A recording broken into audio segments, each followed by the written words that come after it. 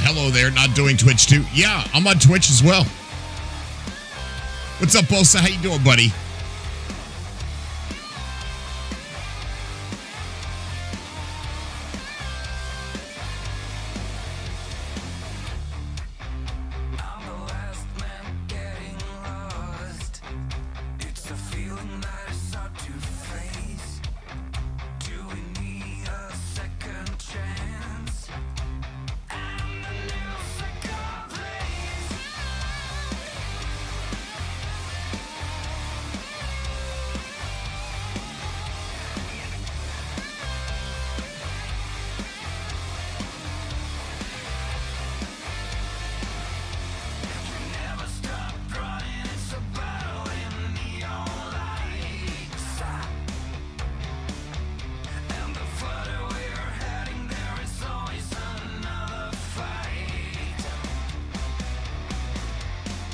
Yo, what is up, Hudson Hawk over there on Twitch? We got Turnabout, Vargar, Attack Cat, Firefox, Captain Janeway, Marcus Kincaid, and Ulsa's over there on YouTube. Howdy, YouTube crew. How you guys doing over there? Got an exciting day for today. We got Mike coming in with a sub over there on Twitch. Thank you so much, Mike. Woo! Thank you, buddy.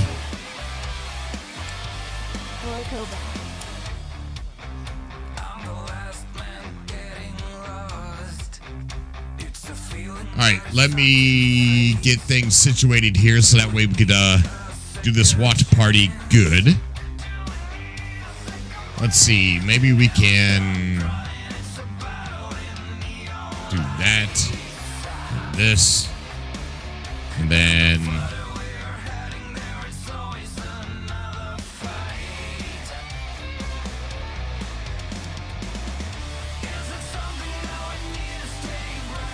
there we go.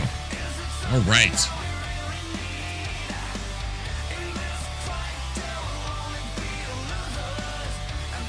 All right, let's see. We got Mike coming in with that sub. Thank you, Mike. Hello, buddy. How you doing? We got Commander Alice and Mando. Let me get this music turned down, though.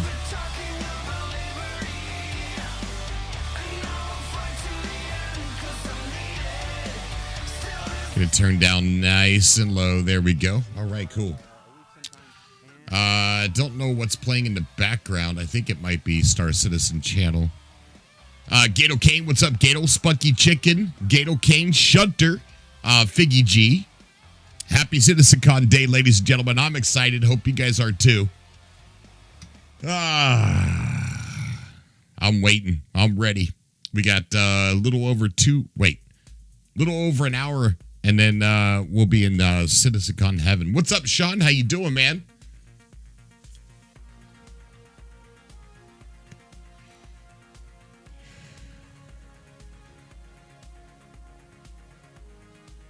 We're going to get on camera.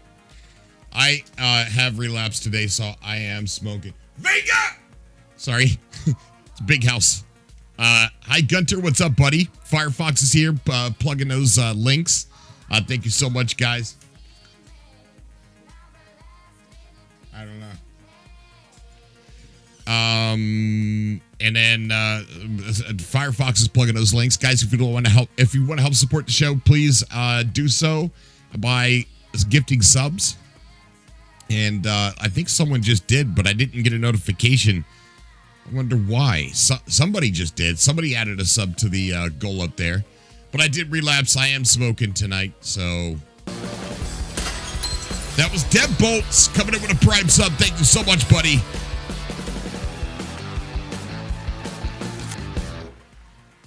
Thank you, brother. All right. Let's get on stream here. Bam. And there we go. Hi, guys. What's up, everybody? How you doing?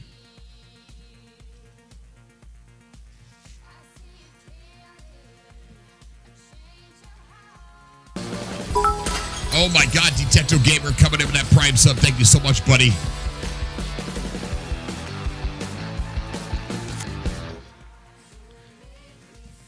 Risk is over there on YouTube. What's up, Risk? How you doing? Matthew, too. What's up, Matthew? How you doing over there on YouTube? Guys, we're on YouTube and Twitch today. Not Kick. Kick is, we've kicked Kick to the corner today.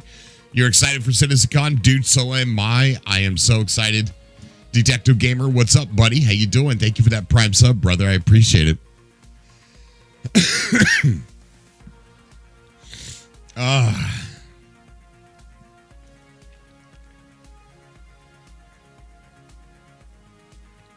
What's up, everybody? Ulsa's over there on Twitch, too. Ulsa's on Twitch and he's on YouTube. So thanks for that. All right. So what are you guys excited about today for for the CitizenCon? I'll tell you what I want to hear. I want to hear about creating our own habitats, the places to live, right? I don't care if I can craft it. I just want to claim a place to live. Risk has said Nyx. So did Janeway. Yep. CitizenCon is today, Detective Gamer. Baki's in the house. What's up, Baki?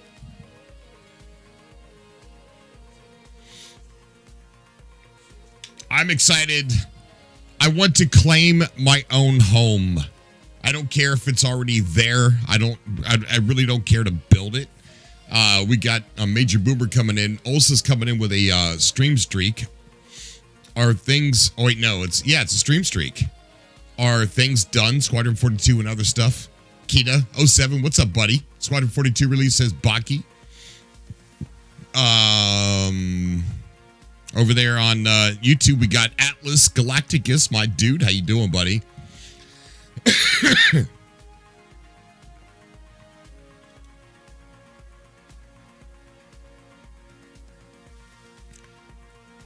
Let's see.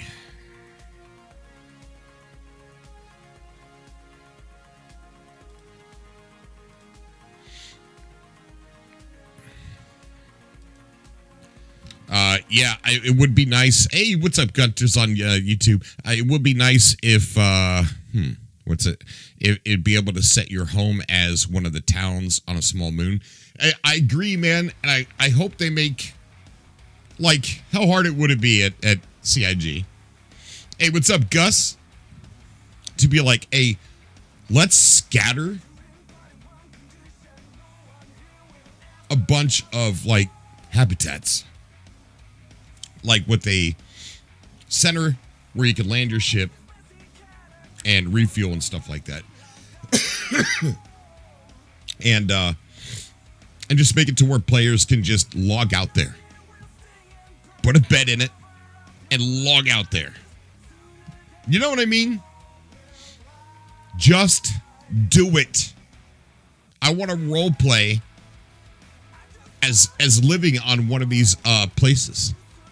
I'm doing good. Thanks for asking, Cobra. That's good, Atlas Galacticus. I'm glad, buddy. Makes me happy. Artems is in the house. Artems, it is CitizenCon Day, buddy.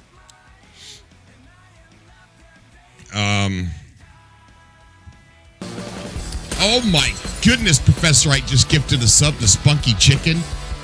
Thank you so much for the support. And we have a hype train. That is so awesome. Thank you for the hype train. Thank you for the support, Professor Wright. I really appreciate it. It would suck if I'd have to wear the fucking unicorn hat during CitizenCon, but I've done worse. Let me catch up with chat here. Oh my gosh. Gatel? Dude, thank you so much. Oh shit, wrong button. Oh man, I don't have my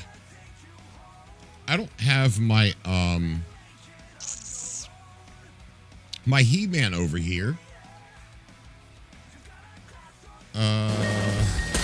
Oh my goodness, Demented Jeeper.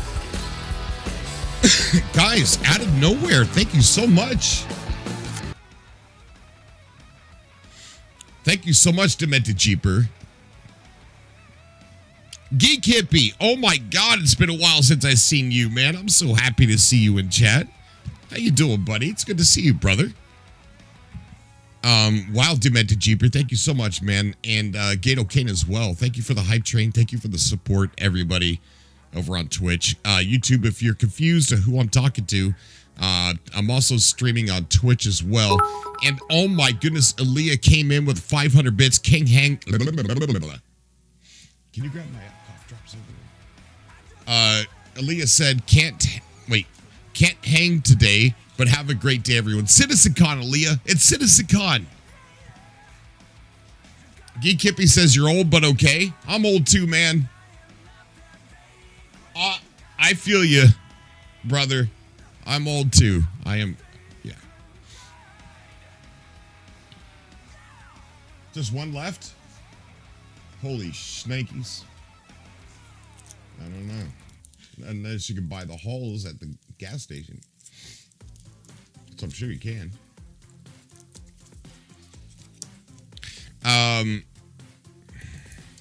That's a cool name. Geek Hippie is a really cool name.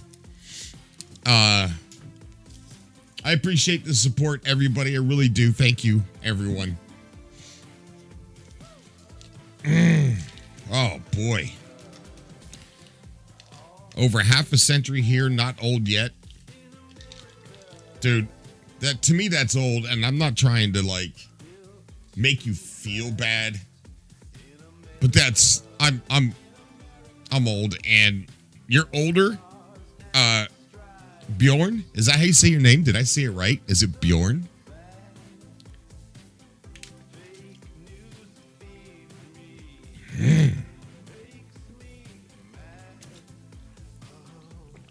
Got to take all my vitamins and my prescription. Did I miss the announcement? The announcement,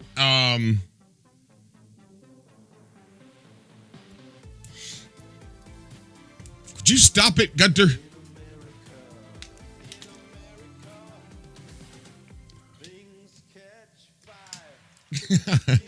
68 and still gamer nerd. That's fucking cool, Geek Hippie. Hell yeah, buddy. Oh my God, Cantex. Thank you so much, Cantex. We're on level 3 hype train. I didn't even realize it got that far. Thank you, buddy. Howdy, Cobra and gang. Excited for today's sitcom. Let's see if I can.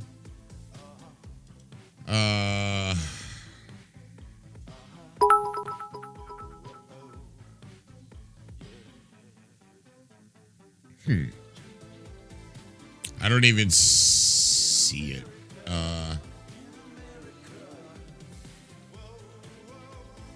What is that? By the power of Cobra TV,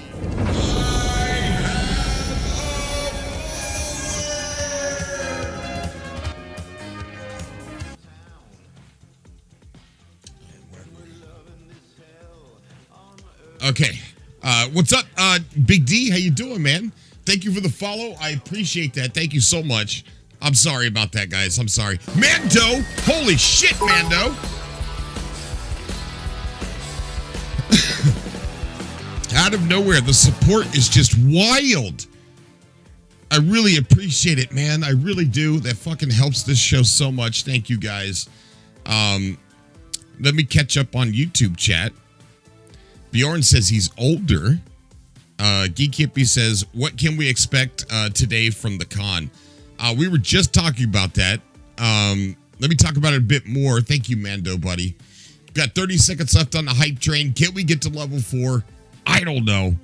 FC Demon says, 07 Cobra in chat. SitCon almost here. Hope fam is doing well, dude. Yes, I'm happy to announce for the people that don't know, my wife has beat cancer at the moment. Oh my God, Eagle Man coming in with that shit. Look at that.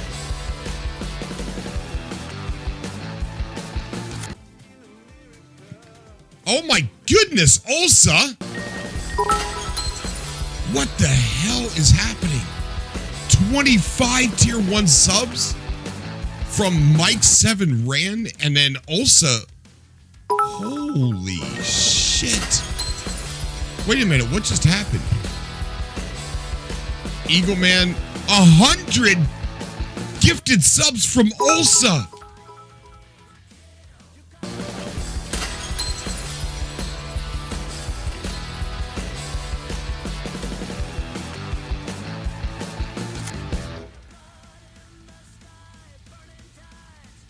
And look at all those from Mike. Mike, thank you so much. Both of you, thank you so much, guys. Ark. What is up, Raph? How you doing, buddy? It's CitizenCon. Fuck yeah, man. You're gonna make me cry on stream, dude. Both of you, all you guys are gonna make me cry. My nose is starting to burn. Dude, long time no see since No Man's Sky pre-release. Yeah, buddy. A lot's changed. Aaliyah. Hi, Aaliyah. You broke the bot. By the power of Cobra. Oh, shit. We got to follow her, too.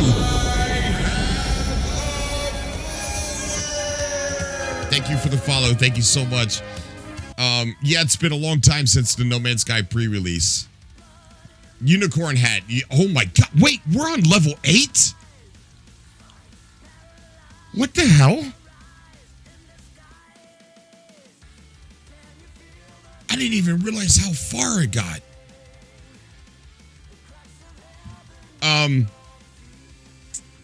What can we expect from CitizenCon today? I'm gonna cry, man. I've had a rough time, and you guys are really sweet. You really are. Thank you. Oh, Shunter.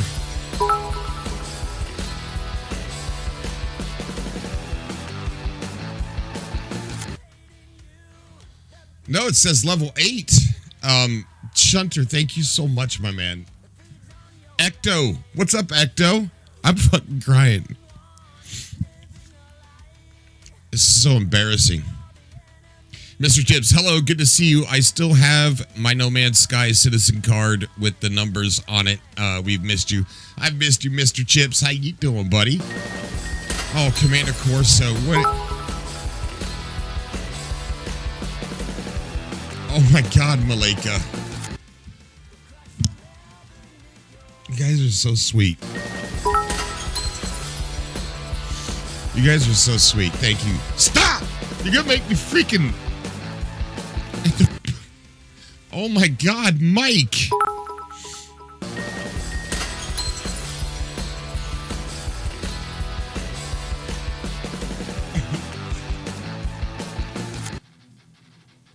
Thank you so much, everybody. Commander Corso, everyone, thank you so much. It's a level 9. At 10, you sing, boss? I don't know if we're gonna, oh my God.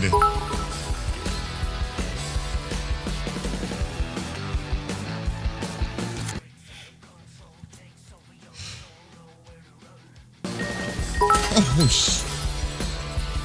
Aaliyah, thank you so much. Oh my God, FC Demon. just gifted $100 over there on YouTube. Oh, FC Demon, thank you so much, man. Oh my God, my eyes are burning. Thank you, everybody. Let me get the music turned down. Oh, my eyes are burning. Leave it on just a little bit, right? Thank you, everyone. I appreciate it so much. Thank you, guys. I cannot thank you enough. I don't know how to thank you. That's why I embarrass myself so much with the unicorn, which, all right, we'll put it on now. There. Your fucking goddamn big ass nose.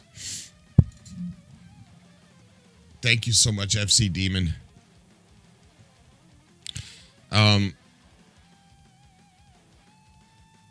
Gotta stop it feels like a geek hippie. It feels like I just got done chopping onions. That's what, because I think the salt from my face is like getting into my eyes when I cry or something. I don't know, man. But I really appreciate it, guys. Oh my God, Crystar, thank you so much, man.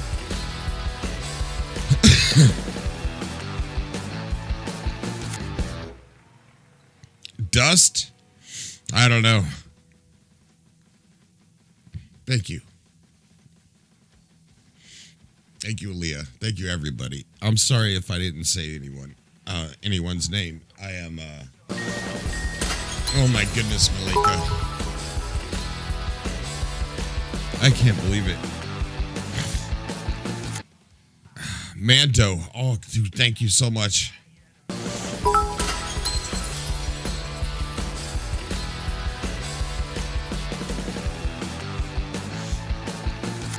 Thank you, guys. I can't believe we're almost at 10. How is that even possible?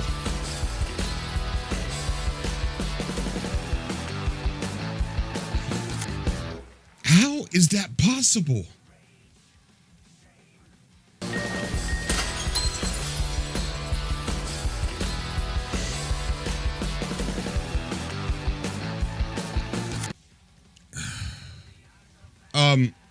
Shit, I forgot I had coffee. Coffee is the official drink of the show. We are sponsored. We're like the old milk ads from like the 80s and 90s. Oh my goodness. And we got to level 10.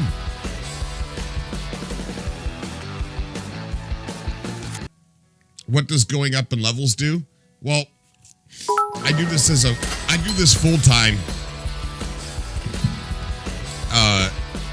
I don't want to call it a job because I love doing this, but essentially this is my job, building a Star Citizen community, hyping up Star Citizen, playing my favorite game.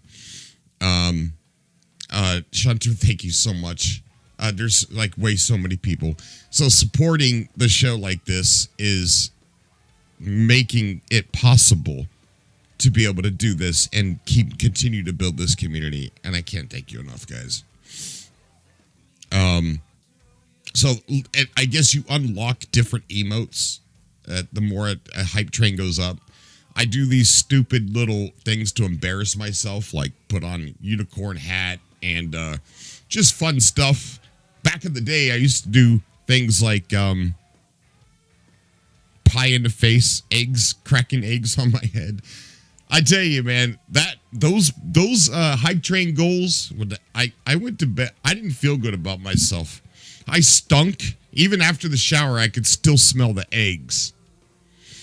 It was gross. Hey, what's up, LDZ? How you doing, buddy? All right, I will sing if we beat level 10. I'll do it. Just like the old days. And Gutter said he wants me to sing I Want You to Want Me, which I would love to sing that song because I usually do karaoke when we beat level 10. I've sang some embarrassing songs. I'm a little teacup. I feel...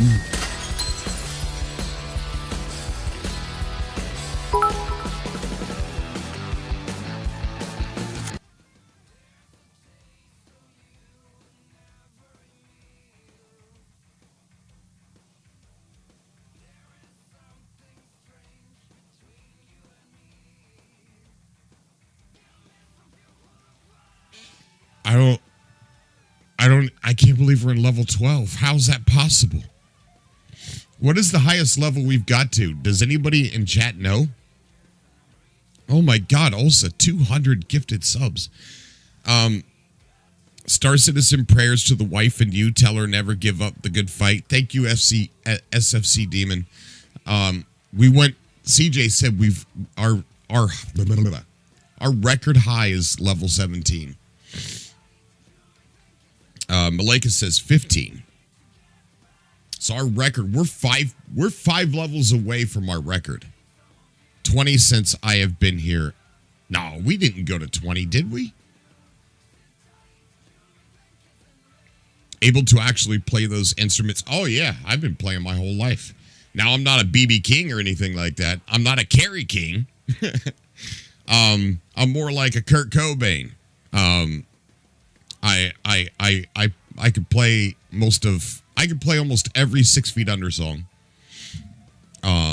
Play most. Oh my God, Janeway.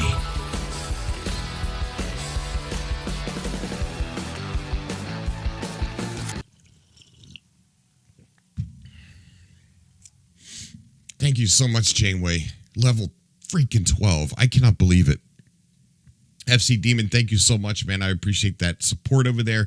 And as far as my wife, yes, she beat cancer. It was a year-long battle of chemotherapy, 2 surgeries. Okay, 2 surgeries, 15 days of radiation treatment, Keytruda infusions. She rang the bell about 4 weeks ago, being done. Her 2 surgeries said that there was no carcinoma detected, that she had 100% response to the chemo, and she had one of the dangerous forms of cancer a woman her age can get. It was called TNBC. It's aggressive, it spreads fast, and it's likely to return within a 2-year window. And the oncologist doesn't think it's going to return because she had such a good response to the chemo, but it's still a possibility. So they're keeping an eye on it, and after the 2 years window is up, they're going to say that she beat it. They have not said that yet, although the surgery could not find any of the cancer. Geek Hippie, I'm the one that found it. Like, our marriage was in a turmoil. Something was happening in our marriage, and as we were trying to rekindle, I found it. I said, "What is that?" She goes, "That's a bone." I said, "That's not a bone. What the fuck is that?" And then we made a doctor's appointment the next morning, and man, everything just went quick after that. Nothing but good thoughts going your way. Thank you, buddy. I cannot believe we're on level 12. Oh, I don't know why that didn't work, Mando. Thank you, Commander Corso. Thank you.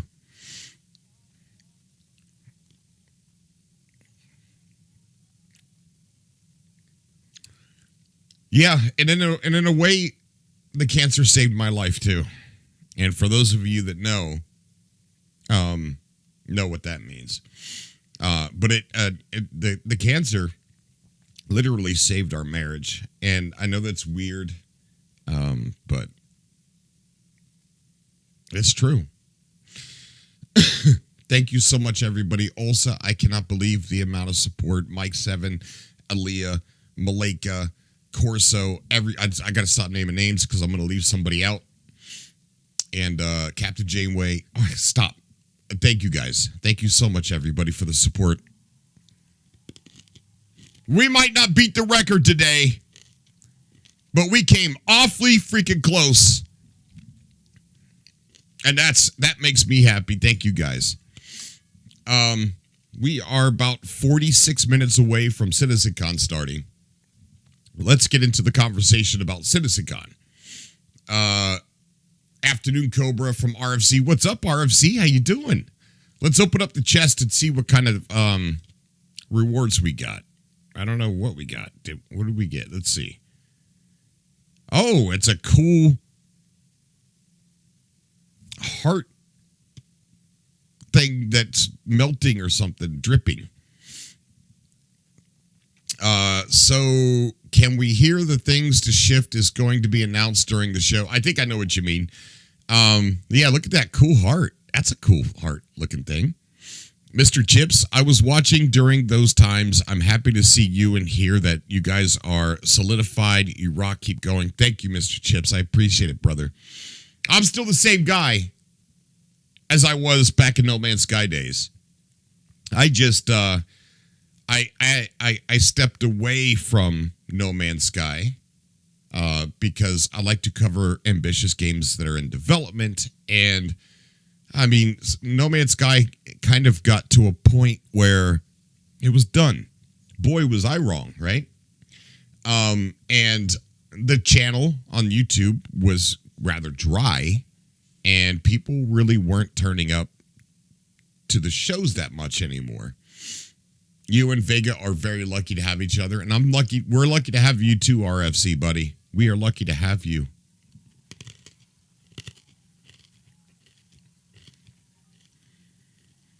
By the power of Cobra TV. Oh my God, thank you for that follow, buddy. Thank you. I smell something burning.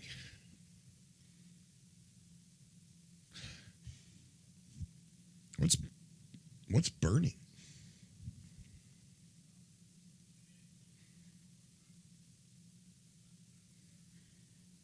I hope it's nothing in this house. It smells electrical.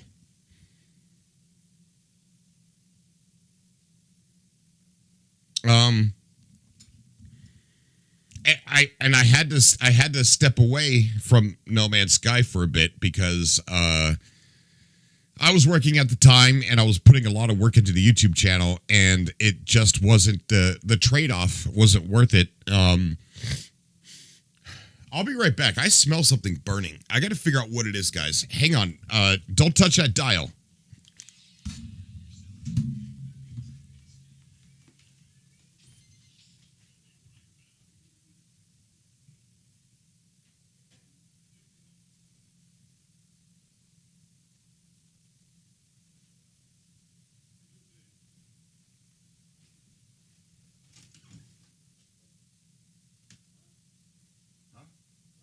Smell something burning, so I was trying to figure out what it was.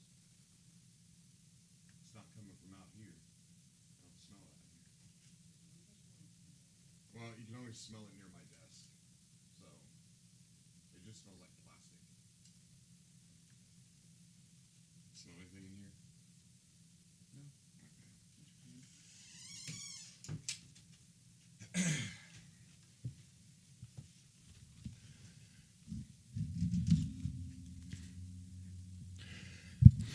I don't know. I don't know what it is. I can only smell it like right around here, so that's kind of strange. Hi, Germ. How you doing, buddy?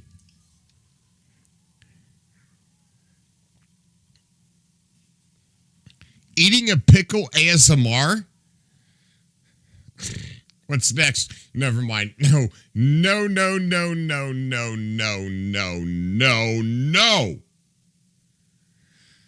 Shut up, me. Be quiet. Be quiet. Okay. Yeah, he's the wild one in the group, Malika. He's Captain Pineapple. Check your power strips if you use them. They're fine. It's fine. I don't know where it's coming from.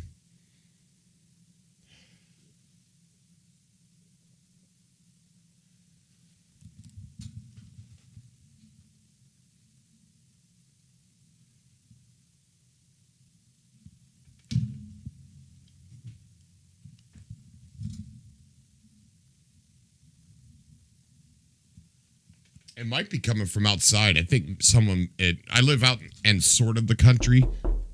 What is that? Oh my God.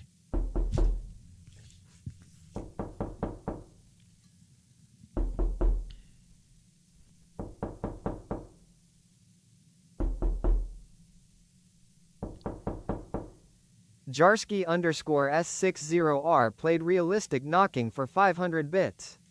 Thank you, Jarsky, so much. Thank you. I always be quiet because people freak out when they hear that. I remember when I first heard that on somebody else's stream, I went running around the house like crazy. And I didn't know what was happening. Big damn hero, that knocking just made my dog start barking. I know, right?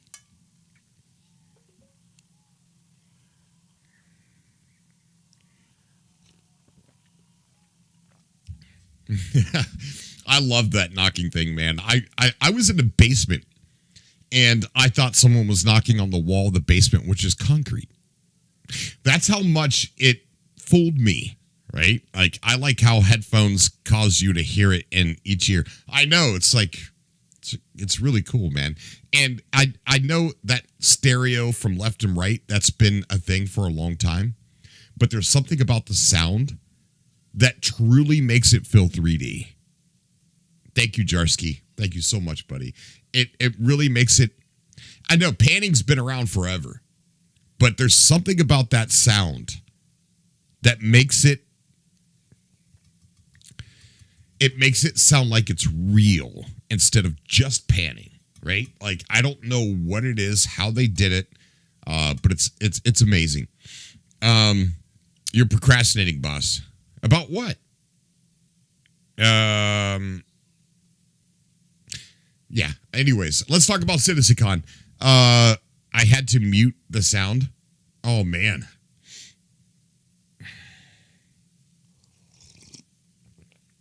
All right. Let me think. Let's talk about CitizenCon. What do you think is going to happen today? I want to hear about having a homestead. I know that's not something that might happen. But oh no. Oh no.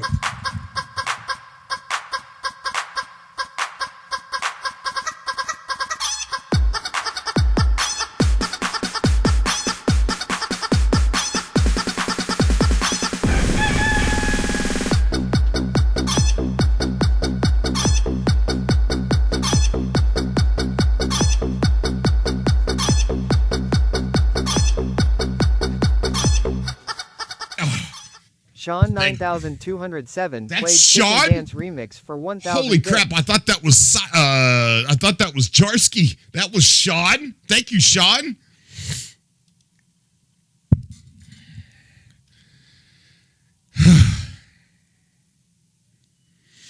Thank you so much.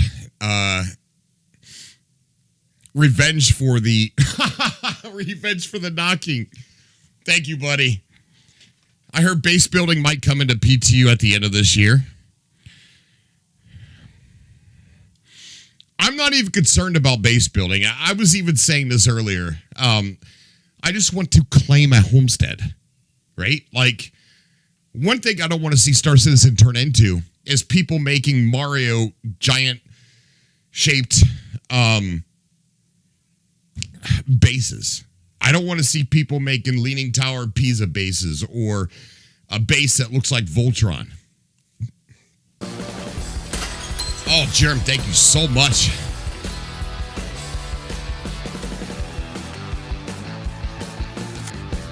Thank you so much, Jerem. I appreciate that. Also, thank you so much, man. You guys, I got to stop naming names because I'm going to leave somebody out, and I don't want to do that. Thank you. Pikachu base. Exactly, Grummage. Like, I don't want to see that. If we build bases, I want them to be controlled so that way it doesn't look like some Minecraft thing. Well, CIG is ahead of Blizzard. It's only taken them 13 years to get housing into the game instead of Blizzard's 21 years. I want bases that have purpose beyond just being a storage shed. That's true. I'm with you on that. Basic glass habs. Knock, knock. Who's there? Gabe from Siphon Filter kicks the door. 35 minutes until curtain. Yep, we're waiting. I got the channel pulled up here, waiting for him to go live. I'm so excited. Nyx is another one that I'm. I don't want to see a Castle Grayskull base. You know what I mean? Doing Ding Dong. What's up? What's up? Oh shit! Who's that? Oh boy, this is gonna be one of those days. I'm going to wake up sore tomorrow.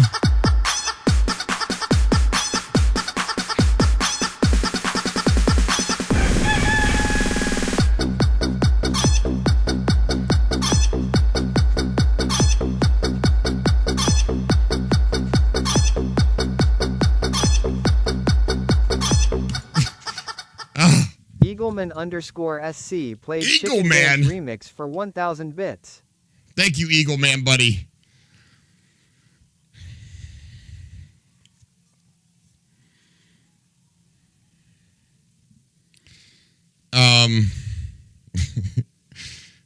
Mando's like, "Mwahahaha."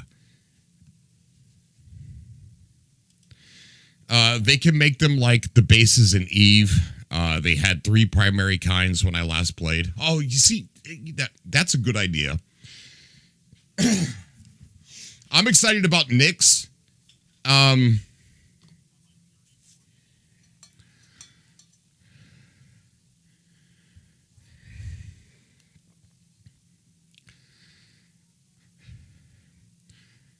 I want to hear about the Kraken. I want to hear about the Ironclad. The Ironclad, the Fatter Pillar, is a very anticipated ship of mine because I love Drake. FYI, boss, only you are hearing. Are you serious? You guys can't hear the streamer? The stream deck? Oh, no. Oh, shit, they're live now.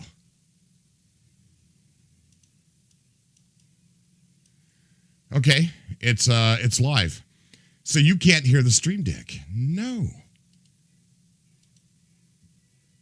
All right, I can't believe I've been playing it this entire time and you guys haven't heard it. Wait, so they were live and then they were not live. They're not live now?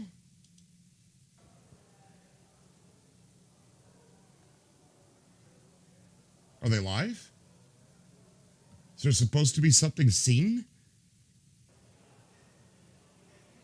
Here, let me refresh it.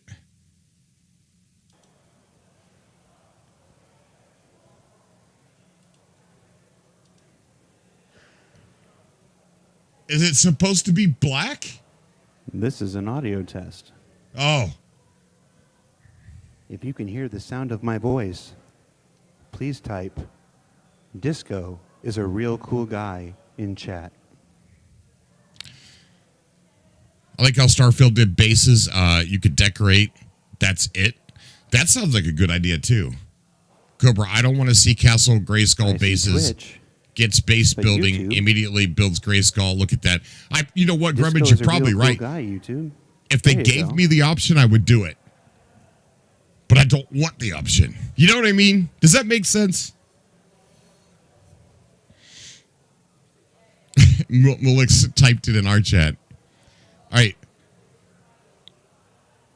Is it supposed to be black? Like, do you guys see their stream as black like this? Or is something wrong on my end?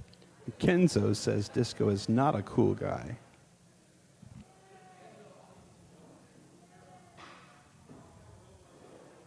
Know what? What? That's just... Hey, what's up, Nemesis? All right, we're going to start our 30-minute countdown. In Oh, it's supposed to be black for now? Okay. All right. All right. What was I doing? I was going to do something. Oh, the stream soundboard. All right, next question, chat. How many fingers am I holding up?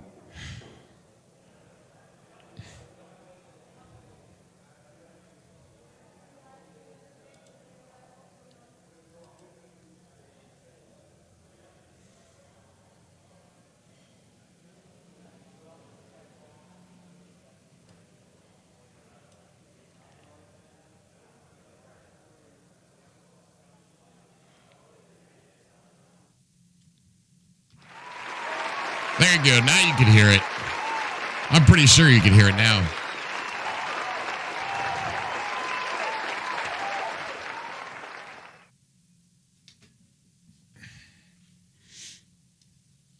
Awesome. Awesome, TG. All right, so that was the sound check. Nyx, I want to hear about Nyx, the Ironclad. I'm a big Drake fan. I love Drake. I'm really hoping they will push Star Citizen towards VR. They are going to. They mentioned it in the past. right now, currently, and you could argue with me all you want, and you could still be right if you disagree with me, but you're not going to change my mind. Sean, thank you so much. Hey, what's up, Fox? I'm on a 10-second delay from Twitch to YouTube. Thank you, buddy. What's that noise? Oh, it's starting in 30 minutes. Okay. Let's get that turned down a little bit. You could still be right, but you're not going to change my mind. The best VR game in the world currently is No Man's Sky. There is no game out there that tops it. It is a fully fleshed out, full game, and not a gimmicky one type thing game that is beautiful, immersive, and is just absolutely gorgeous in VR. And I'm jealous because I can't play it in VR at the moment. However, when Star Citizen adds VR, forget it, it's over.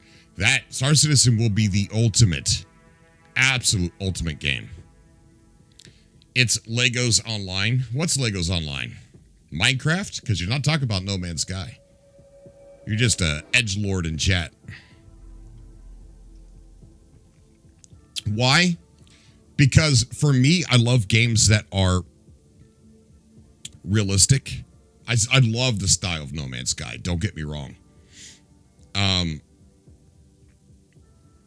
It's beautiful. It's fantastical, fantasy. It is a dream. It is a sci-fi. It's a sci-fi dream, a sci-fi afterlife. It's just beautiful. However, I do like games that look real, that make me feel like I am really on a moon. I'm really in a ship that has all these buttons to push. And if I could be in that world in VR, I would love that. I still don't think it. No, why can't you play VR? I can't afford the headset. My son's got an old Oculus that he uses, and I don't want to borrow it from him because he plays his Oculus all the time. But I got to wait until I can afford it. Okay, let's watch, guys. What it lacks in brains, it makes up for by being incredibly, well, commodity highly sought after by hunters and poachers alike. Fortunately, for our copion, that is, this usually results in a free meal. Do you guys want me to put it up full screen and get me off of the screen when it's important? Hey, what's up, Niobified? You ready for this, Jarski? When it's ready, I mean, we're not ready yet. Do you want me to get rid of watch this and the chat and then, okay, I'll do that. So when it comes time, I'm going to get myself off the screen and we'll just go full screen with it.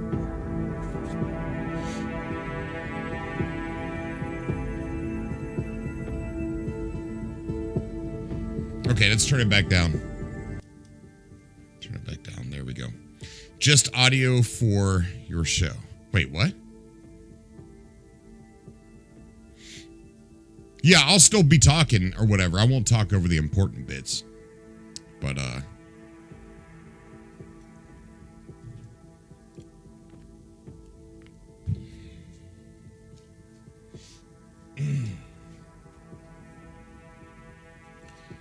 does what work, CJ? Audio commentary? There are two different chats overlapping on stream. Is there? I don't know how to fix that. Make it full screen button. Full screen button. I think there is a button like that. I don't know where it's at. Is it this? No. It's not that. Okay. Is it this?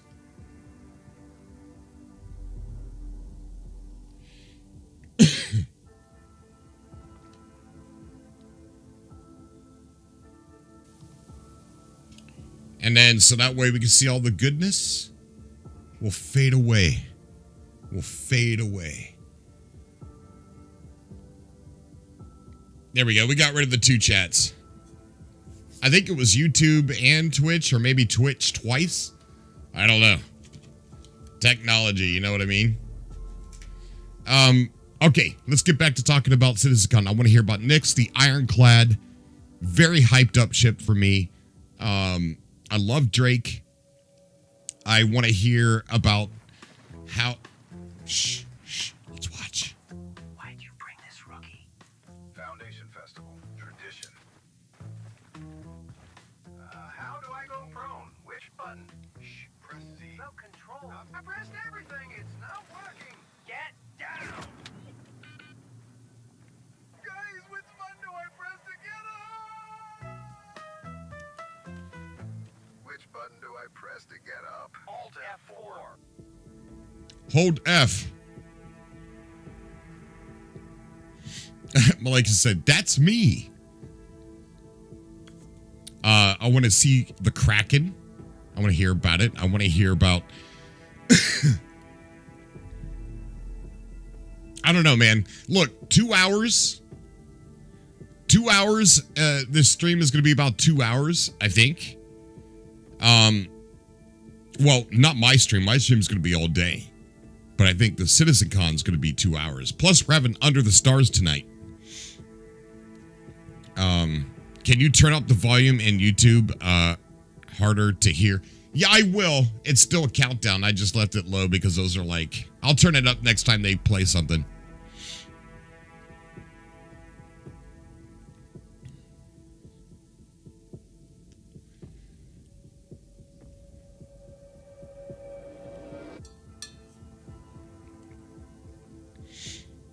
The Kraken ironclad. Yeah. You know what I want to see? A star system announcement that has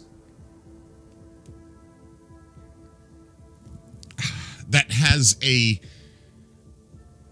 lush forest, beaches, something like Terra, that has a city where you could drive on the roads in the city like in GTA. I want to see a star system like that. That's kind of like ArcCorp. Nyx and Terra. Yeah, Terra, I believe, is going to be really fucking cool, man. Really cool. Like, they could easily, look, make a city that's so fucking big. They could do it. And then make it to where Cyberpunk vibes, yeah, the Ridge.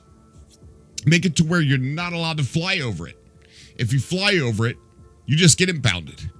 So, you design missions for it, like box delivery missions, going and talking to NPCs, and you have to use a ground vehicle to do that. Bam! It opens up a new revenue stream for them because now they could sell cars! Meet Steve. All right, we'll turn it up. His first day on the job after passing his Atlas operator certification. This is Edwards. After 36 years of a successful cargo foreman career, he's ready to retire. And this is Bob, your everyday hauler. Bob doesn't give a shit. Bob is too busy reading a funny post online.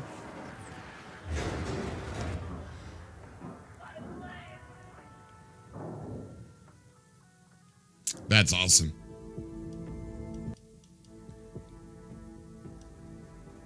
That was good. Let's give a round of applause for that one. That one was great.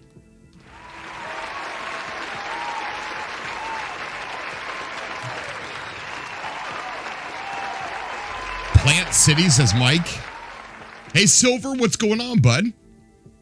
My credit card's been bad, so she's gonna get punished tonight. Uh-oh. Uh-oh. Sean's gonna spank his credit card with some Star Citizenships. Oh, damn. That's me flying? Yeah, I kind of feel attacked too, Shunter. You know what I mean?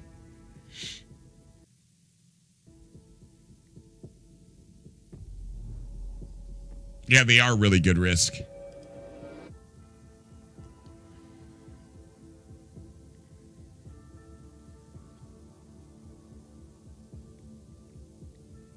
Did you get my other comment about my maths? Your maths.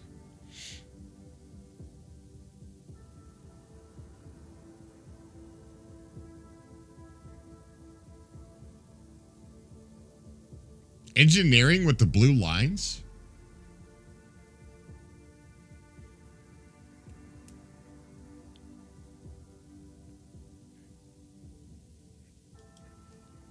Like a cutting tool? Oh, maybe, yeah. Nyx and Terra. Look, I know we're getting Nyx, right? I'd like to see some of Nyx, the star system that has Delamar. Maybe we'll finally get proper breaching. Oh, that'd be cool, man. But I do want to see hints of Terra. Even if it's still a long ways away. I want to see it. I want to peer into their work on Terra. Because when I go to sleep at night, I love to daydream as I'm falling asleep about Star Citizen stuff. I do it all the time. And I want to get that image in my head of their work in progress of Terra and just daydream it. Just think about it. CIG for every CitCon have always put some form of hint in their countdown animation for upcoming content. Oh, here we go.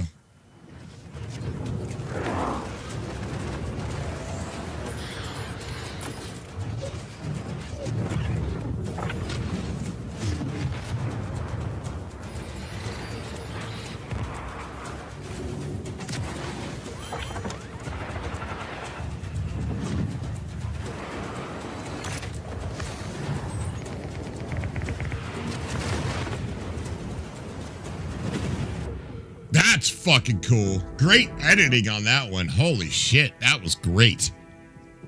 Fuck yes.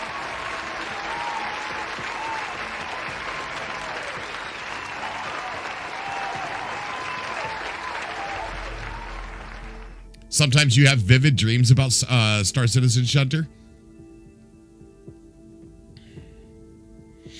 Yeah, that was the best one, I think, Detective Banger. I mean, Gamer. God damn it. I do that all the time with you.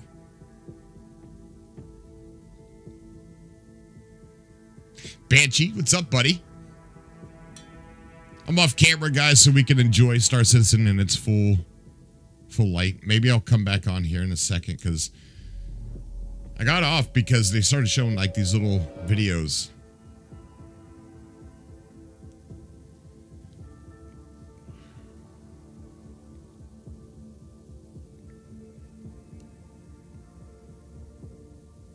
The Reclaimer could dock now. It actually works in a PTU. That's cool, Mulix. By the community. Oh my goodness, Rev. Thank you so much, buddy. 42 months.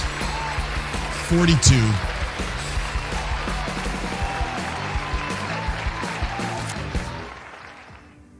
Also, I'm just looking at that. That's amazing, buddy. Thank you so much.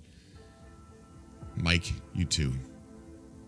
Malika, Sean, Eagleman, Aaliyah. Arena Commander needs some major work. It has been getting so buggy they can't even get the simple stuff like the scoreboard to work.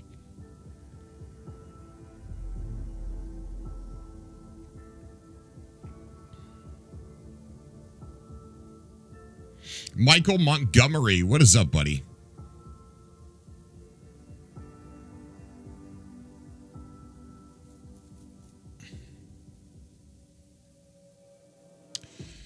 All right. Yeah, I hear you, Major Boomer.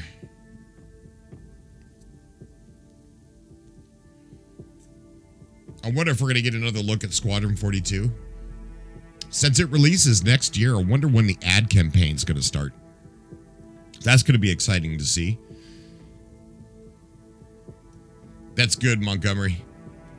What's the countdown for? Hey, Draco, CitizenCon, buddy. Hi there. I'm Scooter Lee Scooter from the beautiful Brio's Breaker Yard on Damer. Now, some people think Brio's is still a rough and tumble kind of place. Well, that just ain't true, Bo. Brio's is a safe environment with fun for the whole family. And we don't just sell gently used spaceships. We also do ship repairs, ship detailing, ship paints, and even weapon swaps. So when you need your next ship upgrade, you come on down and you tell Scooter sent you. Y'all have a good evening. That's pretty good.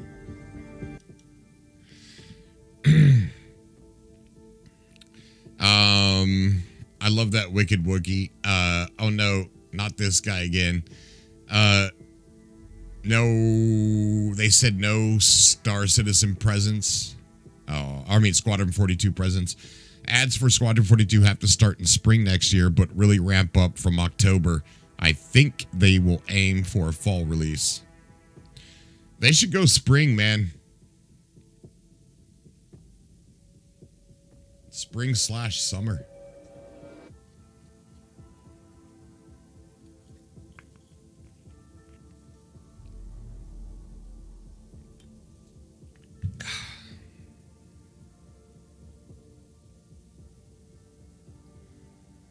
Yeah, that'd be awesome, Grubbage. Spring butts heads with GTA 6. Yeah, but they said it might rival GTA 6. There was that article. So, I don't know. We'll see. I don't think anything can rival GTA 6. Nothing. Aliens could land on the White House front lawn. And if GTA 6 released at the same time, GTA 6 would be the #1 story. I shit you not. Aliens landing on the White House front lawn would be #2. I know a lot of people don't care about GTA 6, but it is going to be the most profitable thing in human history.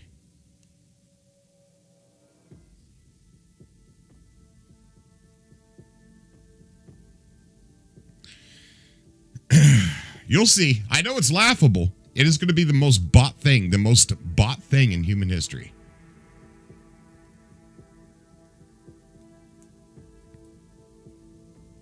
No, that's true, Warhawk. No, it's not bad to say you're burnt out on GTA. But it doesn't even matter whether we like it or hate it. When it releases, we're going to look. You're going to look. You're going to look. Hey, Slayer, what's going on, buddy? Thank you, Slayer. Okay, we got another video. The job. Darkness makes you weak, makes you blind. No pain, no fear. Just a cold breath on your neck. When the light comes back, you're already gone. Oh, I like it. Very good, very good.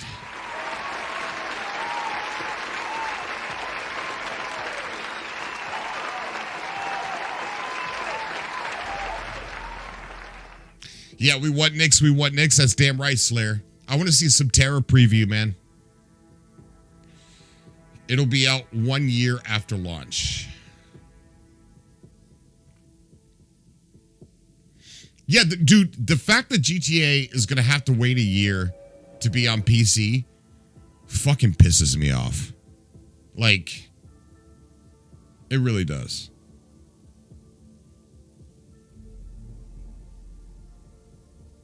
I know it's normal. I know it's just, oh God. Just makes me so fucking mad when I think about it. Because I keep forgetting. And then when somebody like Cyber reminds me, it just makes me so mad again. I'm going to jump on camera for a little bit. Let's see.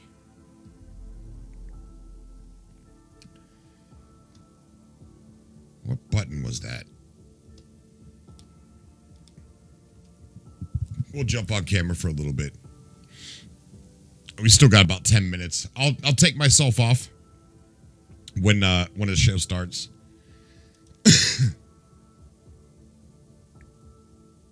Old Man Ray just wants Squadron 42 that I already paid for. Me too, Old Man Ray. Me too. This really needs to come out for PS5. I know it was said no consoles a long time ago, but it's not like, okay, consoles a long time ago when that was talked about was only said because they didn't want to downgrade the quality just for consoles. But consoles are becoming so technologically advanced, and you could also stream games instead of, you know, that from a server, rather than having, you could stream games now on consoles. I don't think it's out of the realm of possibility anymore that Star Citizen or Squadron 42, especially Squadron 42. Hold on, let's watch this.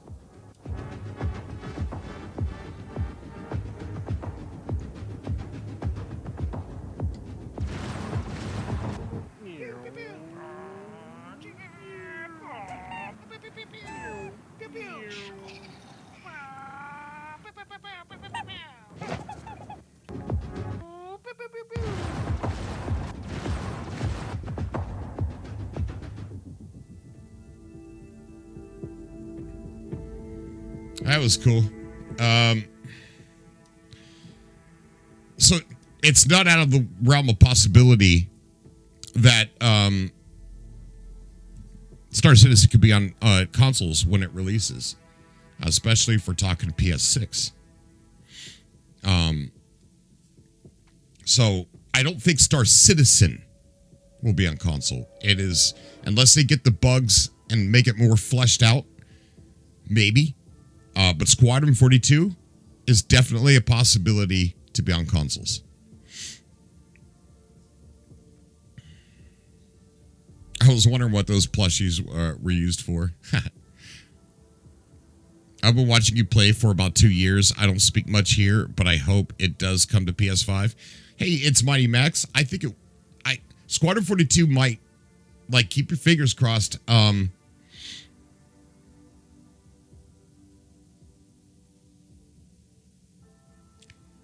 How many more sales? I swear it's been ages since I've caught up on a live show.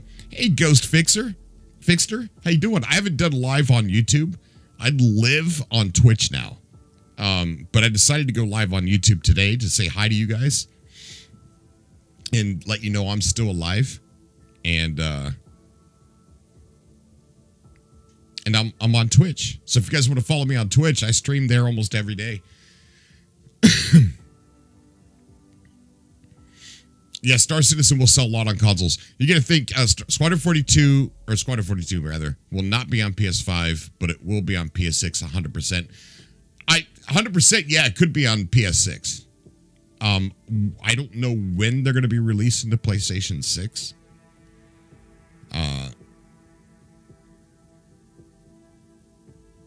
But I tell you, like, the whole PS5 had a really bad launch. I usually get the new console for my kids right when it comes out. I didn't get the new console for, like, I think it was over a year. I didn't get the PS5 till over a year after launch. Yeah, Montgomery, I'm always on Twitch, buddy. I don't like doing... Hold on. This is cool.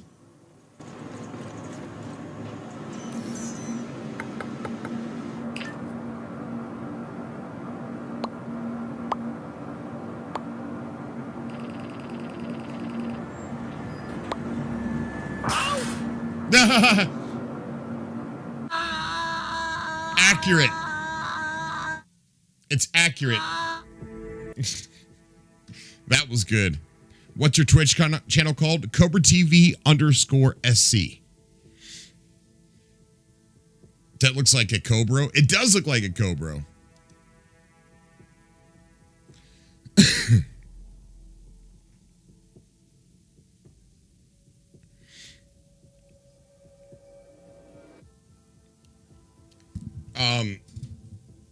I don't like YouTube for, like, live content. And I've had a really bad last year and a half. I haven't uploaded anything to YouTube. Well, I have. I got some pretty cool recent videos. I have a digital comic mixed with live action, and mixed with gameplay.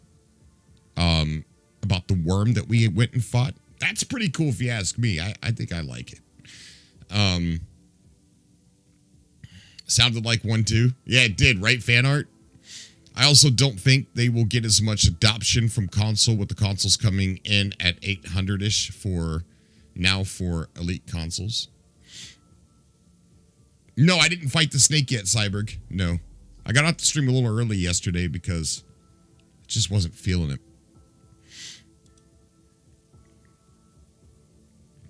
Maybe we could do that today.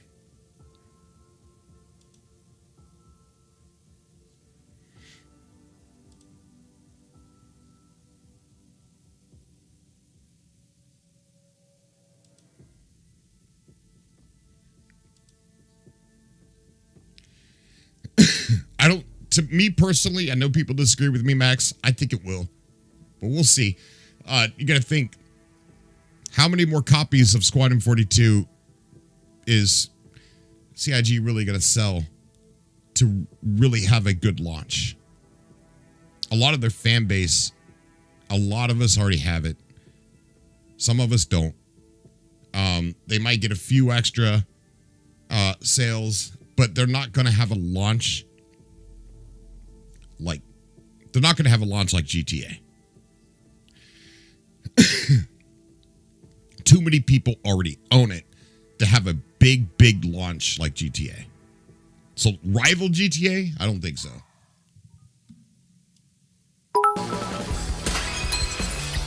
Draco, thank you.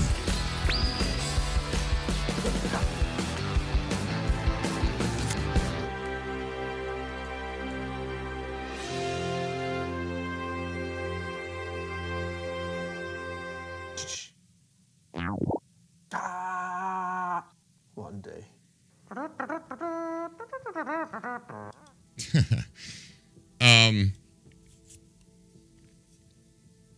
Hey, what's up, X Crossed? I miss you, buddy. How you doing, man? Let's give X Cross a round of applause because I miss that dude. Burning with Rage, hello. How you doing, Burning with Rage?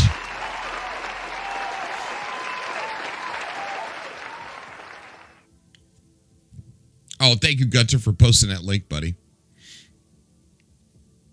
Ong's in the house. What's up, dude? Yeah, they're going to need a console release to really have a good launch. Like, if they want to rival GTA, even come close to being a mention, I don't think they're going to get many PC sales. I mean, they're going to get a lot. I mean, I'd love to have those numbers. I'd love to make that salary. But if you already sold your copy to most of your fan base, and then you're going to release it, oh my God, Papa C, thank you so much, bud.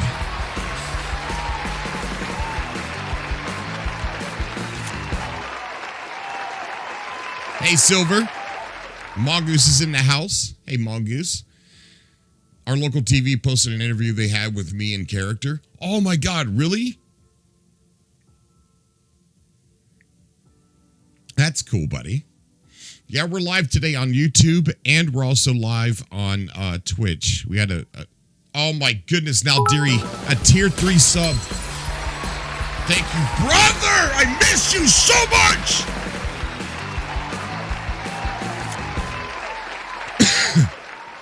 One of my favorite people right there.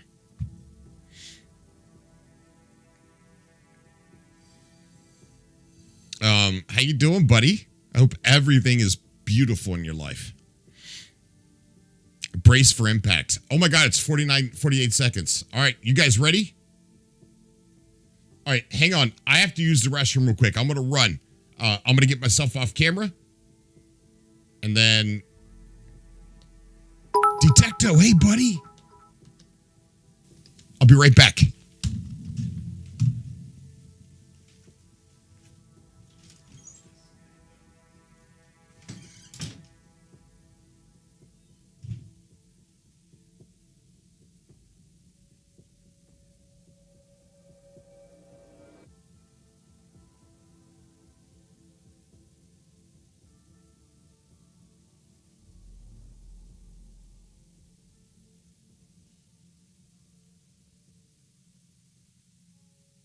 This year has marked a turning point in Star Citizen's history.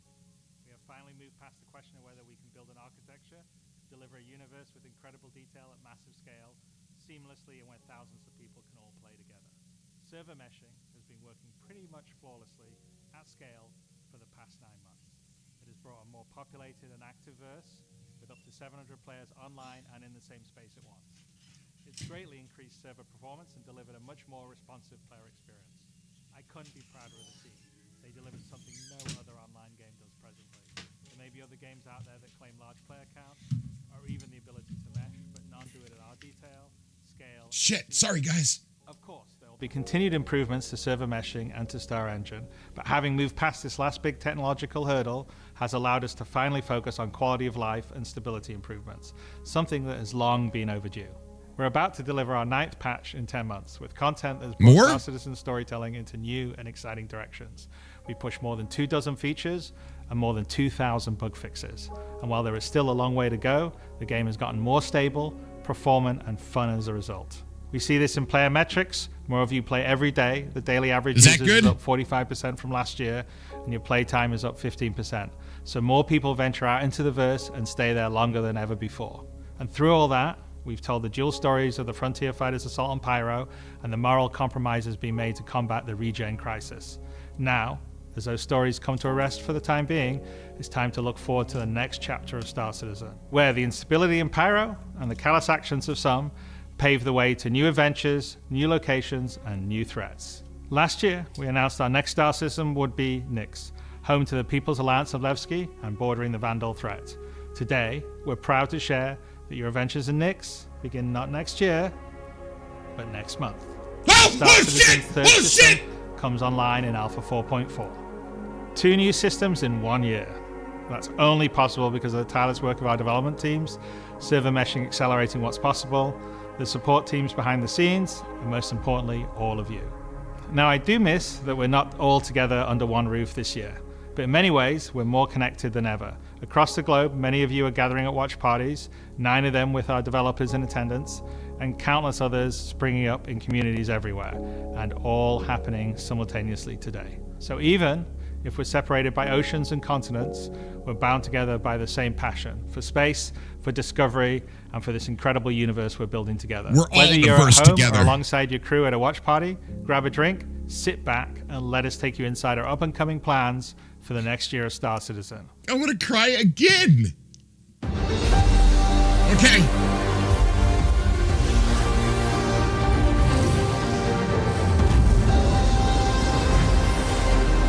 No, I'm off cam so we can enjoy the show. I'm sorry. I want you guys to see all the goodness, all the beautiful beam footage.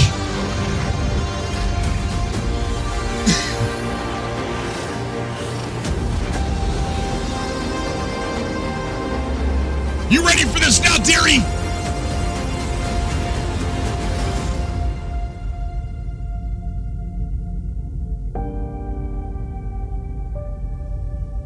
Me too now, dearie.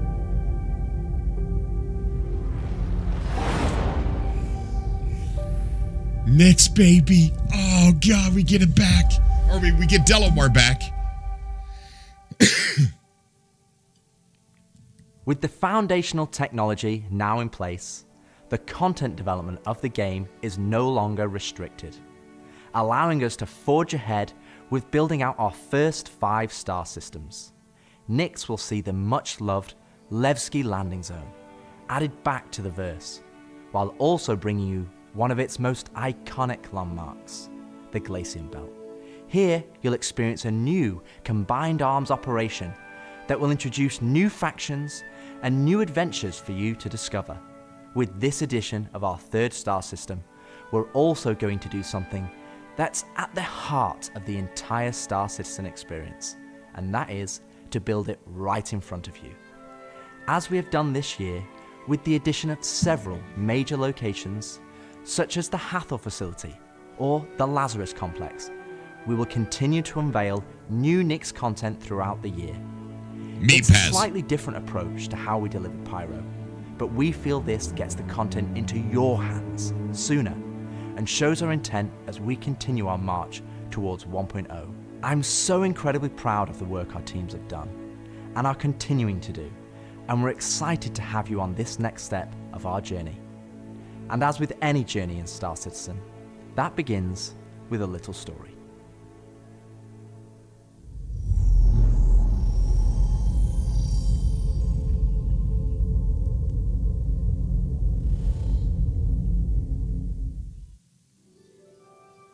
In 2025, we introduced two major storylines spanning multiple patches, creating a living backbone for adventure across the universe.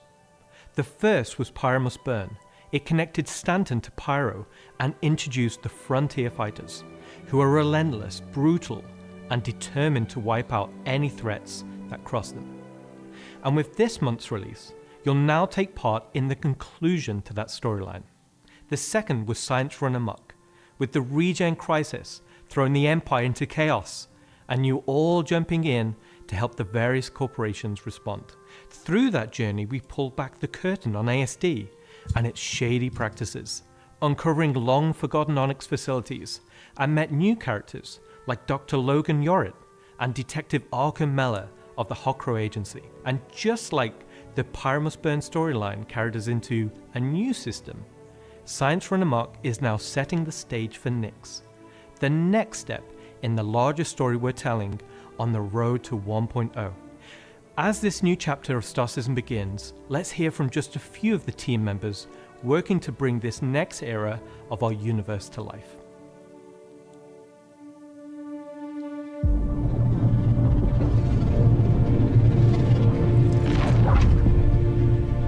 When the Nyx system was first discovered, oh my God, the it's United beautiful. Empire of Earth, the UE, came out and did scans and kind of found out that the system wasn't really reset. I mean, the planets were too hard to terraform, the resources were too tough to get, so they opened it up. And one company saw opportunity where the UE didn't, QV Planet Services. And so they expanded into the system and tried to mine as much as they could, making a very slim margin by the sheer quantity of resources they were pulling out. The system itself sort of ran its course from sort of a large corporate interest perspective, and then was mostly left abandoned. Now this ended up being the ideal situation for the People's Alliance, who were a group of revolutionaries who were trying to overthrow the dictatorship of the Messer regime that was going on in the Empire at the time. So they went to the Nyx system and established what became known as Levski. They wanted to make it everything that the UEE wasn't at this time. They set up what they saw as their ideal society, where everyone's voices would be heard, where everyone would be equal. But they've fallen onto hard times. So Nyx today is kind of at an interesting point in its history. Now that the UEE has kind of transformed itself into a democratic society, what is their role? What are the People's Alliance rebelling against? And they still see the Empire as being inherently unfair. They see their role as still trying to create a free and fair society. But on the other hand, they have more problems than ever, and there's new threats lurking around every corner. And they have to ask, are they prepared to handle that? Or do they need to turn to the UEE for help?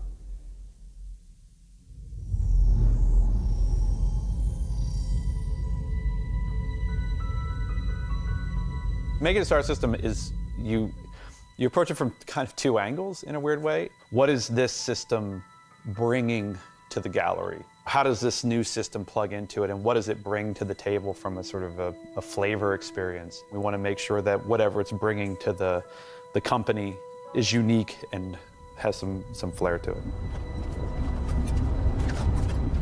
So the Nyx system is a remote system where people want to go and live free outside of the pressure and influence of the UEE.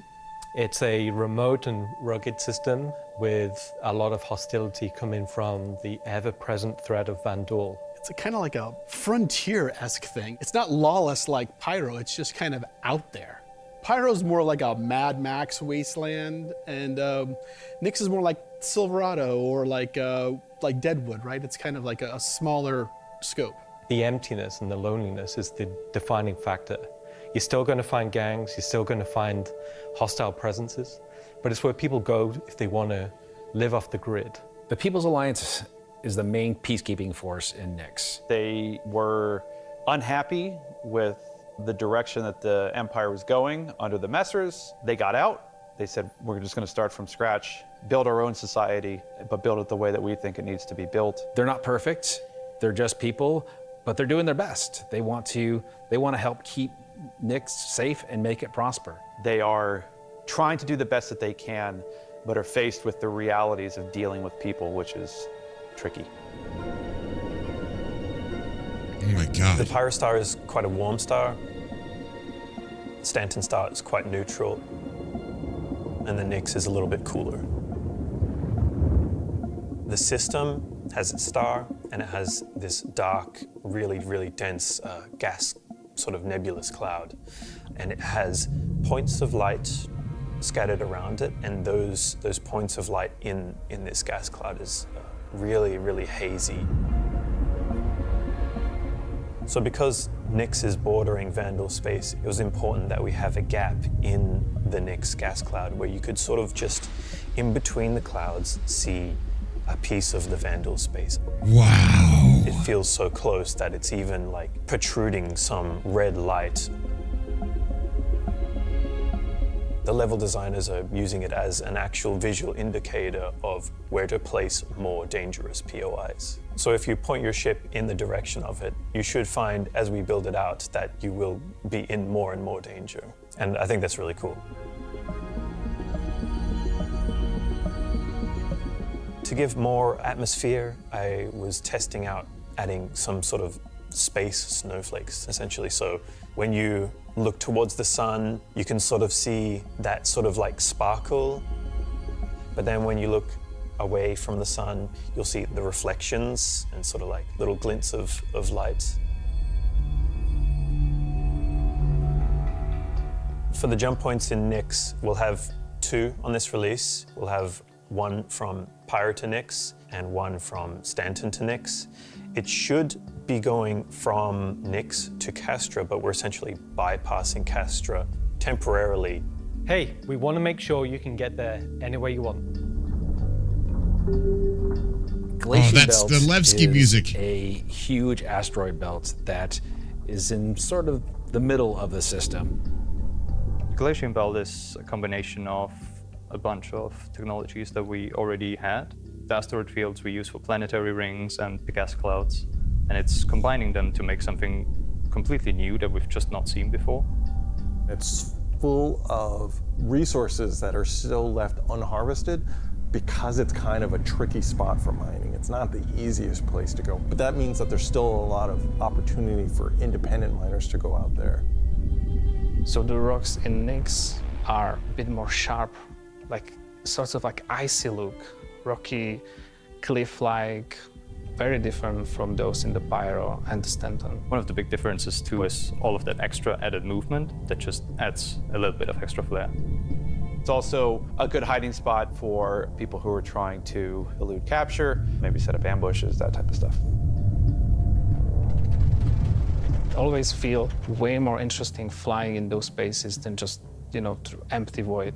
And as we build out the Glacian Belt over the next year, lots of places to put new content. Delamar is a very large asteroid in the Glacian Belt that QV Planet Services had built a mining base on that got taken over by the People's Alliance and renamed Levski.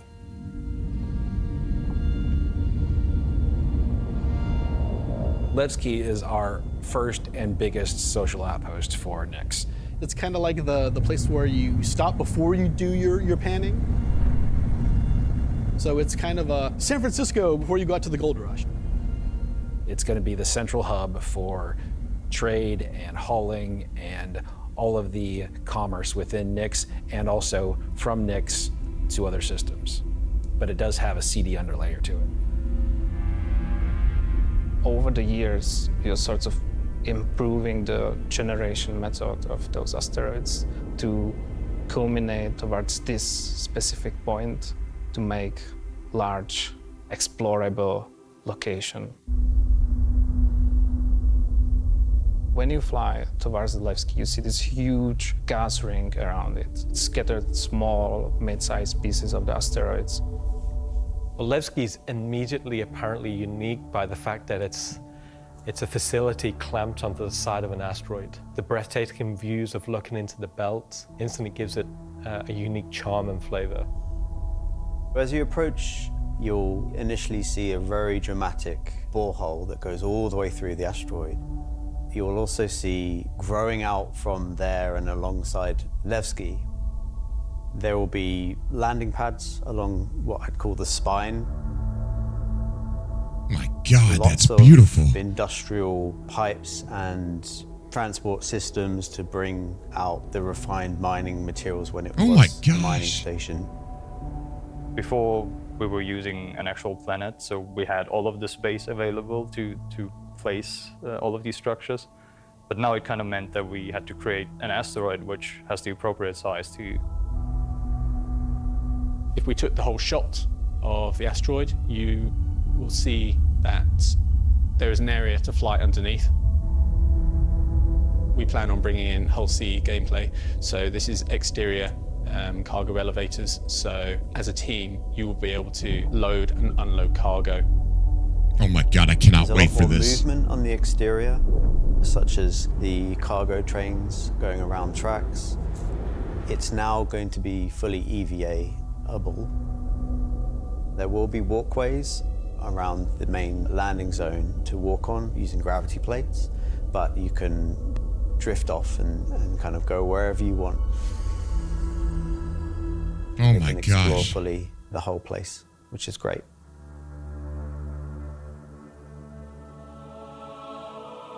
Unlike the majority of anarchists living in Pyro, there are people here in Nyx that care. It's not a downtrodden or derelict, dilapidated location. It has a sense of order. But only where the People's Alliance has people living. But we've had Levski before, and we've updated it quite substantially to be more in line with the newer features that have been put in since, but also visually, and there's been a lot of quality of life fixes that we've wanted to add and bring up to like a good standard for a landing zone. Gracing the main lobby of Levski is a large statue of Anthony Tanaka, who was a child worker. And was being worked to death, all of them were. And Anthony Tanaka just had a break and just said no, and stood up against the foremen, the supervisors, the managers, the guards, and was killed for it. And so he became a sort of a figurehead. And kind of was one of the linchpin moments in seeing the fall of the Messer regime.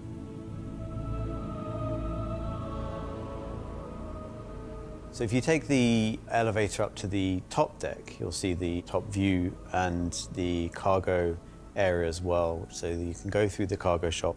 You've got your normal kind of cargo needs. You'll have ability to trade and buy your tractor beam and other gear that you need. So if you were to die in the Nyx system, then one of the places you might come out from is the hospital in Levski, which is called the Mercy Hospital. So Mercy Hospital is just basically, it's a local med station for all the residents of Levski, anybody traveling through the system. Again, they're trying to provide as good medical help for people as they can. When you arrive at the HAB's location, you'll be presented with a lobby, elevator bank, and then you will take that transit to the HAB room. So within that room will be pods. And that's where the original miners would have lived. They're not the nicest, and they're a bit messy, but they're a home for people in Levski. If you head down to the lower view deck, you'll go through into the Grand Barter, which is your main social and commercial area. Oh yeah, the Grand Barter. This is where you will see market sellers selling their wares. There will be stalls. There will be kind of more embedded shops. And that includes things like Corderies, which is your armor shop, and also conscientious objects, which is for weapons. There's also one of my favorite places, Cafe Musée, which is where you can go down into some of the more rocky depths and grab yourself a drink, and you never know who you meet down there. If you explore a bit more around the Grand Barter, there's other routes around and little side passages.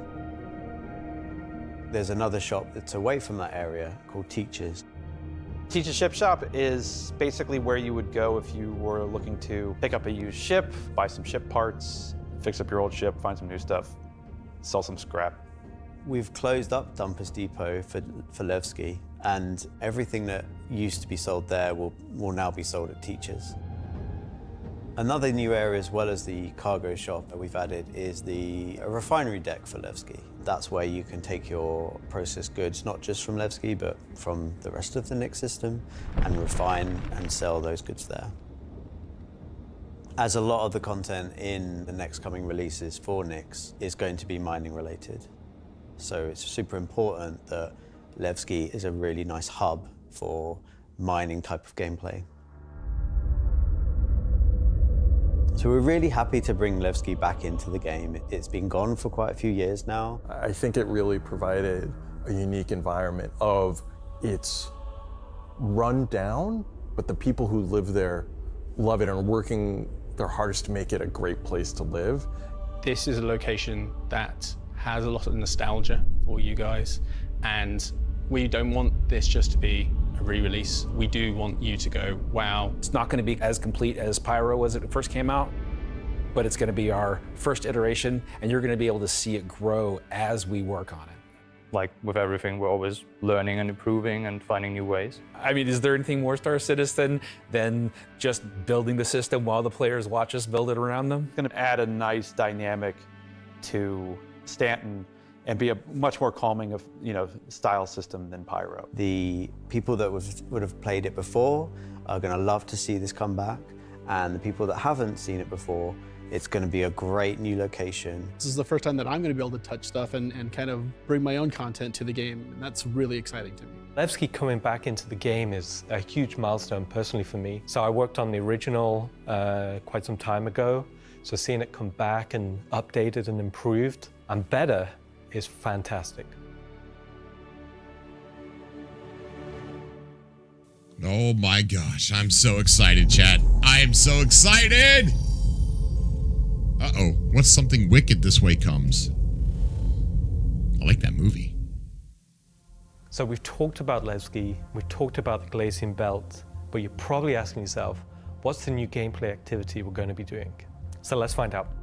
Welcome to Nix is your first experience in a new space station in a new solar system. It's a mystery to be solved. There's things for the player to explore and look into. There's going to be some twists and turns, of course, some combat, and if you're lucky enough to survive, maybe some good rewards. This is basically a continuation of kind of our ASD storyline. So in the closing out what we had called our Science Run Amok storyline, we had revealed that ASD had been procuring sort of very black market illegal stuff in order to conduct their experiments. So this mission is basically going to be continuing on that trail. So the Navy has learned that illegal tech is being sold in the UAE, and they're hiring Intersect to investigate. Intersect Defense Solutions is the leading military defense contractor in the UAE. So the Navy contracts with them a lot for doing various kind of military operations that they don't want to handle themselves. We didn't want players to be working directly for the Navy. The Navy just doesn't call up random citizens and ask like, hey, if you're free, can you fly a helicopter? I guess as a player, when you can think about like, oh, where am I gonna be doing missions that are capital ship battles or large fleet scale stuff or military operations, that's all gonna come from Intersect Defense Solutions. Intersect have discovered the source of the illegal tech is in the Nix system and an old abandoned QV Planet Services logistics station that's come back online. So they want the players to figure out what's going on. So when you come out of Quantum and you start your approach vector to the objective, you'll be weaving through asteroids, going through the Glacian Belt, and slowly the station will reveal itself. Now this is an old QV logistics station. It's pretty beat up, it's pretty derelict, but there's some points of interest that you'll spot as you go through.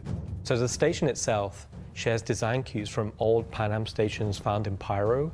This architectural design found its way over to the Nix system as the system was being established. But you'll also see some additional design cues that QV planetary services were adding, so it's a nice transition architectural point. It's fairly skeletal in design. You'll see logistics yards and cargo yards, but also facilities pinned inside the asteroid, creating this network of facilities. You'll notice there's a Polaris near the main hub. It's not a normal Polaris. It's damaged, it's broken. It's not a standard corporate Polaris. So at this point, you should be asking yourself, who does this belong to? Away from the Polaris, you'll see struts leading to asteroid bases. Now, these asteroid bases are locked, so you don't know exactly what's inside just yet. But all of this comes together to form the playground for the mission to take place. So not only is this facility unabandoned, but it's also under attack from a surprising but familiar foe.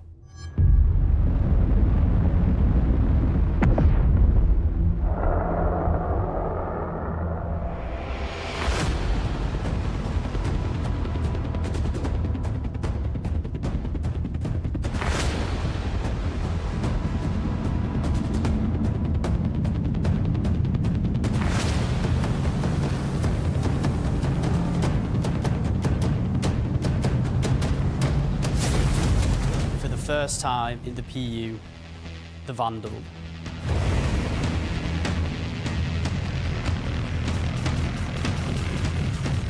So the Vandal are a nomadic, very, very, very violent spacefaring race.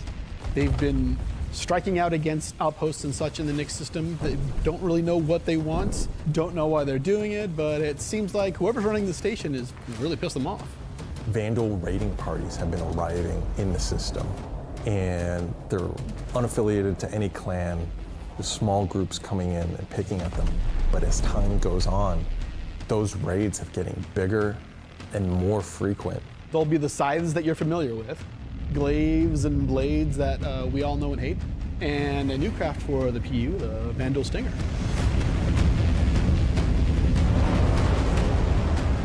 You will be contacted by some civilians on arrival asking you for help. So at this point, you have a choice. You can either bug out, mission over, or join the fight. This will be the first time since the PU launched that you'll be able to fight against Vandal aggressor ships. This fight will be intense. The player should be able to deal with them, but they will have to be prepared and they'll have to come back in to fight off this initial wave, and that won't be the end of it.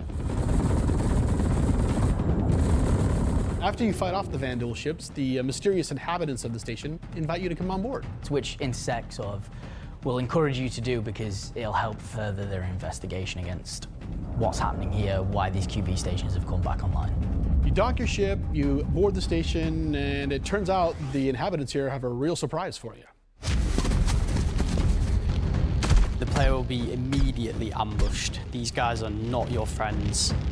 Of course, it's not going to be easy because the people that are inhabiting the station are going to fight you every step of the way. The fight will be challenging, but this definitely will be the warm-up phase of this mission. This will be the players getting a sense of what exactly is going on there, who these new people are. They'll be in unfamiliar armor. They'll be wielding unfamiliar weapons. And we want you to get a sense that you are in a new place, in a new territory, fighting a new faction. So after you survive this initial ambush, you get back in touch with Intersect, and obviously the question is, who are these people? Why are they attacking? Why are the Vandal attacking them? At this point, there's more going on here than anyone thought. The directive from Intersect is to explore the station and collect as much information as you possibly can. Along the way, you're going to get to explore some new areas. It's not just the space station. There's the disabled capital ship. There's asteroid bases nearby with obvious installations there, other forces that the Vandal have been attacking. There's a debris field. Explore the locations in any order you want and try to find out who these people are and why the Vandal are after them. You'll find new clues. You'll find ways to solve the puzzle of what's going on at the space station and find out what kind of loot they have for you now that you've beat them. And of course, this is a legally open station, so anything you find is yours to keep and sell, maybe even give to Wicklow. This isn't just a one-time event, this is a permanent sort of mission that we're going to be adding to the game. You can go back and repeat this mission and find ways to do it even better, even faster. There'll be a different story and different flavor. Obviously, we can't have the same thing happen every time. There'll be other missions that Intersect will offer to you based on the evidence that you found. Now you know the real story, and you can start digging and giving more information to Intersect along the way.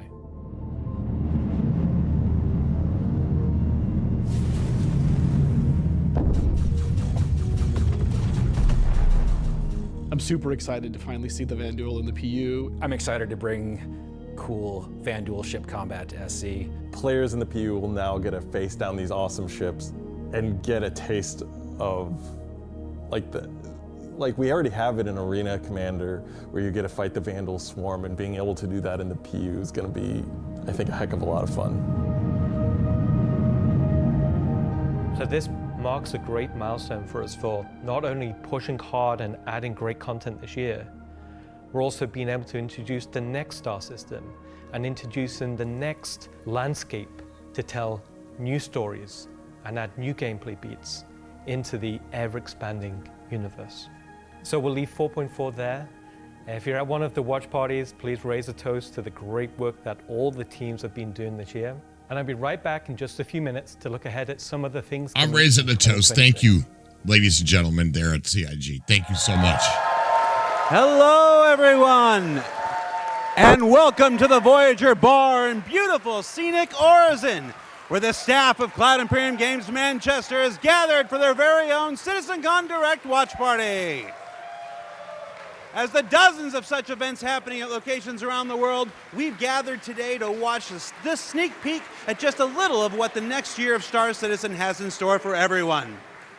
Oh, that was really good, everybody. I'm Jared Huckabee, your host for the festivities and for the show today, and let me tell you, it's not a joke. What's up, chat? How's everybody doing out there? You guys enjoying the show? We're getting our 9th patch in 10 months, and then in November, we're going to finish out the year strong with the long-awaited arrival of the Nyx system. And in case you missed it, because you were chatting with friends, hi. It's not the lawless wasteland of Pyro many folks have been speculating, but an independent system with its own set of rules and laws and multiple ways to get there. It's an exciting time for everyone at Cloud Imperium Games because, as the architects of our persistent universe said at the start of the show, the foundational tech that Me we've too, been guys. building Me for so too. I'm many enjoying years it. has now unlocked us to bring more to Star Citizen than ever before as we continue our journey towards 1.0. Now, before we continue with the show, let's get a few housekeeping tasks out of the way. First, we're simulcast on YouTube and Twitch. So if you want the keen communities of Twitch or the 4K ultra high resolution of YouTube, you have your choice. Second, throughout the broadcast today, we want to see and hear what you have to say along the way, and you can tell us on social media by using hashtag CitizenCon. We're especially interested to see any photos from those watch parties that are happening across the globe, and we're going to find some way to bring a few of them into the broadcast later in the program. Third, we've also had a CitizenCon contest going for people to create their very own slice of life in the PU videos, and we played the winning entries during our pre-show countdown. The offerings were You convinced your son to watch it now, dearie? That's the fucking idea was awesome, to dude. Work with a team to show the life of a miner or a hauler or a bounty hunter or whatever. But one guy just said, I'm going to make a video about how awesome I am. And I respect that. So shout out Nocturnal Revenant. I don't remember if you were one of the winners getting an L21 Wolf from Kruger for their efforts, but you won the coveted Disco Lando Complete Narcissist Award. Good job.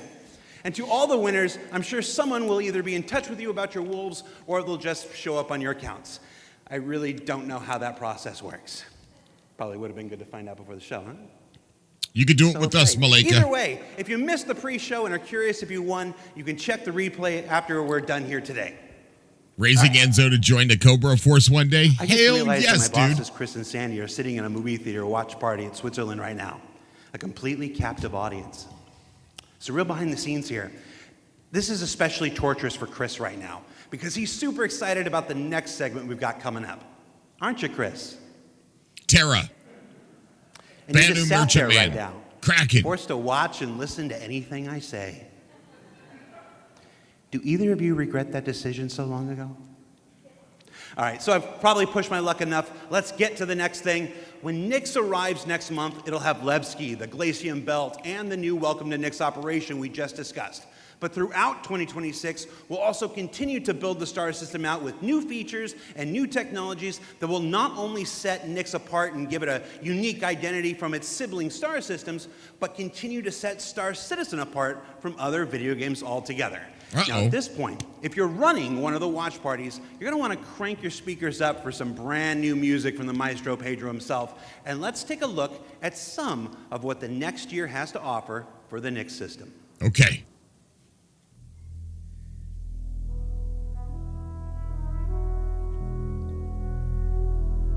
Breaking new ground.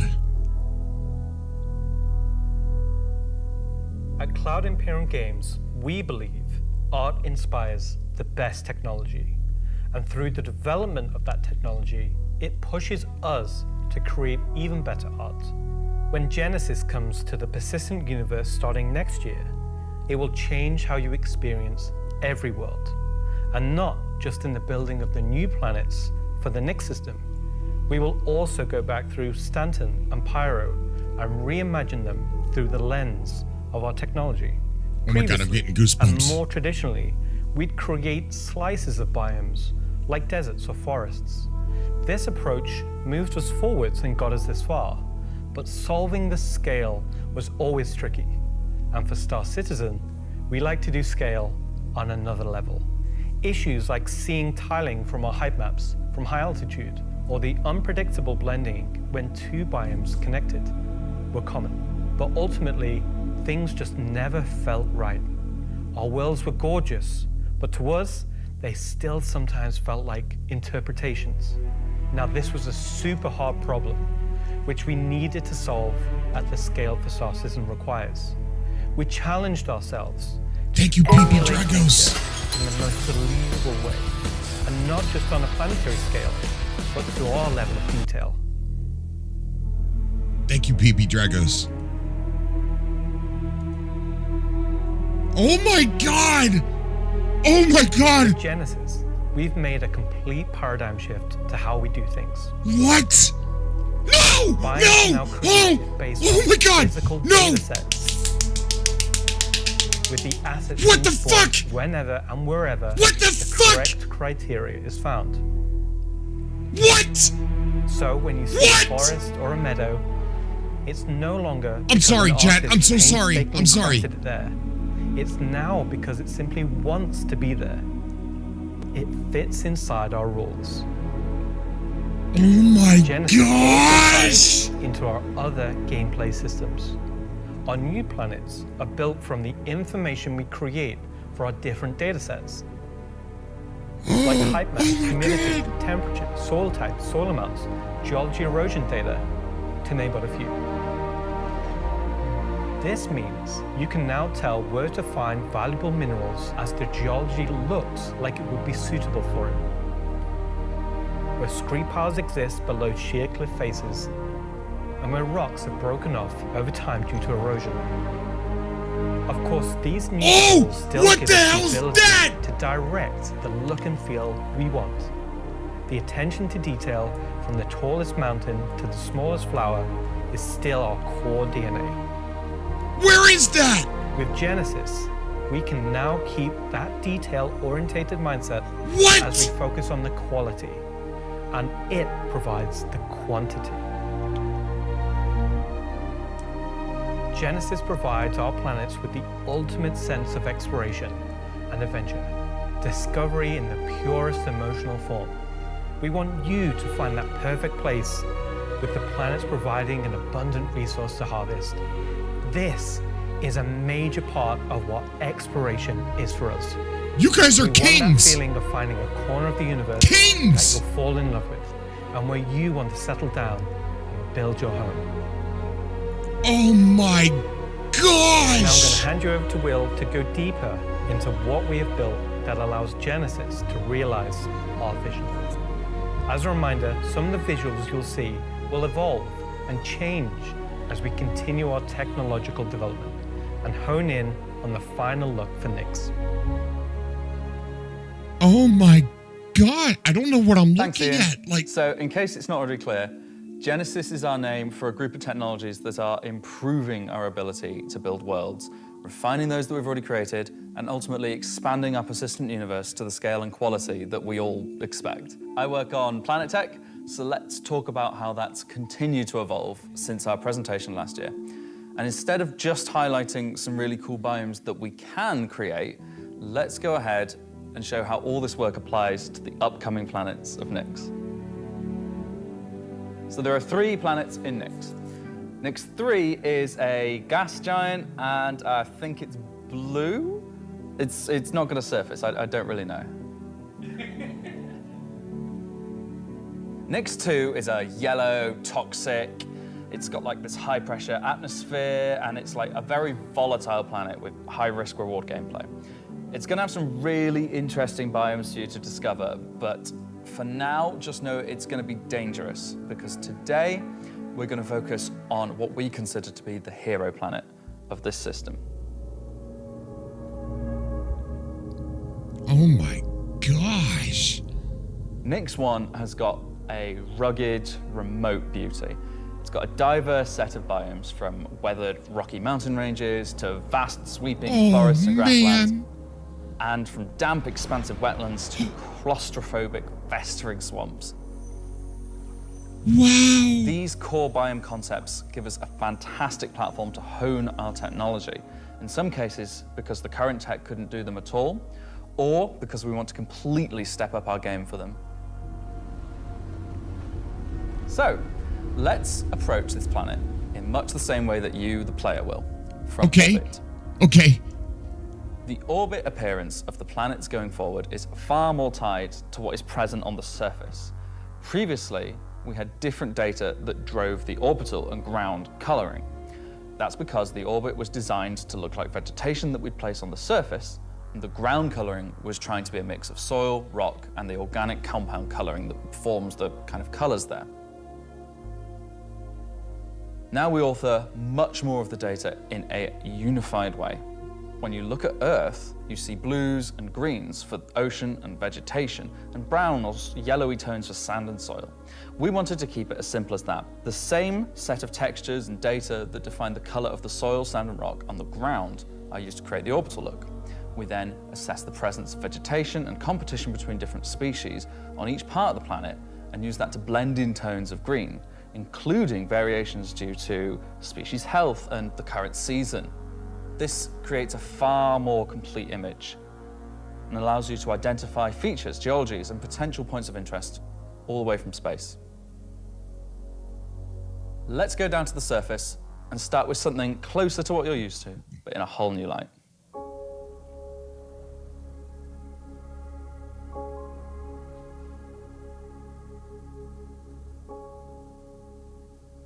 When we approached the surface of the planet, we wanted to start by focusing on just the soil and rock. Look at that One of the sky. things that was missing from our terrain previously was simply feature complexity. Looking at our contemporaries, we lacked detail at the ground scale. To combat this, we've added a new layer of data.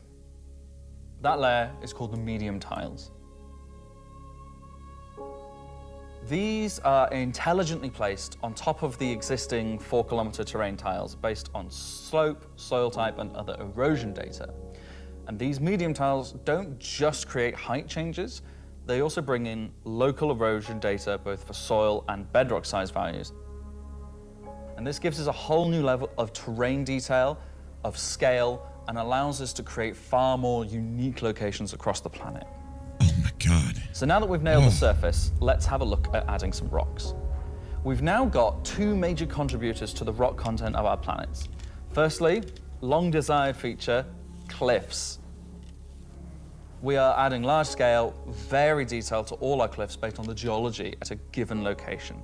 This adds an exciting new dimension to steep slopes that we simply couldn't get before. The second is a big one for you ground vehicle enthusiasts. Rocks are now found not scattered everywhere, like spilt popcorn at the cinema, but only in places you'd expect to find them, thanks to a brand new rock scattering algorithm that isn't annoying as hell. Using physical data generated for each large and medium tile, now rock distribution makes sense and has a physical basis. So if you're still crashing into them after this comes out, that's on you. Oh my God. The rock assets themselves have had a glow up too. We now create rock sets related to a particular geology that look like they originated from the same source. And this ties into how we'll be distributing minables in much more interesting ways too. Look at the blades of grass. So now that our base terrain and rock scattering looks good, let's add some vegetations and explore some additional biomes.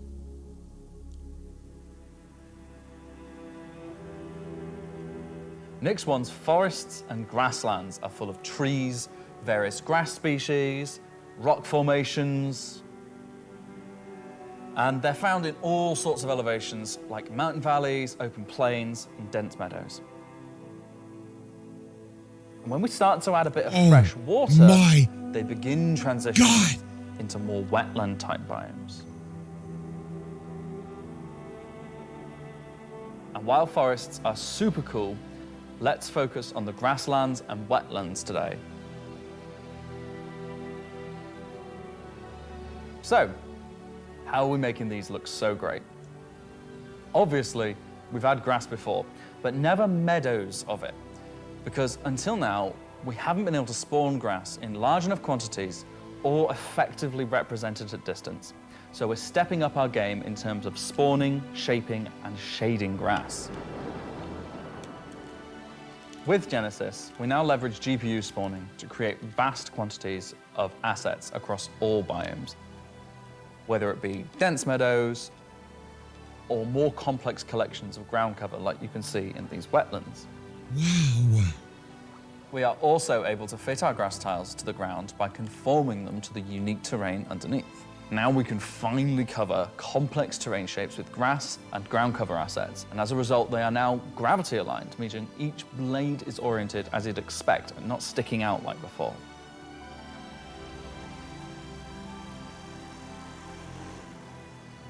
Next, let's take a look at how we light our grass. Now, as in real life, the shading of a grass blade, or indeed a whole field of grass, is lit very differently to like a flat surface. We now use a solution that shades meadows of grass far more like fur or hair. And this, if you think about it, makes sense. At a distance, a field of grass is far more like a carpet or cloth than a flat surface. This improves how our grass looks from a near perspective, as well as bringing us nicely into how we're solving the distant representation of grass. So, let's talk about the distance problem. One of our biggest achievements with Genesis is allowing us to build beautiful biomes out of flora and geology assets like a building set. Can I say Lego? No. Too late. But in the past, this broke down very quickly when objects simply disappeared when viewing the same biome from 10, 20, 100 kilometers away. Because we don't hide planetary transitions and allow you to view complex regions from very large distances, there are almost infinite perspectives from which you can see a location in Star Citizen. So, how can we afford to evaluate complex spawning logic at runtime for the entire swathes of the planet? Enter the virtual terrain. Virtual terrain, or VT for short, is how we now cache and represent our terrain at varying scales. This has been the enabler for all of the lovely advances in terrain complexity and asset spawning we've shown so far. And it's also how we now evaluate and represent vegetation from a distance. When creating the VT for each part of the terrain, we assess if vegetation has covered the ground, and if so, what shading should be applied. For all of our biomes, we're now able to use the same shading model for the distant representation as the close-up asset, whether that's our lovely rolling hills, some more dramatic rockscapes, those muggy wetlands, or even our festering swamps. So yeah, we didn't forget about the swamps, and they're coming to Nyx 1 as well. Built using the lessons learned and all the technologies we've developed, these swamps now spring into existence from the planetary data. This biome combines all of the elements from the other biomes we've shown you today, from water interaction, denser spawning, unique ground coverage, and I think it creates something really unique.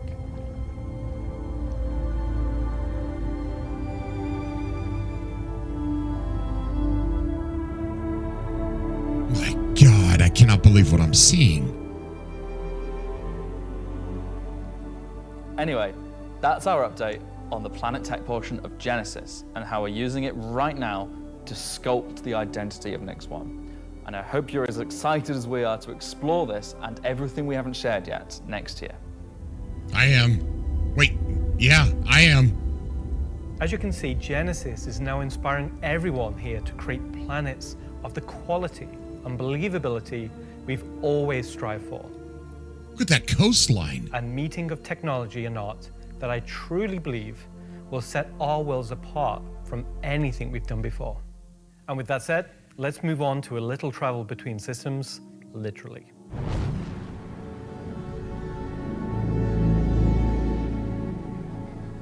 Up until now, our mission system has been specific to the star system you're in.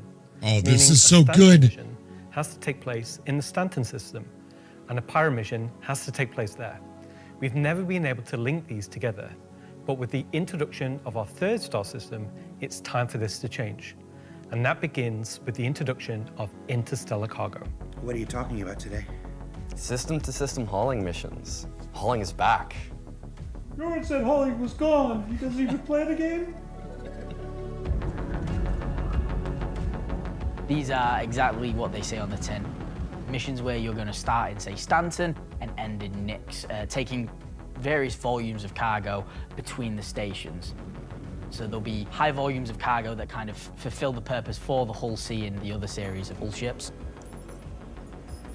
And there'll be a few sort of more direct routes. So you might pick up some cargo from Ruin Station in Pyro and go through the jump point to Stanton and drop it off there at one of the Elios. So if you've never sort of experienced Oh my the jump God. point or going through it, these Can you missions imagine will require you to. what the Planet Tech is going to do to ArcCorp? They're no way limited. You can do them in any sort of ship you want, any size of ship. I'll be doing them in my Drake cutter myself, between Stanton and Nyx. Just a Drake cutter. I've got a few ships, but the Drake cutter is really cute, so. One thing that we're looking to add with these interstellar missions is scripted combat encounters where you can be attacked by NPC ships. Maybe the mission giver has tipped off some pirates who are looking to get a hold of that cargo, as well as express missions, which means the deadline timers that you're used to in the regular hauling missions might get really tight and you've got to learn to be very fast.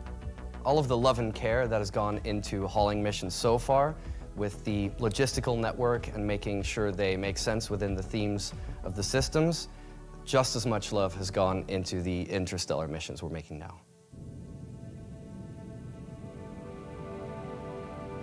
At the start of the show, we said we was going to build out the Nyx system right in front of you after 4.4 launches next month, and why we want to keep as much of what we're doing behind closed doors so you can discover it for yourself, in-game and on your own. We still are excited to share with you a brief look at one of our up-and-coming locations we're calling Rockcracker.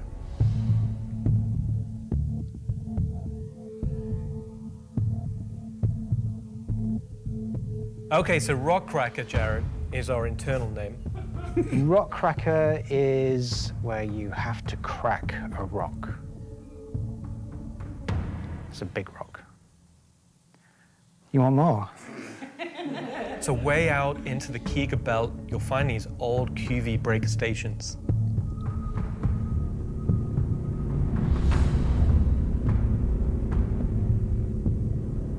These were originally industrial facilities breaking apart large asteroids and mining them down. But since they've been mothballed and been left abandoned. So you're going to have to find your way inside and thinking about how do we bring this facility back to life. It's not just about flipping a switch. As you bring these stations back to life, you'll be lighting the beacon and calling attention to these long forgotten places. One of the main features is the laser head, which will require certain things to get working. It's up to you and your friends to find how to get in. There'll be a variety of options. Whether you're discovering the bowels of the station and mining your way through long-forgotten tunnels, or you're going through the main laser entrance. Now, as you're traversing through the facility, you'll find the old engine room. Now, there may be ways to bring the facility back to life, kickstart the engines, and bring power to different parts of the facility. Maybe eventually bringing the laser back online and cracking some rocks. The secondary gameplay loop is FPS combat. You're not there by yourself. There may be squatters and outlaws in these stations trying to stop you from what you want to do.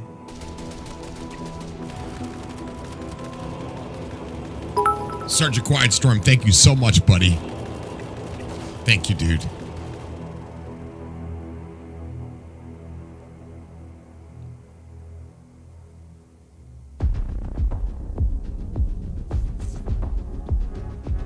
So you've found these old facilities, you've brought them back to life. You've systematically brought power to various functions of the facility. You've activated the laser. You've fired the laser. You've broken apart the rock. And then you'll be able to fly your ship inside and see what's there. So you fly a ship into an asteroid? Yeah. You just get into your ship and fly in and start searching around and trying to find the pieces that you want to mine.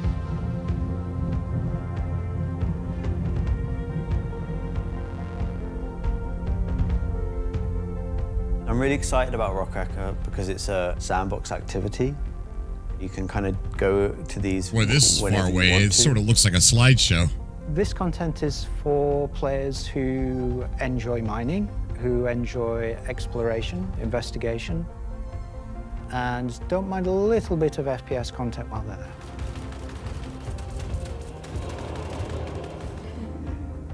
there. It will be a very new experience compared to any other asteroids, because this one, kind of like Alan and mine, will crack open and show its secret. And one presumes you can make a decent amount of scratch in an asteroid that's big enough you fly your spaceship into it. It wouldn't be worth doing if you couldn't make a good amount of coin, yeah.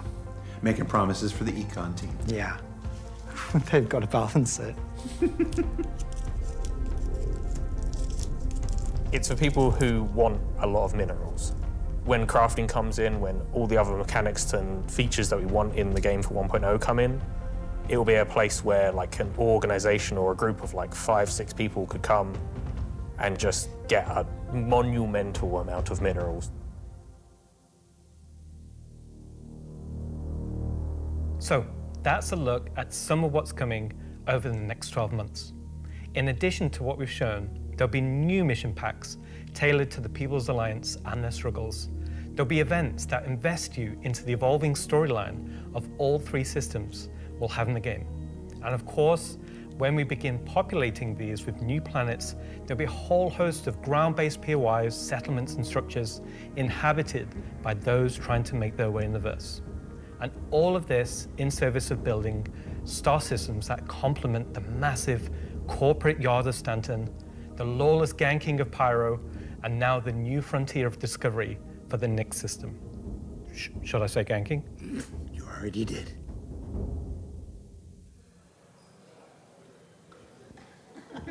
Good job, everyone. So yeah, a whole lot to take in there. Interstellar hauling is the beginning of a massive expansion to the mission system that'll let us connect these 3 star systems like never before. What else we got? Rockracker. Rockracker is just one of the next operations that'll be coming to the Nyx system in the first half of next year, where you're gonna fly into an asteroid and do that thing that miners love more than anything else. Complain about PvPers getting in their way. No, I'm being told it's mining. It's mining. And of course, one of the most anticipated features coming to Star Citizen, Genesis, and what that means for the planets of Star Citizen, including the ones already in there. So let's talk to Will Hain and find out more. And I'm just remembering that Will Hain is in France at the watch party. Okay, France. Ask Slarty Bartfast over there how they're going to use Genesis to update the planets and moons of Stanton and get back to me, all right? And see if we can get some fjords. What else we got? The CitizenCon Digital Goodies Pack. That's a hard thing to say. That went up for sale a couple weeks ago and has a whole bunch of mysterious items in it. And that's where I can tell you now that almost all of them are tied to the Nix system in one way or another. So let's find out what's actually in there. There's a gunship flight suit and helmet, 2 armor sets from that mysterious faction causing a ruckus with the Vanduul, and an Intersect BDU sweater and outfit, a couple of crazy weapons that I'm certain we're going to learn about in just a few minutes, some slick Levski swag, and finally, to celebrate the long-awaited addition of the Vanduul to Star Citizen, a cool Vanduul knife and adorable plushie, which I swear to love and squeeze and cherish forever. I want one in real So life. yeah, it's a pretty solid haul for this year's Digital Goodies Sell Pack, it, and I'll which buy you it. still pick up right now on the RSI store. So now, let's go ahead and transition into our next segment. Much of what you see in the show today has been the culmination of a lot of people's work in... What's up? All right, I had a dream about like this once. Yeah. Okay, so against everyone's better judgment, the thing has finally happened. Can I help you? How you think the show's going? Good. We're getting the Nix Star system and the Vanduul are coming. Kind of been a lot of Nix, right? Well, yeah, but it's a major milestone and it deserves a major showcase celebrating everybody's hard work. And you got more, right? Well, yeah, there's spaceships coming out. Cool. Wow, it's like they only scanned the original community portion of me. If pictures steal your soul, imagine what face scanning in PCAP does. Well, this has been super cringe. So I'm gonna head out. Bye. Oh, regular CitizenCon is still better. You should have done that. Of course. Thank you. Part of me that isn't a soulless marketing puppet. All right. No. That's hilarious. Look at the puppet. No. Let's just go to some spaceships, shall we? Spaceships? Hi, my name's John Crew. I'm the Vehicle Director here at CIG, and welcome to Talking Ship, where we're going to talk about 3 new ships coming to the persistent universe. Kraken, Bennu Merchantman, and Perseus. The last year has been pretty hectic in terms of vehicle deliveries. I think we've delivered the most we've ever done in a 12-month period, and we've covered all the way from tiny little snubs all the way up to capital ships. We've kind of filled out a few little gaps. We've introduced some new ships by some old manufacturers. We had the Polaris come out, and obviously people have enjoyed playing with that. We snuck the Idris in without none of you expecting it for a while, and it's been a busy year. It's nice to start revisit some of the older catalogue and some of the bigger ships again. I think my favourite ship from the last year is a tie between the Wolf and the Golem. Favourite ship in the last year? Probably the Wolf. Why'd you I say feel that, like it's the Fox? obvious one. I'm trying to think of something else, but I really like the Wolf. Everyone's mentioning the Wolf. The Wolf's everyone's favourite. The Wolf, obviously a return of Kruger, a completely new aesthetic to the game. The Wolf was, it was kind of everything we set it out to be, and it revived an old manufacturer. We've not seen anything from a while, so yeah, I'm going to say the Wolf. The Golem, I think, is just an incredibly well-formed ship in such a small package. It really just shows off that Drake aesthetic, giving you the absolute bare minimum needed to perform a role. I honestly do really like the Zeus. I think it came out really well. It's kind of hard to pin down a favourite, to be honest, because we've released, a lot of really cool ships. Ironclad, Next year, we've got some super exciting ships coming up.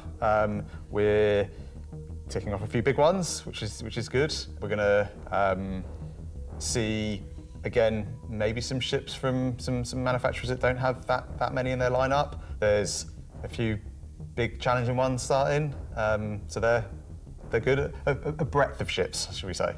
The 3 new ships we're going to introduce today all tie in some way to the primary factions fighting over the Nix system. We'll start with the People's Alliance and Anvil Aerospace.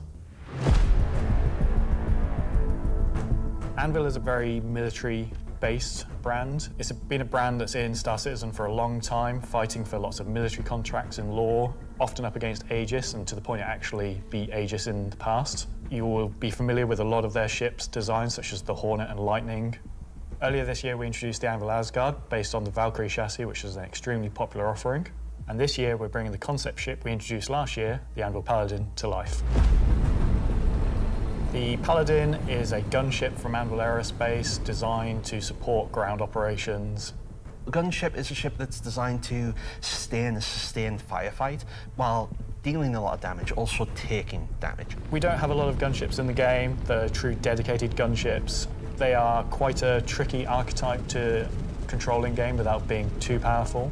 It's designed with a lot of firepower and high armor and health, but very low maneuverability.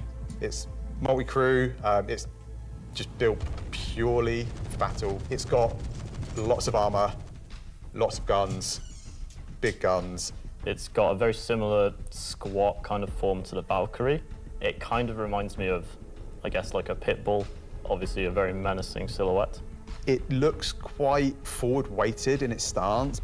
It feels like it's coming towards you even when it's just sat still, and I think that's something that helps with it feeling intimidating. If we swing round, following the ship round clockwise, what you'll then see is the first of the side turrets. If you notice the canopy, you'll see that there's a fairly thick space between where the glass is and the hull exterior. That's because it has deployable armor, which can come out and give you a little bit more cover while you're actually attacking the target head on. It's got these really nice kind of dual connected wings with the turrets out on the sides, just to try and give as much kind of range for those turrets as we can get. Which is controlled by one of the two remote stations underneath the bridge. If we come around to the rear, you'll see a rail.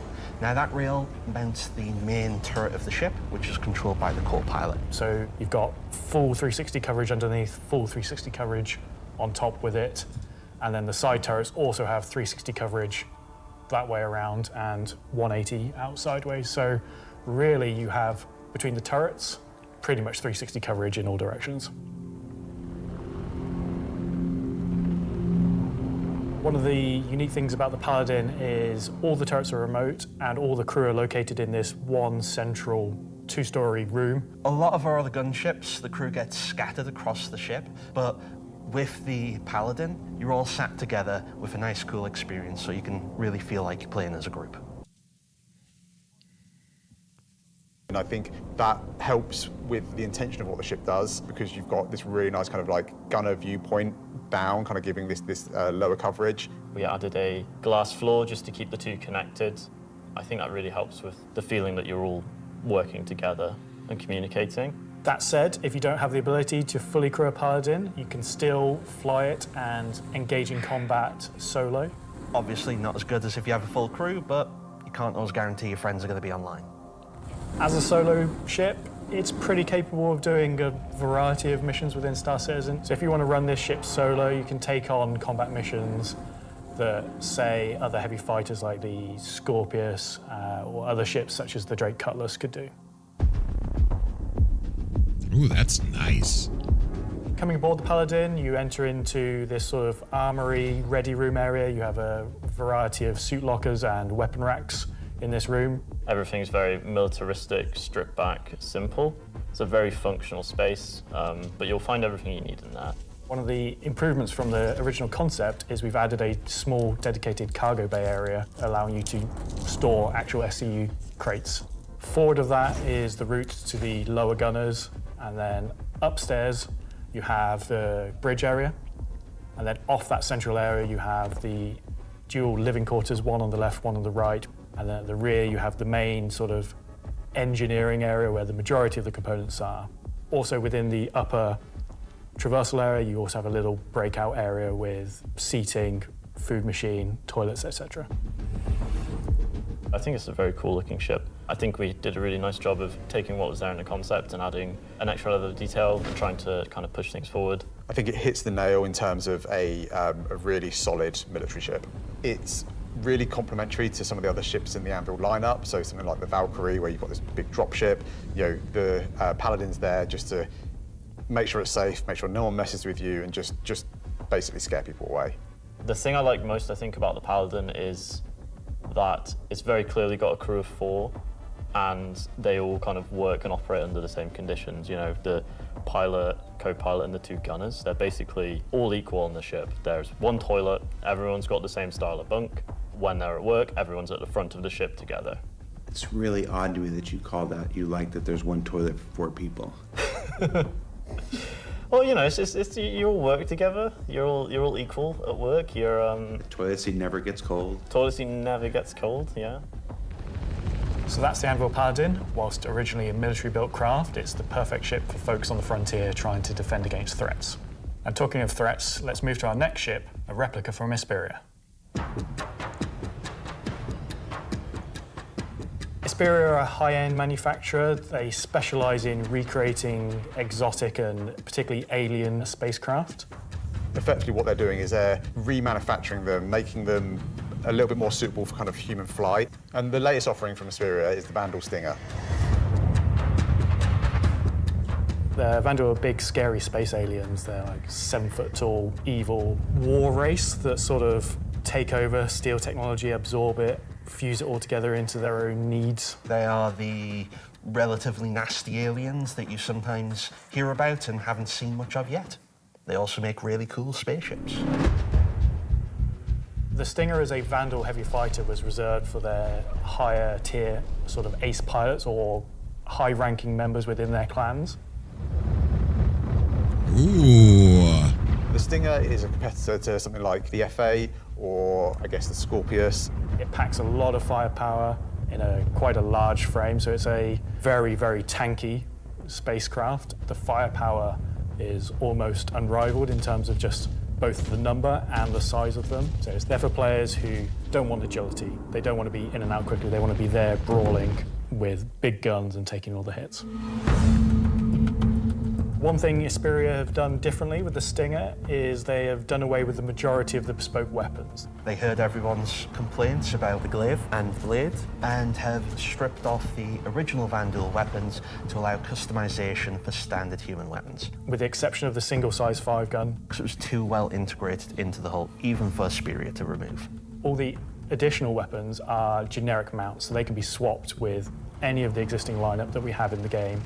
By doing this, it provides greater flexibility to the end user, and this is something Hesperia wanted for the civilian market. For that one bespoke weapon, the size 5 plasma cannon, functionally it is the same as the existing size 5 plasma cannons on the Scythe and Glaive, but it is a sort of Gen 2 model and wraps it in a different aesthetic compared to those models. You'll see they're very much older Vandal styling. This is much newer Vandal styling, but underneath it is the same weapon that people have used for years. Our job as the vehicle art team on the PU was to take the Stinger from the squadron team and prepare it for life in the PU. We took an opportunity to take, you know, this really well-established art style and, you know, add extra details where needed. So the exterior is a real blend of these kind of hard surface, kind of rare alloyed kind of wings, and then underneath this real kind of organic structure that kind of webs all of the ship together. You know, it connects the thrusters in, it connects all the kind of underside of the vehicle and pulls the whole ship together. You can tell it's very different from the Vandal ships that are currently in the PU. If you take, for example, the way the cockpits are constructed. Up at the front, we've got this big kind of bubble dome that gives the cockpit quite a unique shape compared to some of our other ships, and also gives the pilot a unique position within the ship and kind of gives great visibility out the front. Boarding the Stinger is a little unusual compared to other ships, obviously being alien in nature. You're going through a ramp at the rear, and it leads you kind of straight up into the belly of the ship. There's so lots cool! Of organic detail, rib cages, kind of strange That's alien so H.H. Geiger. On entry of the cockpit, the seat kind of comes down towards you, and you kind of climb over the back of it a bit like a motorbike. You're basically riding into the cockpit. God. It's very much like you're being like carried. H.R. inside the Geiger cockpit. or H.H. Geiger? The traditional prone flying pose that Vandal pilots use. I'm very happy with the Stinger. I think the team done a really good job of making something that feels different, it feels alien, but it suits our lineup of ships and it suits our universe. I think the guys did a really good job of respecting the, I do want one the RC, I'm getting direction it. And vision from the original Stinger and Vandal ships in Squadron. We've tried to take a lot of inspiration from movies and other science fiction material, but I think it sits well within the Star Citizen universe. So we have the Paladin for the People's Alliance. We have the Stinger for people that really like Vandal and want to try and pretend to be them. But what about the other mysterious faction we have running around? So Gray Chowdhury got his start as he was working at a cargo Oh my center God, a out in cowboy hat. Bowdoin. He started being able to get his hands on some stuff that other people couldn't, items that necessarily you couldn't find on a store shelf, but you wanted anyway. I think Gray is interested in, happy customers. Gray just sees themselves as a conduit to get these things in the hands of people who would appreciate them. And I think that his latest offering is really going to turn some heads.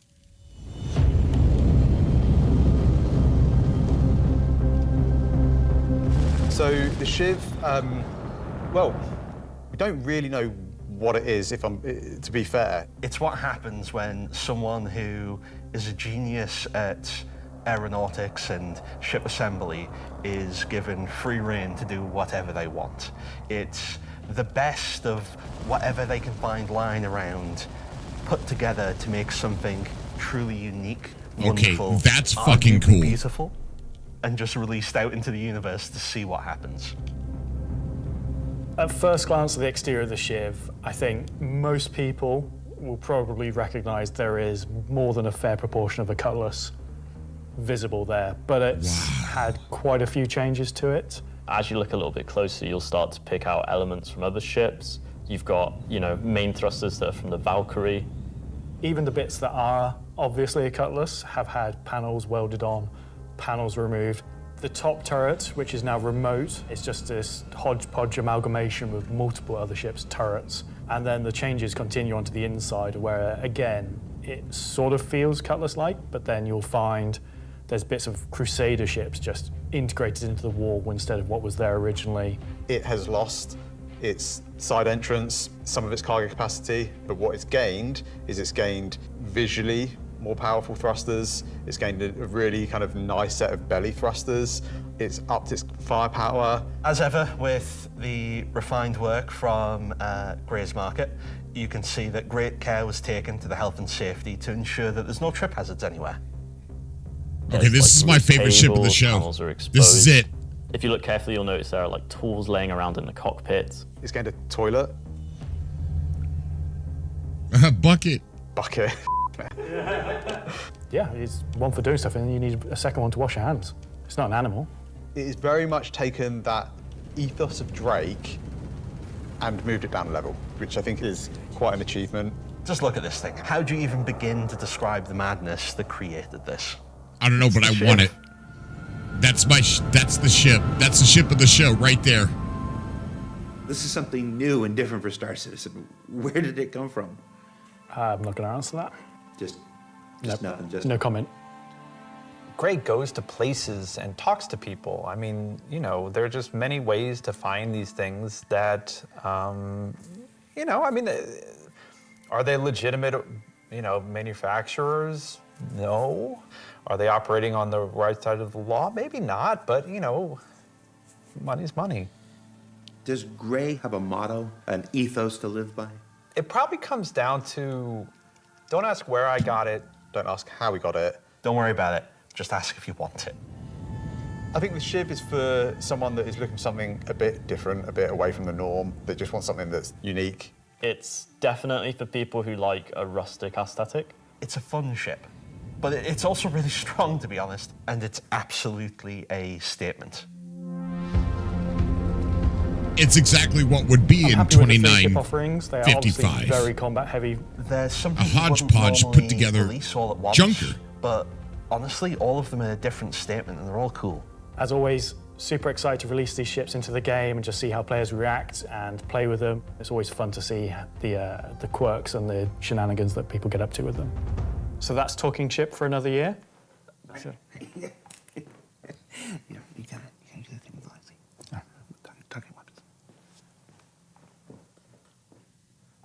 So I've just been informed that we have to do a bit of a timeshare agreement this year, so we have to throw it over to Alexi for Talking Weapons, which is an extremely original name.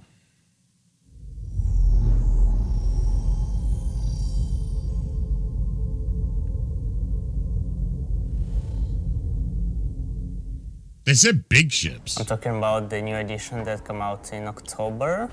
The non-weapons are essentially the weapons that does not have a manufacturer, the weapons that you can think of that were made by space pirates. Gray sells whatever he can sell. Sometimes he gets his hands on some weapons that come from unknown origins. He will sell things that no company in their right mind would ever make.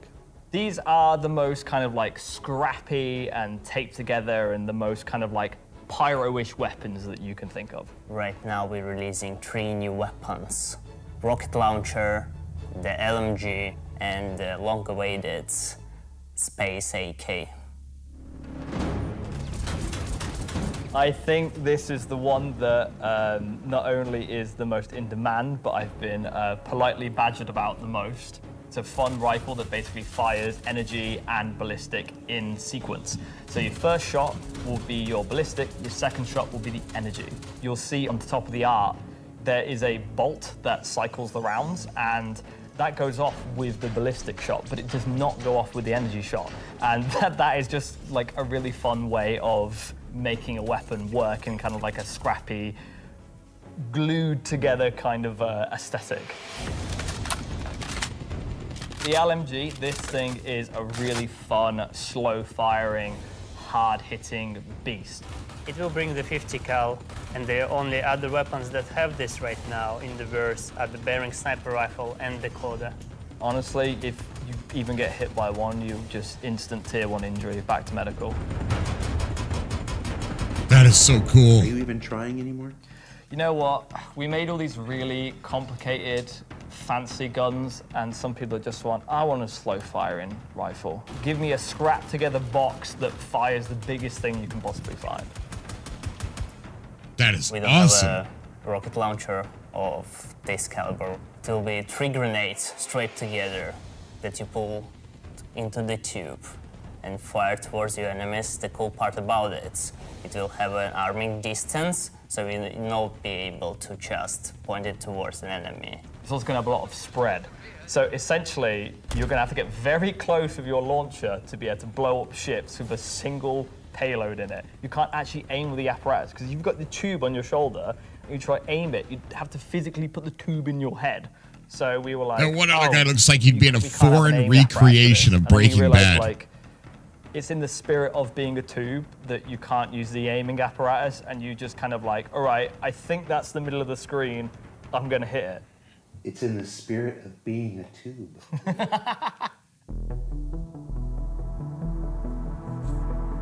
Are we gonna talk about binoculars? Binoculars are really cool. We don't have anything like this in the verse, and I think it will be really convenient to use something that's dedicated to look for the things, especially far away, instead of using your sniper scope, for example. Will the binoculars have glint? I'm not aware of this one. Probably not, because binoculars are not something that you need to be aware of. It's really funny because obviously, due to glint gate, as I beautifully internally call it, basically there was a lot of community feedback basically saying like, oh, I really like spotting people. I really like playing a spotter.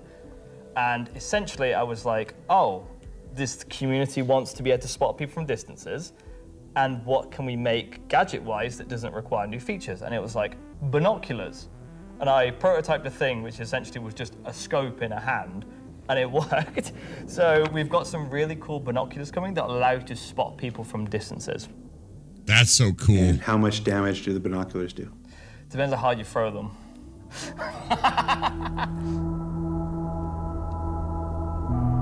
Yeah, big damn hero, 100% right, dude. Zach. That's the end of this segment for this year, so that's talking ship and weapons, unless anyone else is going to come and tell me something else. It's been an exciting year, and I think the next year of ships is going to be even more exciting and expansive than this year. Hey, Bobby Deerfield, what's up, dude? Not that we know of yet, but it's not out of the question anymore. Well. That is an eclectic bunch of combat ships for the verse. Hey, and Zeke. They're all available right now up on the RobertSpaceIndustries.com store. Also, any minute now, there's going to be a PTU drop that includes all 3. So you can fly them now ahead of their release next week when Alpha 432 goes live. 3 combat ships. I wonder if they'll have any additional uses coming up later in the show. That's a hint. All right, what else can I shill? Oh, there's merch. We've got these cool new Levski desk mat things. These are always popular. Ooh, I want it. There's some Levski metal posters on the store. Vandal and, plushie. Of course, love them or hate them, but you can't avoid them. There's this cool new Wickelow's Emporium t-shirt. Yeah. There's also a page published earlier today with a bunch of links to offerings from our third-party partners, from eye trackers to gaming chairs to voice packs to spaceship models from new partners like Planet Ring and Pigeon Spaceport and more. You can find all of that on the RSI website as well. And what else can I shill? Oh, for those of you who are at watch parties, where is it? Challenge coins. Who doesn't love challenge coins? There's these lovely Levski themed challenge coins if you're attending one of the 9 official watch parties around the world. There's also a digital one of these in the goodies pack, so you check those out. Don't leave today without getting your Levski challenge coin. All right, what else can I shill? Now I'm kind of tired of shilling. All right, let's find out some more about where we are. Simon, can we move? Can we do? Oh, yeah. Look at that. Okay, here we go. Pardon me. Here we go. Excuse me. Hi, how you doing? That was my best angle. Hey, I gotta be careful. Last year I took 3 steps and tore a muscle. All right, so this is the 9th floor of CIG Manchester's Manchester office. That's, This is the room where we have lunch every day, and if you get here early enough, croissants, if the weapons team hasn't stolen all of them. Over here, we got some cool mannequins representing different aspects of the game. You got the ever-present, Hurston security armor over here. That's really cool. You got your Dusters armor right here. You got this guy from a game that we're not talking about today. Marine armor, yeah, it's all pretty cool. And then when you come over here, got a nice little recreation area. There's some sim pits over there for people who need to test that kind of stuff. We got this cool Krigeri Bengal carrier. Come over here, shoot it. Go down the nose here. Watch this. It's pretty cool. I'm gonna go over here. Wow. Can you see me? Hi, Mom. That's fucking neat. Right. So yeah, and what are you doing, Richard Towler? All right. I thought John went to Washington, D.C. Let's see, what else we got? We got cool Voyager bar here. This is where we get all kinds of breakfast goodies, coffee, stuff like that. Hey, who remembers the big coffee controversy of 2016, where everybody took to Reddit and pondered the question, do devs deserve coffee? I do. You want to see what next year's big controversy is? Check this out. I'm gonna come over here. Do devs deserve coffee?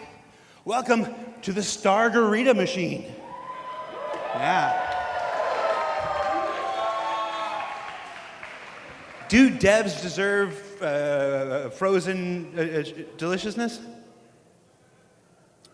I don't know. Go to Reddit and let us know. All right, let's see. Let's go over here. Competition winners. Competition. Oh, competition winners. We have the list of competition winners. Can we put that on the screen? Yeah, sorry, competition winners. Remember the competition for the CitizenCon winners? The people made the videos, and we gave them a Kruger L21 Wolf. We actually have the names. They're behind me. Look.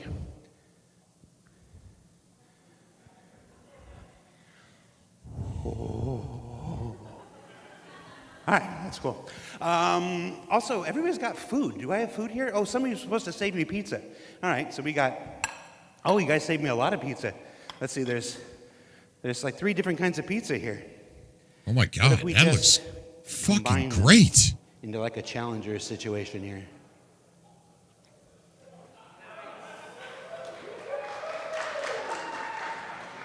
That's a CitizenCon throwback if you're not familiar with. So I have now crafted my own pizza experience. And that is a terrible segue into our next segment. Gemma, Gemma, you there? Yes, Jared. Can we fire up the FPS crafting segment while I try to chew this off camera? We sure can. Roll, BT. Okay, I'm gonna get off camera again.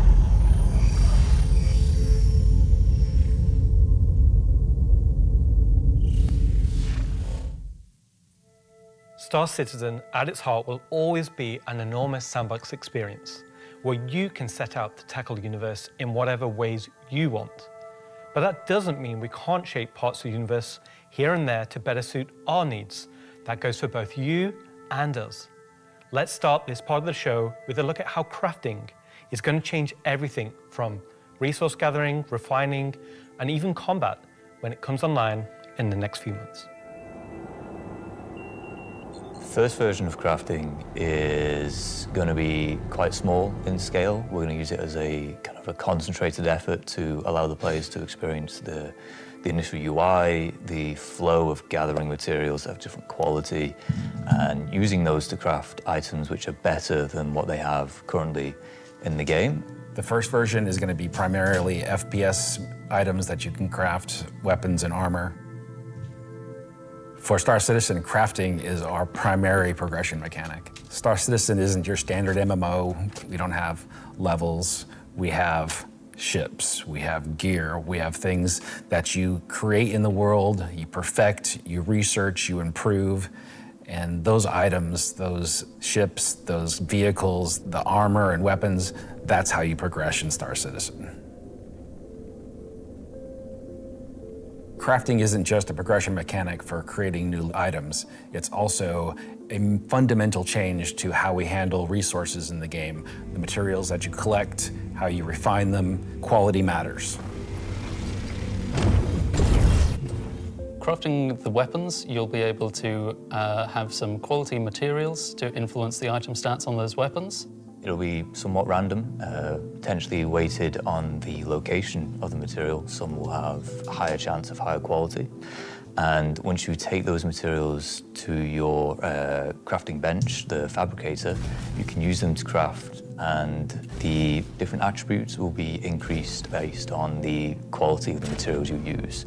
It's not just iron ore anymore, it's iron ore of the quality that you know will get you the stats for the item that you desire. And it's not just mining, it's essentially every resource we can get our hands on. To support this, we also need major changes to inventory so that all of these new resources that you're collecting, you can see what you have, you can order it better, you can understand what you have in your inventory. We won't have the new refining crafting system yet. We'll be using the existing ones. Those will pass the quality through into the refined materials, which you can then take to your crafting machine and start making your personal items. Once you have your blueprint and your quality materials that you've refined, then you can put them together on the item fabricator. This will be pretty much what we showed in last year's CitizenCon, with the UI letting you assign your quality resources to different aspects of the item.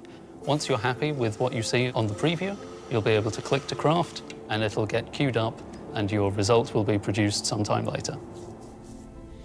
You'll be able to get the new crafting machine from shops in most landing zones. You'll be able to bring it up on your freight elevator and use it in your personal hangar, or tractor beam it around and stick it on a ship if you want to use it from there. There'll be a small amount of blueprints you get credited to your account just to test and mess around, but the vast majority of them will be earned through missions, and then you can use that blueprint to craft the item that it is that you've got the blueprint for. So it should be a good reason to go and test all the different various missions in the game. The advantage of crafting your own items is that they'll be better than anything that you could buy from shops. You'll be able to increase and improve item stats that are relevant to your gameplay. Maybe a gun will shoot faster, maybe it'll do some more damage, or your armor will have greater resistances against environmental effects or incoming fire. You might be wondering, what about the upgrade and research? That will be coming in a subsequent release. We're happy with this initial scope for crafting. It's going to be so valuable for us as devs to kind of get the metrics in, get the feedback in, because then we can make the changes that, you know, they only become obvious, so to speak, when you have kind of mass amounts of data and mass amounts of users using it. So I'm very excited to get it out in the wild. It's our intention to get crafting out on tech preview by the end of the year and get the testing we need so we can release it when it's ready.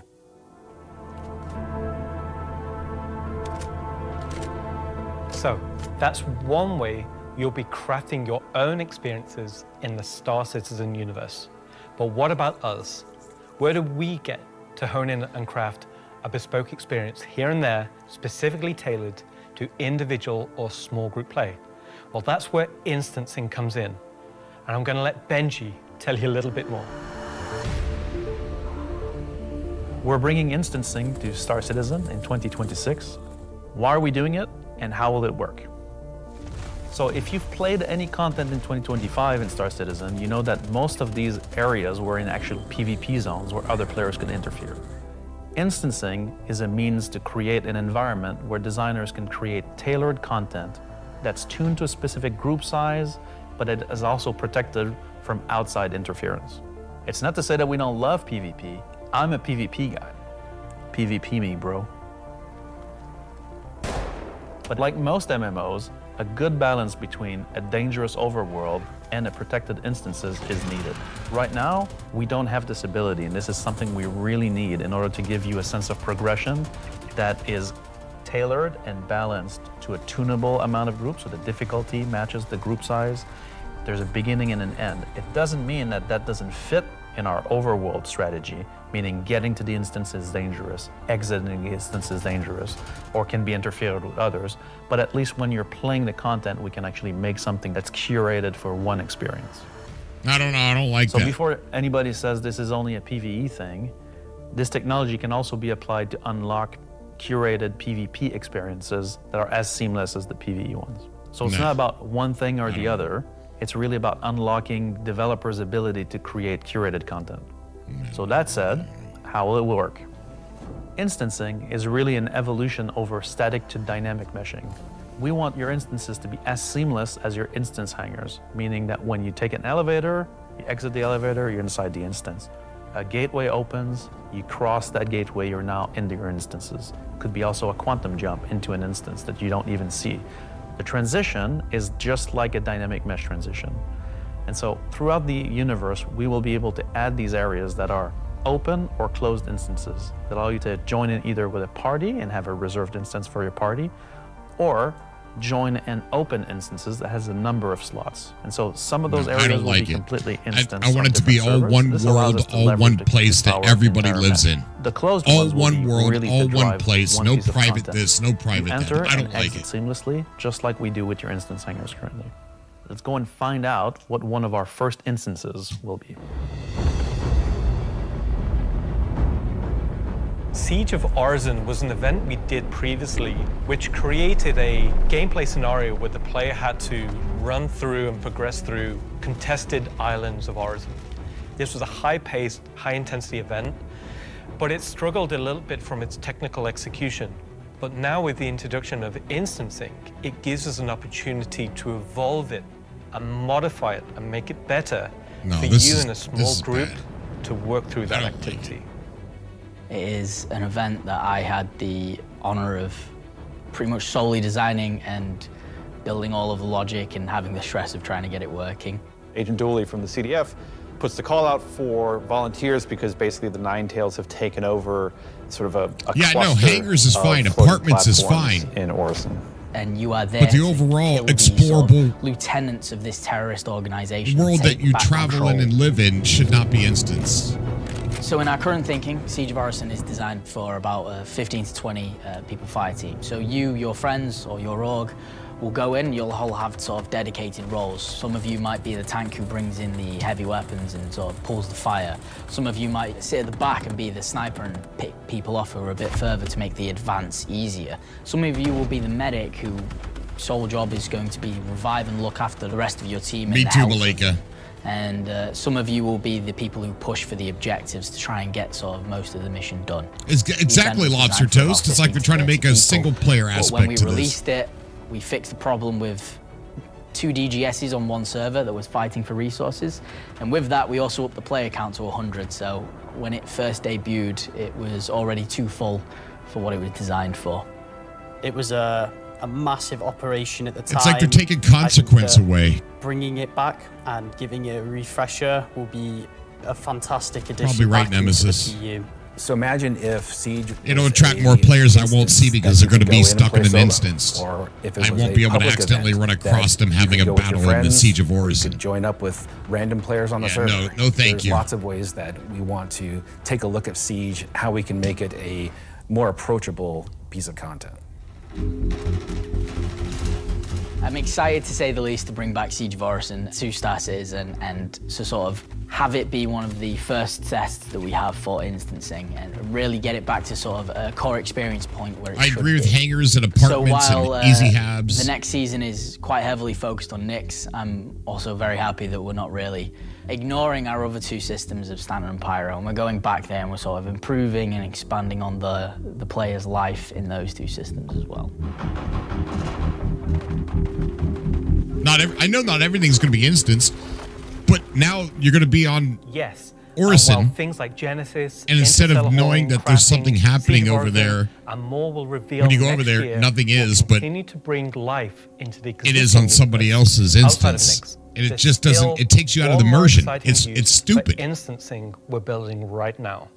It's an earlier look than normal. I'm sorry, and I some of mean, it is still in I white box, disagree. I don't but like we're it. excited to share the first look at a major content release It of just makes 2026. less And what immersive. it means for progression-based gameplay. As an evolution of our Building Interior initiative, you won't discover it by accident, because when it's complete, it will be found deep within the heart of Levski itself. This is the Municipal Works.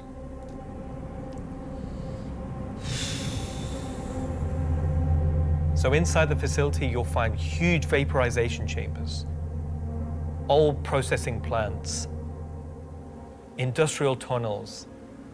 I don't know. It is what and it is. eventually It's still my into the favorite old game in the whole turbines, world. which is still pumping heat into the old rock.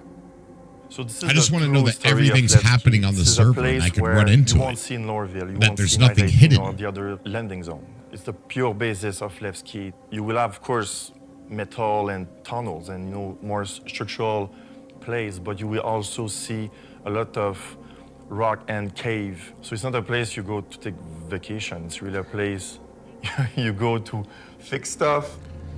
Well, that's the thing. Not Yeah, everybody a has single player what it mode. takes to I don't come down understand why there they just don't and make that. do the job or that needs to be done. A co-op mode. All of your sewage systems have stopped working. Everything's going At the to menu. quite literally. And so the player is tasked with their group, most likely, to go into there, take out the outlaws, and get the facility working again. So let me get this straight. This is literally a mission to fix the toilets of Levski. It's not just the toilets. You're also trying to turn on the air. Air is a bit more important. It still works in Levski, but they have like maybe polluted air because it's not being cleared properly. It's not just for the toilet. Poop mission. It's No, I also do a little lose bit more something. exciting than just I going lose the into, fact like, some that vents. It's like I a don't free feel layered like I'm in system an where actual there's free living chapters. universe now. This A will living be star system on an mission-driven actual planet and where people are repeatable. doing things. Everything from mining to salvage to combat to investigation, a variety of roles. It takes away more emergent Narratively, it's a gameplay. real sandbox. Emergent Every gameplay progression you with do people. will unlock a new area that will link back to previous areas, complexifying the play space. We've been wanting to have more gameplay around landing zones for a long time. Now that we have instancing tech coming online, I'm not gonna stop that playing allows or us stop to do loving this something game, but that provides really cool gameplay close to a landing zone. With the mission, I know it's optional, but that's it's going to what will take away create from different emergent overlays or change the interactions spaces with or other change the people if progression. people are Will choosing be the instance. instancing, which will enable us to create tailored content to you and your group. So you're going to be able to play a part of it, make your progress, and then log off. And then the next time you come online, you'll be able to pick up where you left off.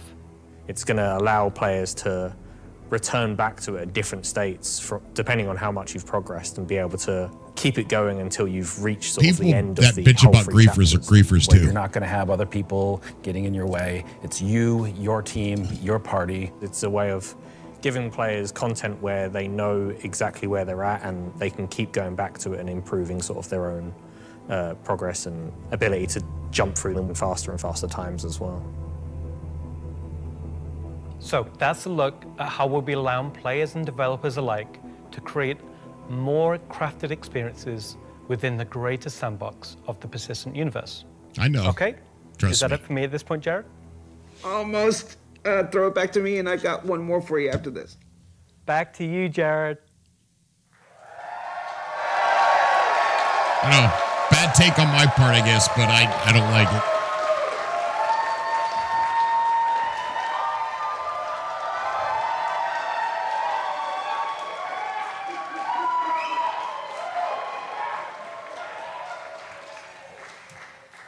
Everybody's really excited about the year ahead.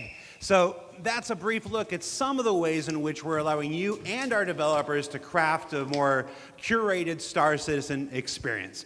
Now, at this point in the show, we are in the home stretch. We've got only one more segment to go. But before we do that, we wanted to check out, we said earlier in the show that we would look at what you were saying during the show. We looked at how to put YouTube comments on the stream, and it was immediately apparent that we were going to lose our broadcast license, so we're not going to do that. We did find some social media stuff on Twitch, though, or not Twitter, X. What is it called now? Let's see what this says. Let's see. We've got Welcome Back Levski from, I'm not wearing my glasses. Oh, no. Oh, time to suit up. Let's go get him, says Ubu. I really should have worn my glasses. Cue the bagpipes. That's the other game, Charlie Oscar. Let's see. Nice to see you live, Jared. Mom? Let's see. First CitizenCon after playing for almost a decade in Austin. Oh, nice. Straight out of Klesher, back to the Hex. Photos from Leicestershire. How do you say it? Is that Leicestershire? Leicester? Leicester? I've only been in the UK for 3.5 years. San Jose Bar Citizen Watch Party. Oh, somebody created. I agree, Darth. Mask there. Shinsaku. 100% agree with you. Sean You're Tracy, right. Can we get that in game? Just that, exactly. Just scan that, put that in game. All right, so that's a few reactions we're seeing on social media right now. Before we get to our big finale, or the thing we're going to wrap up the show with today, I did want to talk a little bit about big CitizenCon versus digital CitizenCon versus what we're doing today, which is CitizenCon Direct. Every year, CitizenCon is a monumental task for any number of people, whether that's development, marketing, the support teams, the platform teams. Everybody comes together to make this thing happen and go off, hopefully without a hitch. And so far, we've been doing all right, other than some stuff in the room here. You know who you are. They had to know. But doing CitizenCon is not always the easiest thing for our developers. You might not assume this, but most game developers are not social butterflies. They tend to like to sit quietly in the dark at their computers, like little goblins, and just make digital virtual worlds like this. And then I come in all happy and like, hey, you want to be on video? And they're like, no. And I'm like, it's in your contract. And they're like, oh, yeah. So we thought, we usually do it behind the scenes afterwards, but we thought we'd do a little bit of it here. The folks in the editorial department put together a brief montage of some of the more candid moments from the filming of CitizenCon over the last couple of weeks. So we're going to spend 2 minutes and take a look at that. Let's see what they put together. How many CitizenCons have you performed in now? Performed? Just the one. Nope, my first one. One last year. 2. A few. 8 or 9? Maybe 9 or 10? Never. Man, I don't know, man. Did you like doing it? Yes, I was completely terrified. It was good, a bit stressful. The first live one, I was It's a dangerous verse, Weird Cyber. combination of going from insane highs to insane lows. Live ones. Because? It's over. The live ones are pretty special. Pre-samp's always fun, but the live events are special, aren't they? Remember we were at that weird crack house in Ancoats? Right. I like the live ones. I love these digital ones. These are the best. Every time I've done it, it has been a digital one, and I'd like to do one on stage. Is it because you have a restraining order against you, or? Didn't know if I was going to be sick, if I was going to lose my stomach. How hard is it to keep your eyes open on stage? That's another problem with the lights. They're kind of, I'm realizing through this sentence that I'm closing my eyes as I speak. Do I do that a lot? I am a very shy individual, so this is me just trying to get out of my shell. Getting the crowd to react to the ideas that we've been working on for so long. We can react. Watch. Everybody. Yay! I can feel your passion from here. Cut the camera. Counting you down in like 30 seconds. I'm like, do I stand up? Do I sit down? Do I drink? Do I not? Do I talk? This will be the best one yet. That's right. Because it's nice and short. Is this all supposed to be usable content? Because I could be different. No. Of all your nicknames, why is Moistmaster your favorite?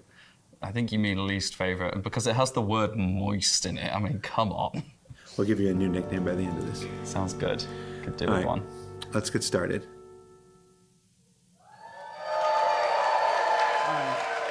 So for those of you watching at home or at the watch parties, you're like, why are we showing that?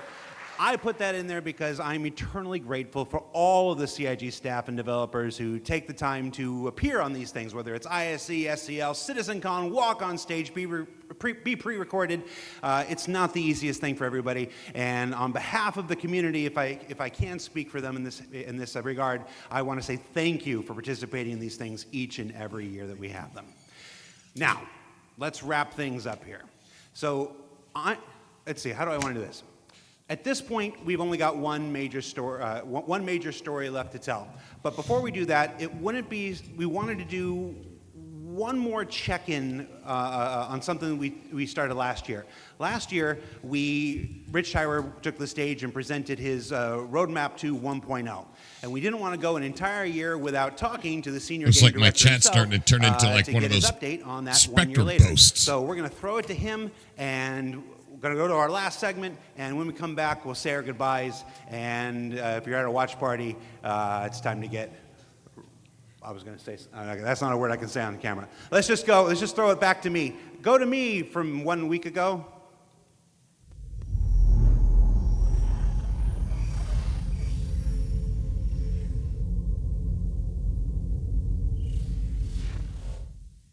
Last year, Senior Game Director Rich Tyler took to the stage and revealed our plan for 1.0. Now, before we end this year's CitizenCon Direct, we wanted to take a few moments and follow up on that reveal from last year, to do as we've done today and look at the year ahead. So, I just think it's silly and stupid. Thanks for taking the time. I'm allowed to think that. You're welcome. All right, so we're going to jump right into it. Everybody knows the only constant in game development is change. So I'm going to ask you outright, what's changed about the road to 1.0? Well, fortunately nothing. It still remains our North Star. The team is busy working towards that goal in the background, and every patch this year has moved us towards that goal. And if you haven't watched the Star Citizen 1.0 presentation from last year, I highly recommend you do so, because everything in it is still relevant. The idea of it's stupid. You mentioned every patch this year has moved us towards that goal, so I want to dig deeper into that. We've done, at this point, 9 releases in this year, more than any year prior. How does each one of these not just sit as their own moment in time, but move us forward on this road to 1.0? Well, last year I discussed the framework of 1.0, how all those complex systems can tie together. And one of the core aspects of that was the main story, which became the spine of the universe, which brought all of the locations, mission givers, guilds, and all the different areas of the game to the players. Now, what I didn't talk about from last year was all of the content that was going to support that framework, add the flesh to the bones, should we say. And I think that's where this year has moved us towards that goal. I think we need to all take, including myself, need to take a step back. We're not always going to agree with everything. We've taken them away, like Siege of Orison or Zenithreat. We've added them to the game. I don't need to convince Cyberg or anybody else that I think that it's stupid. He doesn't need to convince me that it's not. Facilities, Onyx facilities. These are permanent additions to the world that not only have their own story, as when we release them with the patches, but they'll also become points of interest and areas that the larger 1.0 narrative will utilize. Since we're on story, I'm going to stay with this here. Since we launched the PU back in 2015, it's always been this sandbox where players can do what they want. They can bring their own story to the verse, and that'll never change. But how important is it that we also build this concurrent narrative of our own, this crafted experience, if you will, alongside that? Yeah, you guys can still have your own opinion. I'm the first one to voice my opinion. The player stories that you and I think I'm the one that started the arguments. Go and enjoy and create their own memories together. So I'm sorry about that. It also means that we want to have a universe that gives back. We want areas and locations to feel like they're believable and real-life locations. I started at Cyberg, so I'm sorry. Throughout this year and the patches that we've worked towards, we've had an overarching story that's moved from patch to patch, and we're going through some of those cycles right now. We've also been introducing mission content that has fully voiced dialogue and facial animation, which allows us to inject some of the meaning and the why to what you are doing as a player. And I think story is integral to Star Citizen as a connective tissue that ties all of these different complex systems together, because it takes players on that journey throughout the game. To see this big turn this year to start injecting story into the verse, I think people are really responding to it. So everybody knows, and you mentioned just now, that this year we changed a whole lot about how we operated and how we release things. How do you think that's gone? I think it's gone very well. I think if the mantra that I've always been pushing this year at the beginning of January was patch always goes. And I think this year has seen a different development strategy for how we've been moving the game forward. That's where this different strategy has allowed us to really take a wider approach. And we also have to remember that Star Citizen is played by tens of thousands of players every day. And while we have lofty future goals, we still have to make decisions right now that make the game fun for the people that are playing it all the time, playing it as their daily game. Yeah, I know, but I kind of feel like I started the patch back. We've had to make the back and forth with my mainly opinion. due to around a feature may not been ready or right to go into there. There were 3 months, 4 months, sometimes 5 months between patches. Exactly, and I don't think that's good for anybody. I don't think it's good for the players. I don't think it's good for the development team. I think it's better to have regular cadence of drops. One good example is this year for A Line of Mine. People probably don't know, but A Line of Mine, when you turned on the laser, it was actually supposed to reveal the sandworm Valakar. And I played it, and it didn't hit the quality that I wanted to go into the game. So we changed, and I took it out, and I made that decision alongside Chris and Erin, and we've held that back, and we're going to work on that towards a future patch. But I think definitely the more regular cadences has had the multiple benefits, and like I said, I want to dispel a myth right here, right now. Like, features are still being worked on quite heavily in the background, from radar and scanning in FPS, the new quantum, to inventory, engineering and crafting, and all of those features are going to be coming very, very soon. That's right, Darth. To get their hands on. And, you know, I'm going to be honest, I'm not going to sit here and say that if I was to go back to the start of the year, I would hope that we would have released more features. But I also think every decision we've made this year has been through the lens of making the live experience as stable and as good as possible. Absolutely. All right, so that's a bit about the year before. And the year before has been, I've said this before, I've said it internally, I've said it out there, I'm going to say it right now again on camera. I think this has been the best year of Star Citizen ever, and I'm willing to look right into the camera and say that. The player numbers are up, engagement numbers are up, the length of the play sessions are up, bug numbers are down, 30K is gone. It's been a solid year. But CitizenCon isn't CitizenCon without talking about the future, so I want to move us to the future. We've talked about story, we've talked about this more diegetic, immersive universe and adding voice lines and stuff like this.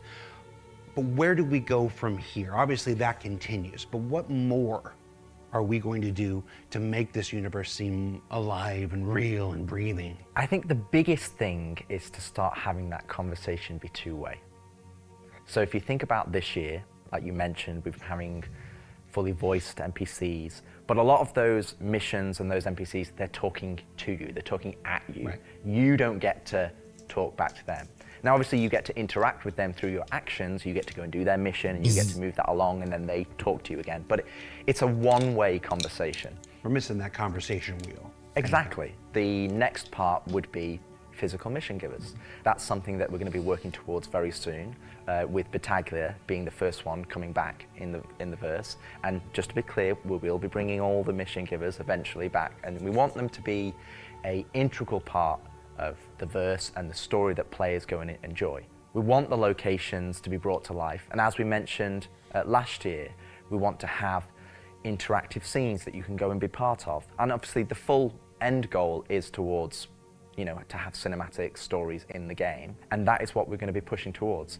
Everything we do, every decision we make is through the lens of moving us closer to 1.0. It might sometimes be difficult to see why those decisions have been made at the time they've been made, But rest assured that Star Citizen 1.0 is still our North Star. That's what we're still aiming towards, and that's what we're going to be moving forward with every patch next year as well. I'm remembering when mission givers were first introduced, they sometimes became a bottleneck. Is there a role in instancing, which we learned about earlier today? Is there a role for instancing in that, in helping with mission givers? Yes, partially. It will be one mechanism that will allow us to have players go to their own individual area of the verse, have that conversation, and then go and continue on into the open world environment. So I think that's where, when we look at instancing provides us one tool that allows us to remove that bottleneck and provide a more seamless experience. Happy you said that, because that's one of our last topics I want to get to, is how we reconcile instancing with the persistent universe. Like, for the last 10 years now, we've been building this giant, seamless, persistent universe where everybody can come in and play together. And it would be easy to have a first instinct reaction to the idea of instancing and say that's antithetical to everything that Star Citizen. But you mentioned last year these 3 pillars of building Star Citizen in the PU, and I want to know, you said nothing changed, but I want to ask you about this specifically. What are those 3 pillars again, and how does instancing fit within the greater design of Star Citizen? So the 3 pillars I mentioned last year were open world. That's just like the missions you love today. You can go and play, there's other players there, and you can go and enjoy that together. Then we have instancing, which I'll talk about more, but similar to municipal works that we've talked about previously. And then the 3rd pillar was dynamic content, which would be content that's generated by the activities of the players. And I think it's very easy to become myopic around one specific thing when we're talking about it a lot, when it's the next stage of our development. And I think you could reverse it. If we'd have made a game that was all instance, and then I'd come on camera and said, hey guys, we're going to start doing it open world, it would be like, oh, is the game changing? Are we doing open world now? Is open world the new North Star that's going to take us this way? And it's not. It's just one more tool that's going to allow us to offer different and dynamic experiences for players to go and engage in. Now, when I talk about instancing isn't always what you'd imagine as a solo instance experience where it's only just you. We're going to have several different versions of instances. Some are going to be closed instances, which will be like the new player experience. We'll be able for you to go in by yourself, for us to teach you the ropes in a safe environment so that you can understand how to play the complex game that we've made. But we'll also have open instances like a cantina or a bar, where we might say, hey, we only want 50 people to come in here because we've got mission givers and we've got other NPCs for you to talk to, and you would just walk in and it would be seamless. You wouldn't know that there was an instance, it's not going to get a loading screen, you would just seamlessly walk into that location, it would be full of other players and NPCs, and you can go and enjoy the content. And that's, I think, something that instancing is going to provide us. It's going to give us a tool to offer different dynamic content, or curated content, as I'd say. It allows us to create experiences that are different to the open world experiences that we've already made. And it's not to say that we won't continue our open world development or only do instance content. It's going to be a mix. And like I said, this is one of the pillars that will move us towards 1.0. We will eventually work on dynamic content that will move us forward to 1.0. And all 3 of those pillars will interweave to create the full Star Citizen experience. All right, so we've hit a lot of the bigger topics, the feature work, engineering, and FPS crafting coming to tech preview soon, stuff like this. We've talked about instancing and how that's going to work within the universe. But I want to ask you this one last big one. It's very easy to say Star Citizen is this kind of game and that kind of game. Those of us who spend our days making it know better. It's an everything game. It's everything we can make it game. It just is. But at the core of this is still spaceships. That life of spaceships. What more can you tell us about spaceship gameplay in the future? What can you give us? What can you tee up for us to look forward to for those of us who are really into Star Citizen for the spaceships? Our intentions going forward are to make sure that every ship or ship archetype that you acquire has a role and has content that you can go and enjoy in the universe. For example, right now I know that we're working on more robust mining missions, more robust salvage missions. We're going to be working on refueling missions. And we want to make sure that each and every one of the ship has a purpose and has a reason to exist in the game. That's from the smallest Argo MPUV, as well as ground vehicles, all the way up to the large capital ships. We want to give them purpose. And I think it's something that we are absolutely aware of. We want to make sure that we're building that spectrum of content to allow players to go and engage in. And I think 2026 is going to be a very good year for Star Citizen. And I think there's going to be something that's very interesting and something that a lot of people have been waiting for. But rather than me spoil it, I'll let Ian and the team go into the details on that. He had a twinkle in his eye. Ian, take it away.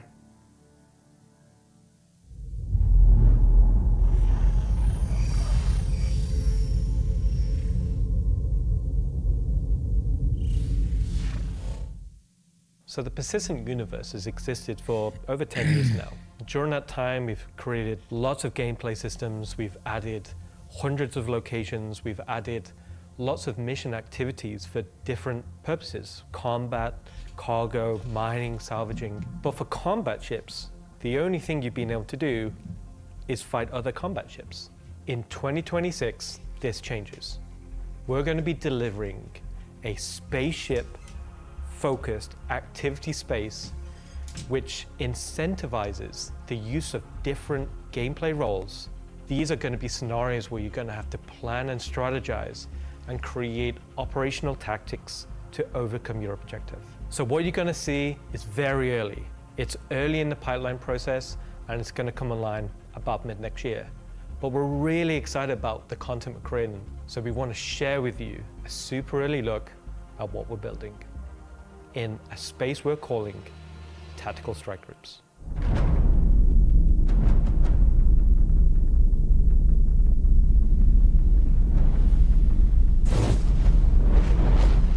The People's Alliance are still trying to get to the bottom of what this new faction is really doing in the Nyx system. They've sent a capital ship to check out a station and run into more than they can take care of themselves. Unfortunately, that team came under attack and members of their groups were taken hostage. Now they've reached out to Intersec, who've reached out to you to help recover the pilot. Of course, it's unwise to do this alone, so you'll need to put a team together to attack the station. When you arrive, you will have this big asteroid, kind of broken asteroid, and on this you will have this base where you will find three big arms. You will see in the middle, you will have this big energy core. Everything here has a purpose. It's not just for the show, just something nice to see. You'll see a People's Alliance-owned Idris that's just on the outside, and it's going to be getting harassed by this unknown faction that you have met before. So your first objective here is to clear out the ships. There'll be waves of these ships, so this is where you want your light or your medium or your heavy fighters, whichever playstyle you prefer.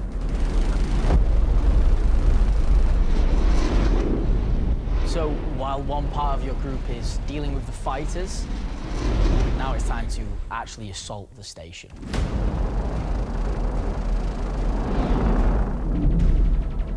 This station has been outfitted to resist all of the obvious way of attacks. Somehow they've incorporated Vanduul capital ship killing turrets. These turrets ignore small fighters, and they have the firepower to destroy even the biggest capital ships. Your Polaris and your Idris, if you get it close, it will get shredded. The idea of these is so we can sort of make it so we can mix up that ship combat, and not everyone can just bring the biggest ship and win just because they have the biggest ship. That's so cool. You have to send out your best pilots to navigate the superstructure and take down anything that may damage your bigger ships. So at this point you're thinking, destroy the turrets. Yeah, right, Paz. But it's not that easy. This turret has shields that you've never seen before. It won't take any kind of damage Your missiles won't do anything, your lasers won't do anything, your ballistics won't do anything to them. But like everything, they do have a weakness. You have to cut the power to their shields. To do that, that actually brings you to your first objective, the power relays. So the exterior has a number of power relays that are holding the doors closed so that you can't get in. You have to find them, you have to target them, and you have to destroy them. But it may not be as easy as it seems. Here's our first wrinkle. The power relays have their own shields that are resistant to energy-based attacks. We know how much you like using laser repeaters, but so do these guys. Capital ship can't get close enough because of the turrets. So ships with explosive or ballistic ordnance will be needed here. That's torpedo ships like your Retaliator or Gladiator, or even another fighter with ballistics loadout. That's going to take you a while.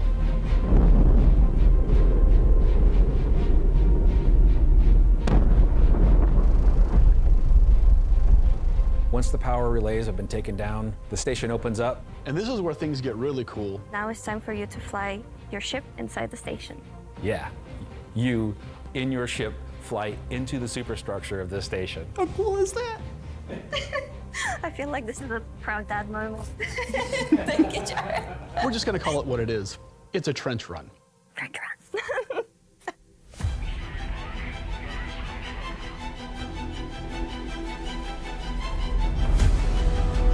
That is So as so you enter the cool. structure, you'll see cooling units along the sides that you'll need to take out. There's 3 arms to the station that have these trenches. You'll fly into one, and then there'll be a core in the center, and then you'll move out another trench. You're either gonna do it multiple times, or you need to bring friends. At this point, the core is still protected, so these are essentially strafing runs. Oh my Objects to God. avoid, you're going to have to be able to dodge. You're going to have to move quickly. Yeah, that's You need right, an Warhawk. agile ship. Because the shield generator that you're targeting is emitting lots of distortion damage. Oh shit. So once the cooling units are out, that exposes the core to overheat, which means that you can attack it from the inside and also from exhaust ports on the outside of the station. This core is armored and just takes a whole lot of damage.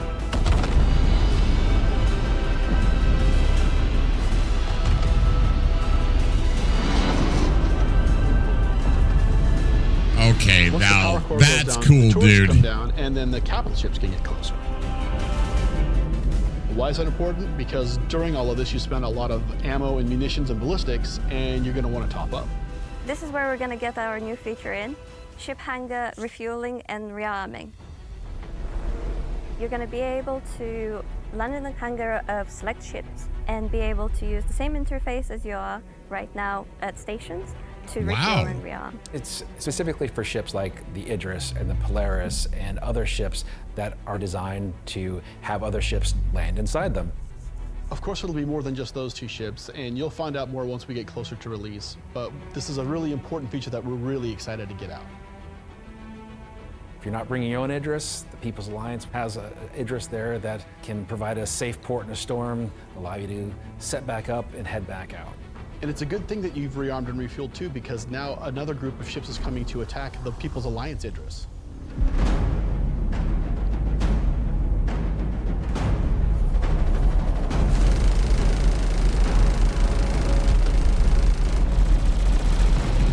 So while the fighters are protecting the Idris, what's happening at the station? Well, that's where the dropships come in. Now you've got to take a fire team in. You've got to land, you've got to fight through an onslaught of FPS enemies that belong to this unknown faction, and you've got to open a hangar door which will allow you to release captives from the station.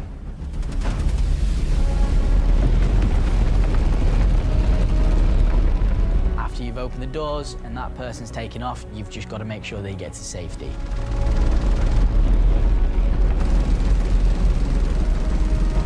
So at this point, all of this sounds pretty simple, but there's an additional complication. So up until this point, it's just been you versus the enemies in the station. But the enemies in the station have their own enemies.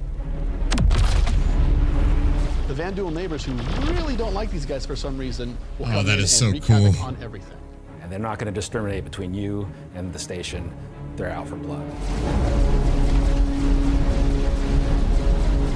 When you alert the Vanduul by destroying the power core that the station's now vulnerable, you're on a time limit. Vanduul are coming, they're going to come hard, they're going to keep coming. You're going to have one hell of a fight.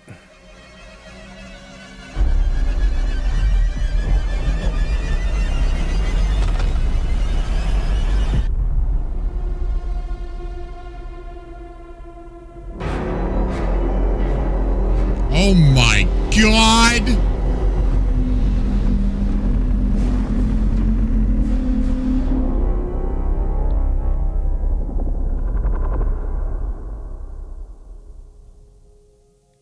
Good job, Big Damn Tactical Hero. strike groups. I'm personally so invested in this. So throughout 2025, we created a variety of content. Some of it was very focused on FPS combat. So personally, driving a more vehicle-based experience was very important to me.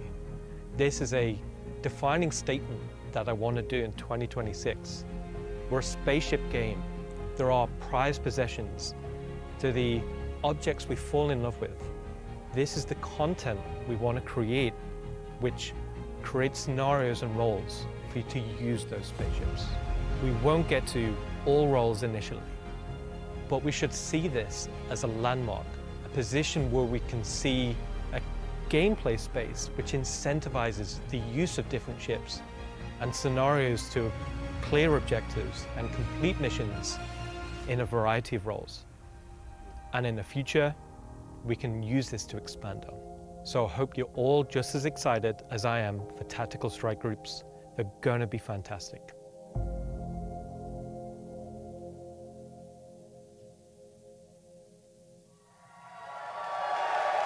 Wow.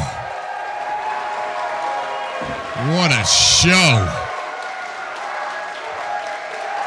What a show, guys. Thank you so much, CIG. Okay.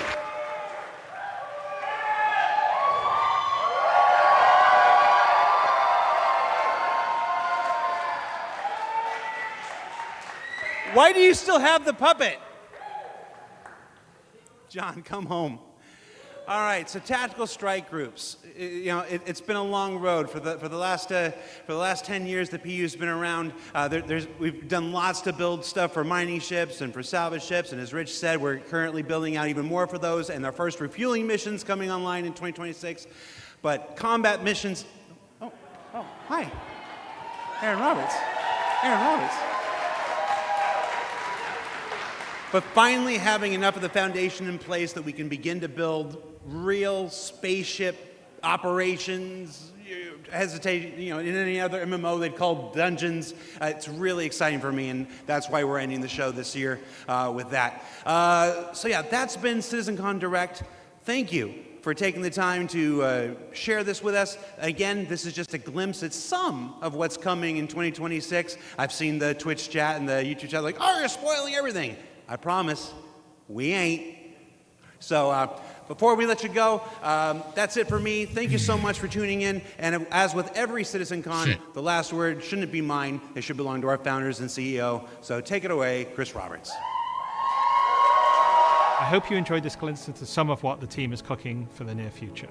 Of course, we're not going to spoil everything that's currently in progress, and many features we haven't discussed today are in active development, like base building, social, and trade tools that are very much a priority. These, along with bringing the final polished features from Squadron 42 into the persistent universe, will make next year the most exciting yet for Star Citizen. Finally, I want to extend a heartfelt thank you to everyone at CIG for working so tirelessly and with so much passion to deliver something that is already special and will only get more so as we continue. And of course, to all of you for making all this possible with your support and feedback. We couldn't do this without all of you, something that I and the team appreciate every day.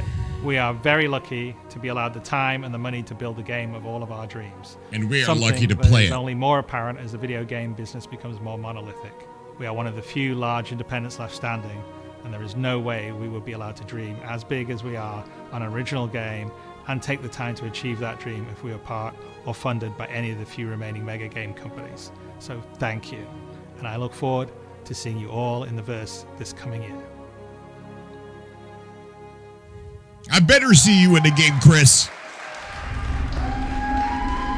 You better not be in an instance either.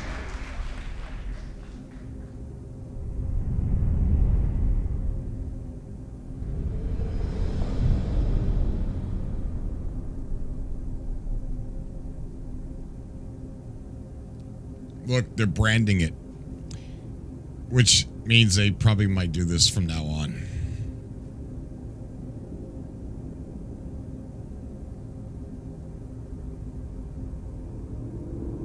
Yeah, right, Baz? This is it, Malika. It was a short CitizenCon. That's it. But I tell you what, it was like those orange juice concentrate canisters that are frozen and you get in the freezer department at the grocery store. And then there's like that little can of frozen orange juice concentrate makes a lot of orange juice. Well, that's sort of like this. That's what this CitizenCon was. And it had pulp. Yeah. But you can get it pulp free, I believe. We don't have that in Australia. You don't have those? Oh, man. The station attack looked amazing. It was all amazing. Let's see something here real quick. What did you guys think? Oh, shit. Where's my camera? What did you guys think of today's show? Let me get let's see. What was your favorite part? I'm going to tell you what my favorite part is. My favorite part was the new planet generation that they're making. Let's see. Hold on. Let me find my Discord. All right, I'm going to jump into live public comms, and real quick, we've had a lot of support today on the show from a lot of people, and I love you so much for it. Before I jump in here, I want to thank you guys for everything. We got to a level 17. We didn't quite beat, I think, last year's, but we came very, very, very, very, very. I think was it level 17 or 12? I can't remember. I can't remember what we got to today. But it was amazing. Oh my goodness. Now Deary just donated $100. Thank you so much, Now Deary. Thank you, buddy. Thank you so much, man. You didn't have to do that. I missed you. Thank you, Now Deary.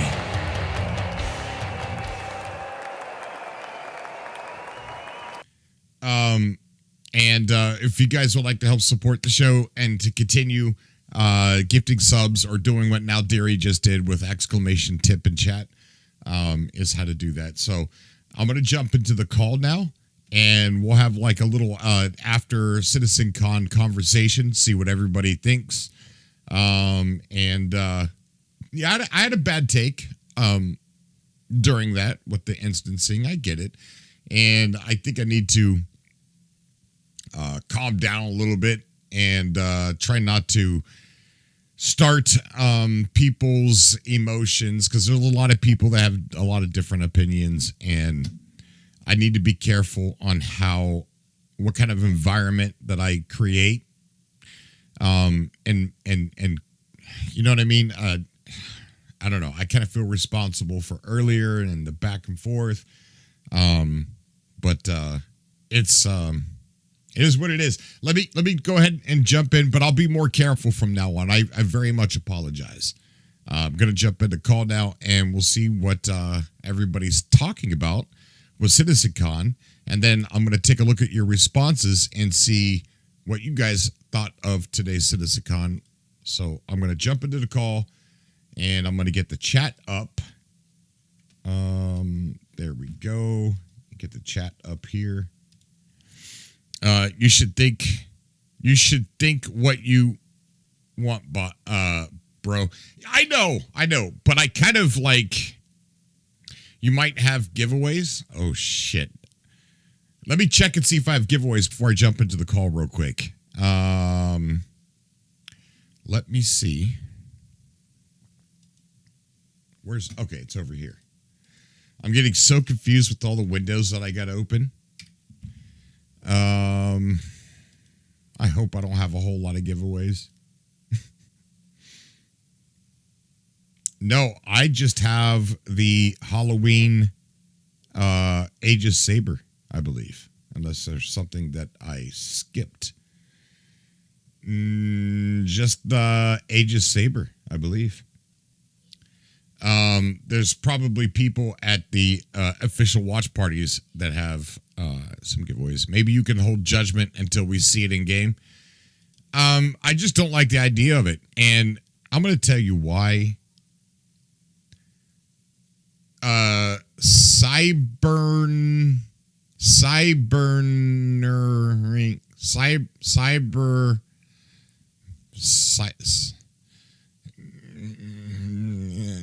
Thank you so much for the follow, buddy.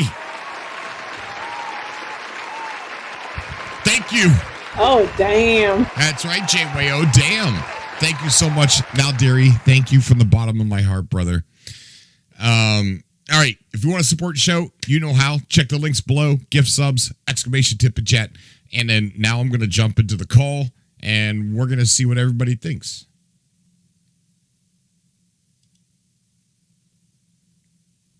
Oh, no.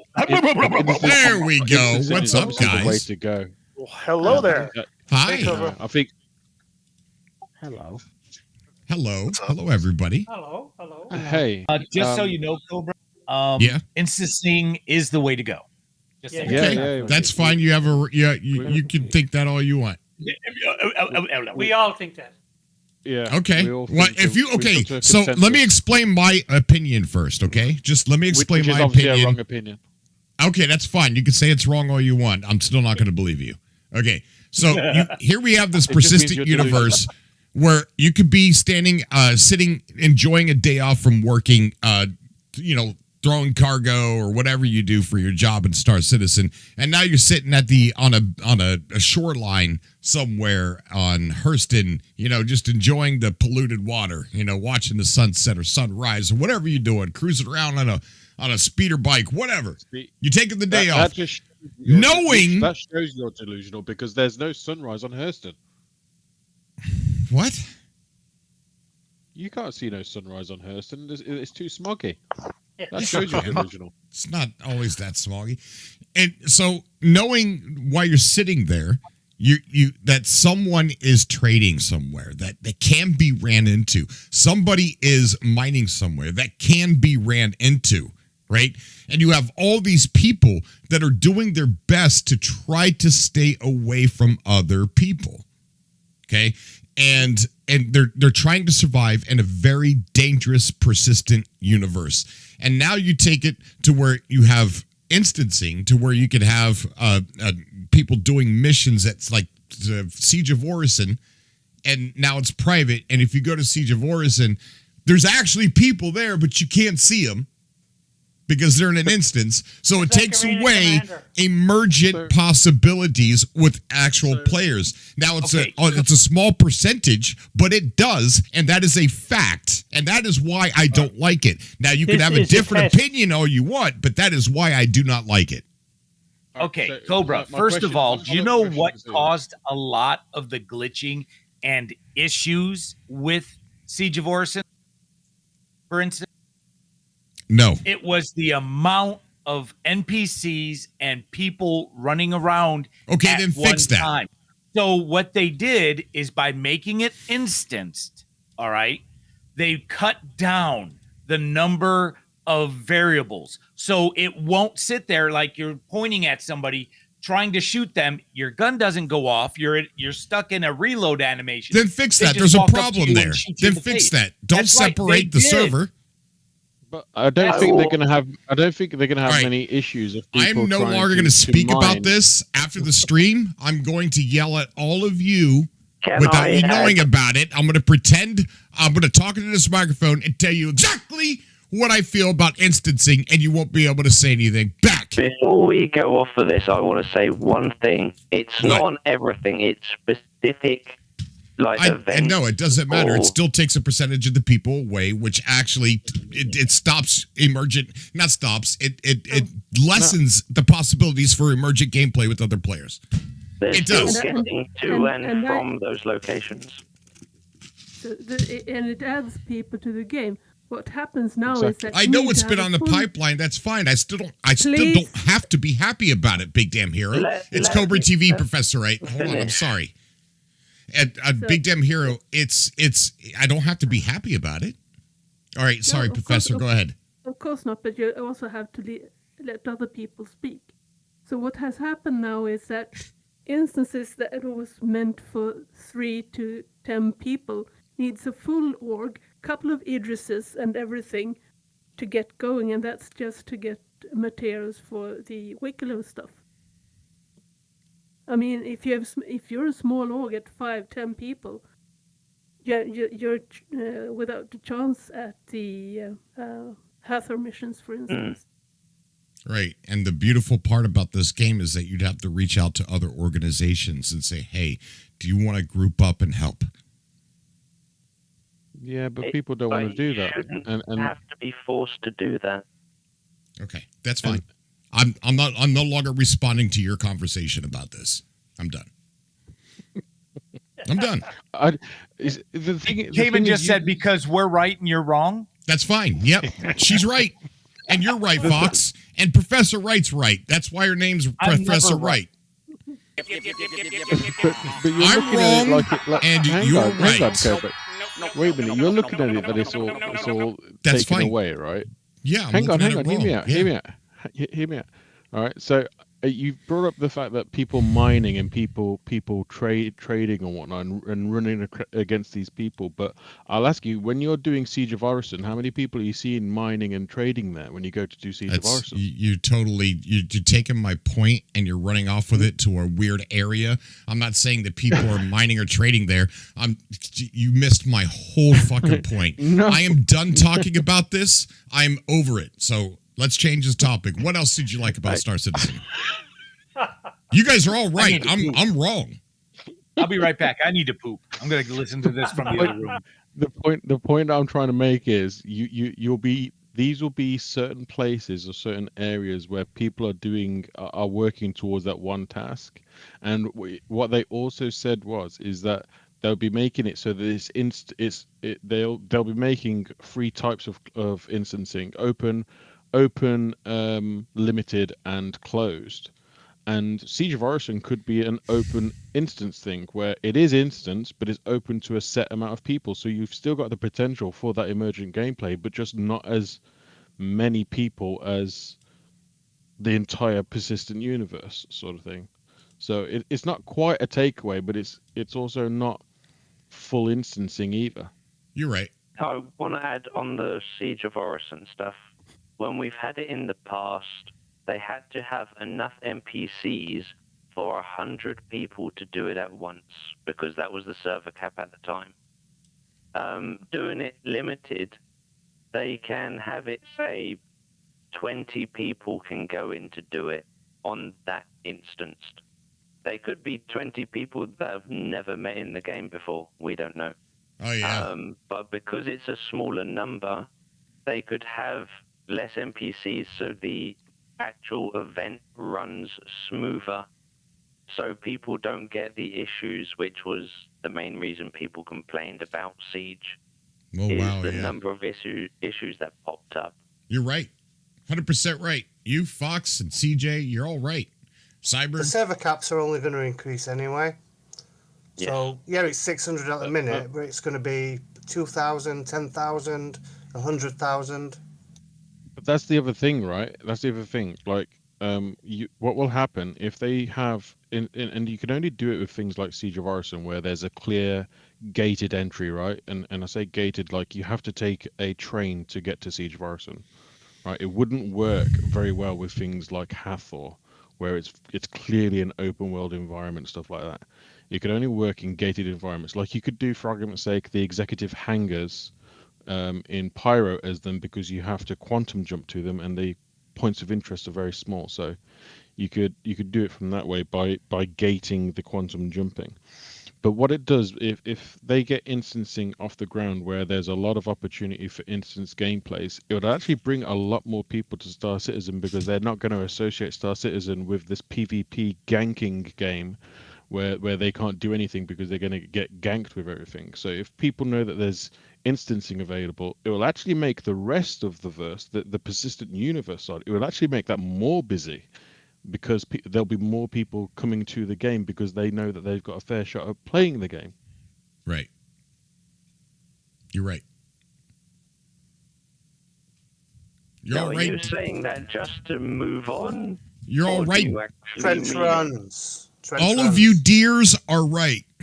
Now, what else did you like about Star Citizen? The CitizenCon. Levski and Nick. Levski and Nix? Opening statement. Huh? The opening statement? Yes.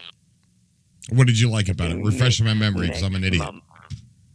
Nix is next month. Oh, the Nix is, yeah. Isn't that crazy? Oh, yeah. Swamps and Nix. Oh, did you see that planet generation? No, saying that reminds me one thing. When they first started talking about Nix, they said I know that now, dearie. they couldn't terraform any of the planets because they're too harsh. And then when they went on to Nix 1, that looks very hospitable, a very friendly planet. So what's the issue with just settling on Nix 1? Why did they have to make the station? In-law reasons. Huh? What? I was reading. Say again. When they first started talking about Nix, they said that when the UE came into the system, they did a scan and the planets were not possible to be terraformed because they're too inhospitable. Right. Then when they were showing off Nix 1, it looked like a very friendly planet. Yeah, it looked very terraformable. Either they hypocrited themselves, or there's something on the planet they didn't show us. That's true. Yeah, because it looked very hospitable to me. Yeah. They could be pulling a No Man's Sky where it looks hospitable at one time of day, and then the next time of day it's too harsh for people to live or buildings to stand. I'll tell you, some of those biome shots reminded me of No Man's Sky, but with a realistic lens to it. Yeah. But I swear that was No Man's Sky with a different engine. Oh, yeah. Yeah, especially that toxic mushroom stuff. Yeah, I was like, oh my gosh. And we get some of that in a month. No, we get we don't get the planet in a month. No, not the planet, but the starting of it. We get Nix and the first. Yeah, we get Nix. Ports of that, next month. Yep. Less than a month. When we get Nix, we have all the planets, so you'll be able to go there. It wasn't as big of a CitizenCon as I would have liked. Like, essentially, we just got told about we just got told about Nix, about a few ships. Are you kidding me? That planet generation is yeah, dude, that's out of this world. No game looks like that. No game. No, that's great, and I'm not saying that what they've shown is amazing, but if you think about the amount of things, like last year I could say like 20 things they shown at CitizenCon. The year before that I could have said like 40 things. Like this year I feel like they only spoke about like 10 things, if that makes sense. They only showed us short-term stuff. But yeah. The other problem with that is all the previous CitizenCons, all the stuff they've shown, most of it hasn't even shown up yet. This seems to be condensed to stuff they know is coming in the next few months. Yeah, and that's been a trend that they've been doing. Cobra. Yeah. Well, I wouldn't say concentrated orange juice. I would say time relevant. Okay, yeah. Because the stuff they showed on last year's was well, there was the big squadron chunk, which I think was a few hours. And then the rest of it was sort of progressing towards that 1.0 in different areas. Whereas this year, it was more focused on the progression of one system. See you, Draco, buddy. See you, man. Plucked out of the 3 we have left. So it was quite nice on that front. But that was why it's, I would say, worked as a direct.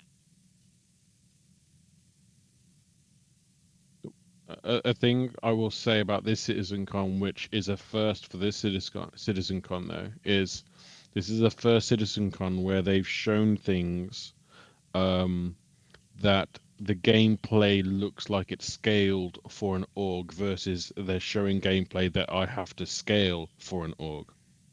That's true. Absolutely. That is true. Definitely. And the final event they showed, it works even better because it's instanced for doing the objective and the scale for org gameplay. Even better, you can rearm, repair, refuel on your Idris, but hey ho. So that looks like a theater of war type thing to me, that they have that set up as. Yeah. I don't know if anyone else is excited for this, but I noticed people were talking about it. They had talked about 2 ships getting released, and looking on their page, they're flight ready, and they said as of next update here in next week or so, Yes. they will be flyable. So that's the Stinger, Paladin, and Shiv. Yeah, I'm getting the Shiv. Next PTU patch, you can fly them about, and then when that goes live, they'll be in game, like fully. Yeah, the Shiv is definitely. I'm getting that. Yeah, I'm buying it as we speak. Are you? Yes, even just so, I've already done it. Really? I upgraded my tank to a Shiv and something else. I forgot what it was to the Stinger. I'm not bothered about the Stinger. You can keep your alien propaganda. But I've got the Paladin from last year. I've upgraded and downgraded my links from a nice fancy. They just dropped the PTU patch just now, so they should be up. Well, the PTU drops just dropped. So, like on the PTU, the Shiv works and the Paladin works, but the Stinger's not working. Is 05 part of Xenothreat? No. He's a part of Tuna Casserole. I said alien propaganda. That doesn't mean I want to kill all of them. I think you do. Yet. All It AI sounded wants to like kill it. all of All them. right. He's with Xenothreat. That's what a Xenothreat would say if they didn't want to get outed or canceled. Exactly. That's why I said it. I was like, eh. I don't hate all xenomorphs. Straight out of there and kill them. Like, I'm not a xenophobist because I've worked with Wicklow, and he is an alien. Yeah, I've got an alien friend. Did you hear what he just said? I don't hate all aliens. One of my friends is an alien.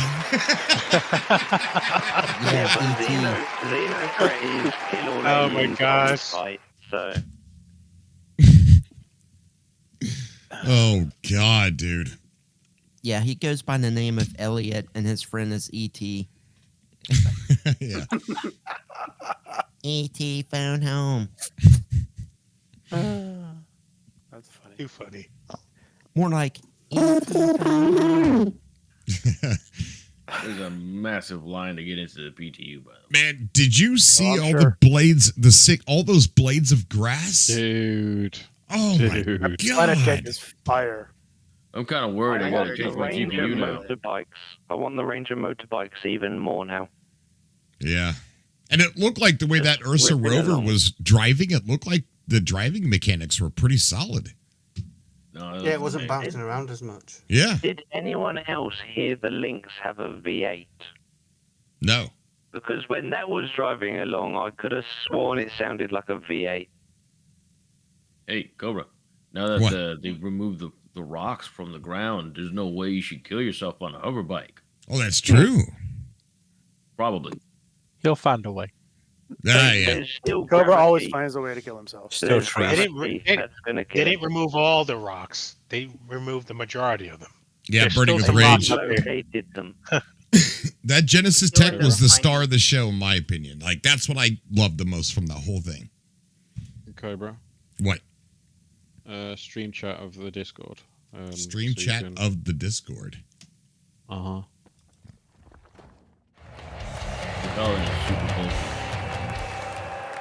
But it is a big gunship. Oh, dude, like, you should see what the cockpit looks like. It looks like a giant cock. What is it? What? It's a giant erosion rectangle, table. man, and you're like, What? What do you want me to look at? What am I looking at? The grass. I was just, put it up on stream so people can see it again. Okay. All right. I thought it was the Lynx sound. I'll be back. Okay, buddy. To name but a few. It's like, I don't think I've ever been in a game where grass looks like that. I know. That was phenomenal. I have not seen. I mean, even in some of the what are they called? CGI movies, grass doesn't look like that. I know, buddy. I know. You know what this footage of the Genesis Tech reminds me of? Like when you're scrolling on YouTube Shorts or TikTok and you come across like some new game engine that shows how it looks like real life. And it's just like a tech demo. And like, people are like, but when are you going to use it in the game? That's what all this footage reminds me of. And it's in the game. You know what it reminds me of? Every What? time I see footage like that, I say, that's AI. Yeah, exactly. Look at that. That looks like No Man's Sky. 100%. Yeah, That's amazing.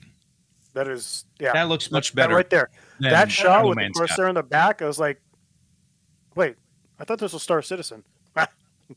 Yeah, I know, right? Yeah, that looks like No Man's Sky with a real life mod. No Man's Yeah, like real life filter or whatever you want to call it, a mod. Right. Yeah. Man. I also just wasn't expecting this sort of foliage from Nyx. Wow. Like I wasn't expecting these sort of biomes in Nyx. I know. And it's coming out next month. And there's swamps, you guys. There's swamps. When they said hostile planets, I didn't think we'd be seeing anything like that. I don't think we're going to see this in a month. I think this is a little bit later. No. This is what they said was one of their planets. Yeah. This is Yeah, the but hero it's not planet next that is month. coming with It's Nyx. coming later. No, they said next month. Oh, no, next month? not the planet. No, I don't the think planet. that's- They said No. Nyx. Nyx is inside of Nyx. What? One No. is in next one. They said Yes, they 1, didn't 2, say and this 3. was coming next month. Not the planet. They said it was coming Yeah, later. all of Nyx is next month. Coming No, next they said they month, were going to and build it around us while we played. the event places. So the station at the end where you fly inside of it. No. That's Oh, you know what? Okay, We're going to find out that's next fine. month. You're right, dear. Hang on. Sorry, you're right, We dear. will Hang find out on. next month. Go. You're both Listen. you're both right. You're both wrong. What they said was we'll be building Nyx around you, and what they've said was that Nyx comes with 3 planets, and it's Detective coming Gamer with played one at Fart release, for 100 which is bits. this one. 2 of the planets aren't done, which is why we're seeing concept art just before where this footage started. Got The it. yellow one and the That blue was one. the gas giant and the yellow high pressure methane one. Mm-hmm. Okay. So this is the single planet we are getting. The other 2 are still being built out. Exactly. Can you find where they said that? Because I heard something different, or I took it differently. Well, you were yelling a lot. Give me a minute. Yeah, the other 2 planets I know are later. I know where they said that how many planets were in Nyx. But yeah, the Nyx one, the one that we saw the grass on, we're getting. The other 2, we're not getting straight away. So I think that might be where you're getting mixed up. Maybe. No, man, planets are inside of solar systems.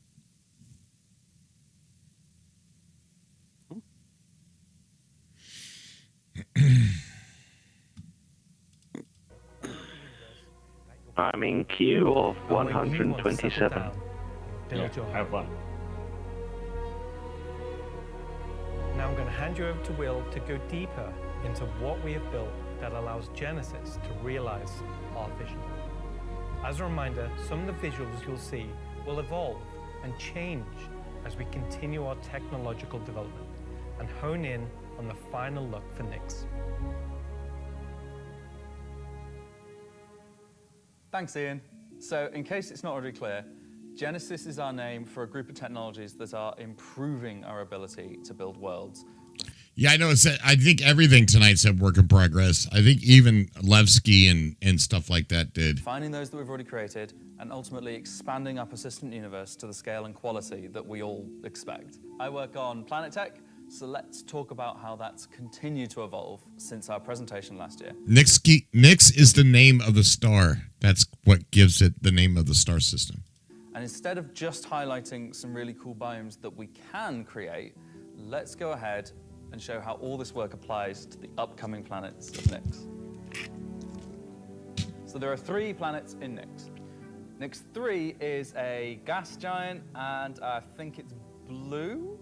It's not going to surface. I don't really know. Nyx 2 is a yellow, toxic.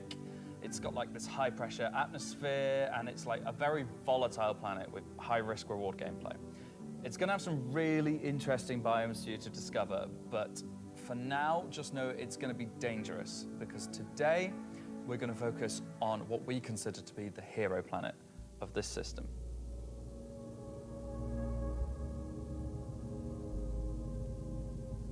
Hey, Nyx what's 1 up, Bob has White got Vision? A rugged, remote beauty. It's got a diverse set of I hope I'm wrong, and they say that it's coming with the next month. But let's this is the only time I hope I'm wrong. From weathered rocky mountain ranges to vast sweeping forests and grasslands, and from damp expansive wetlands to claustrophobic festering swamps. These core biome concepts give us a fantastic platform to hone our technology, in some cases because the current tech couldn't do them at all, or because we want to completely step up our game for them. So, let's approach this planet in much the same way that you, the player, will, from orbit. The orbit appearance of the planets going forward is far more tied to what is present on the surface. That's because we're trying to unify vegetation. Same set of tech look, part of the planet, and use that to blend in tones of green, including variations due to... I don't know. We'll see if CJ can find it. Come along for the ceremony. It's always welcome. Season. It's before or after? I thought it was after the Daymar rally practice. I'm pretty sure. No, I don't know. It's not the information that I'm getting. No, is that tomorrow? That's tomorrow. Yeah. So okay. We have the practice at 1 p.m. EST, and that goes for 2 hours. So that'll be from 1 to 3, and then at 3 p.m. we're going to switch over to the ceremony, and then go from there. And then we're going to be on the live stream with you, Cobra. So it's going to be a long day, and I'd like everyone to participate. It's going to be a lot for people to do. If you want to participate, show up. Yeah, Burning with Rage. I know Nyx is coming next month. However, when they said what was coming next month, I think they only mentioned a few things that were going to be in it, and none of them was a planet. I believe it... That's the confusion here, which I'm hoping I'm wrong.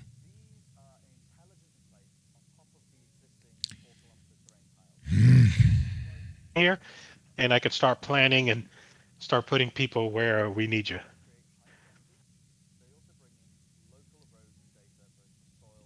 Yeah, big day, White Vision. Yep, tomorrow. CDF is really, we're kind of, we're just more of a laid back security type thing, but we try to do the best we can for the org and participate in multiple events. And we could definitely use anybody's help in the org that would like to participate. We'll put you to work. Don't rest assured. Yeah, the Iron Horizons is more like a very serious minded role play and milsim. Yes. Do you find it, CJ?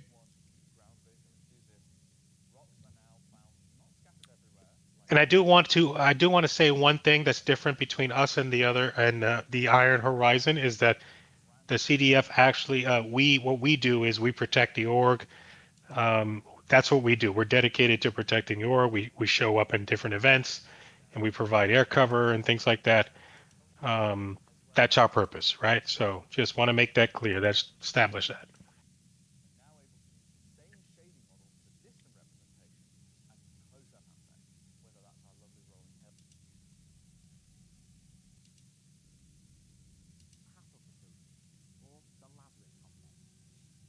Continue to unveil new Nix content throughout the year.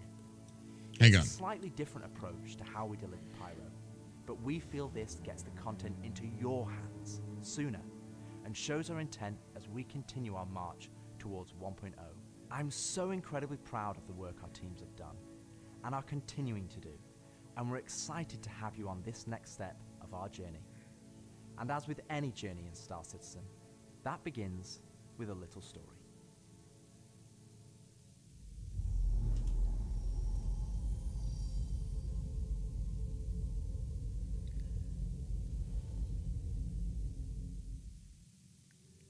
All right, hang on. In 2025, we introduced two major storylines spanning multiple patches. They've got to balance it. Comes in, it'll be a place where monetize features that we want in the game 5 source. That's a look at some of what's coming over the next 12 months. In addition to what we've shown, there'll be new mission packs tailored to storyline in popular structures in Stanton for the next. Yeah. Okay, hold on. Morgan.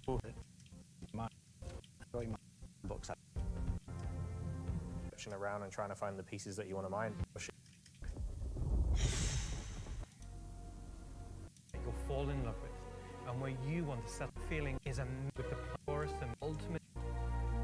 Oh my god, I don't know where I was at. Genesis provides our planets with the ultimate sense of resource to harvest, and where you want Genesis will hone our name for a group of technologies that are improving our being inherent, but on the other hand, for two angles in a weird way, just unplugging that with some a lot of hostility. Here as Mad Mode to be Becky stuff, and the Nix is a little bit cooler.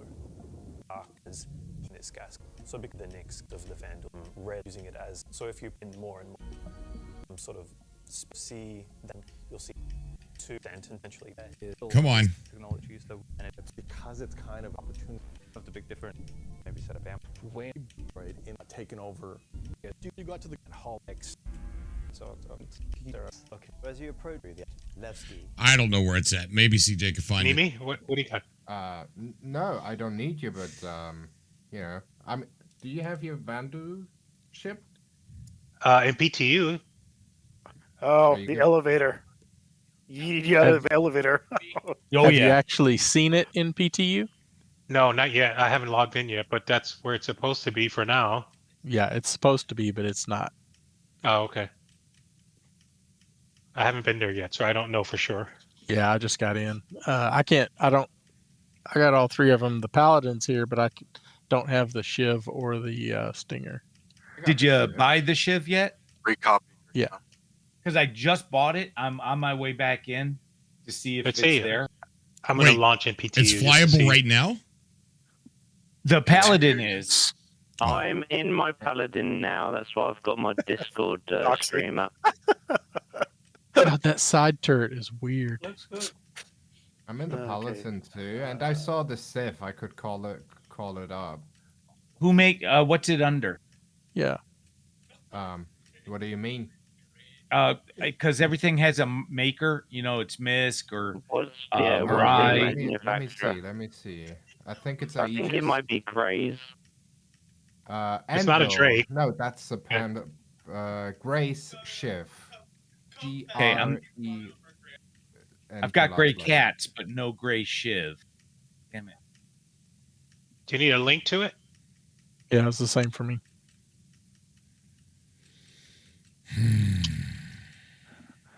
No, I've already bought it. What? Okay. My Paladin. Got it.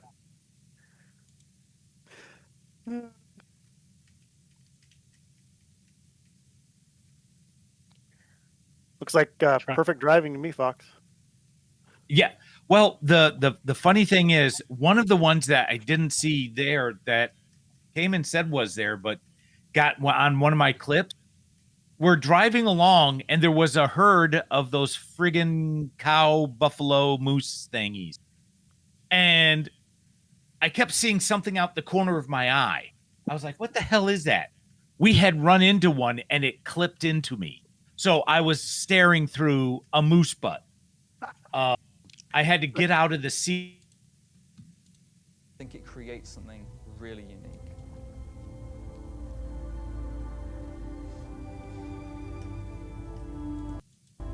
Ah, God dang it. Using it right now to sculpt the identity of Nix One. And I hope you're as excited as we are to explore this and everything we haven't shared yet next year. Next year. To explore this and everything we have identity of Nix One. And I hope and how we're using it right now to sculpt the identity of Nix One.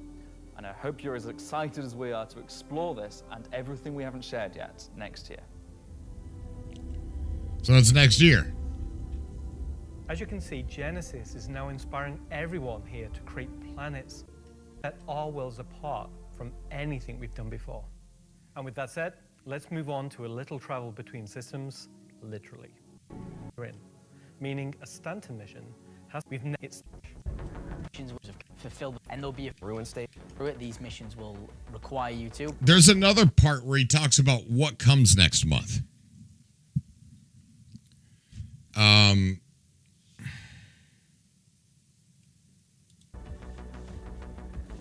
you want any size. And I can't remember where that was where he says it. The Drake Cutter. I've got a few ships, but the Drake Cutter is really cute, so. And make it better for you in a ahead universe, which brought all of the locations, mission givers, guilds. I know Nix comes next year. He's talking about the planet. I mean, next month. He's talking about Nix One as the planet. It's at the beginning. This makes you weak.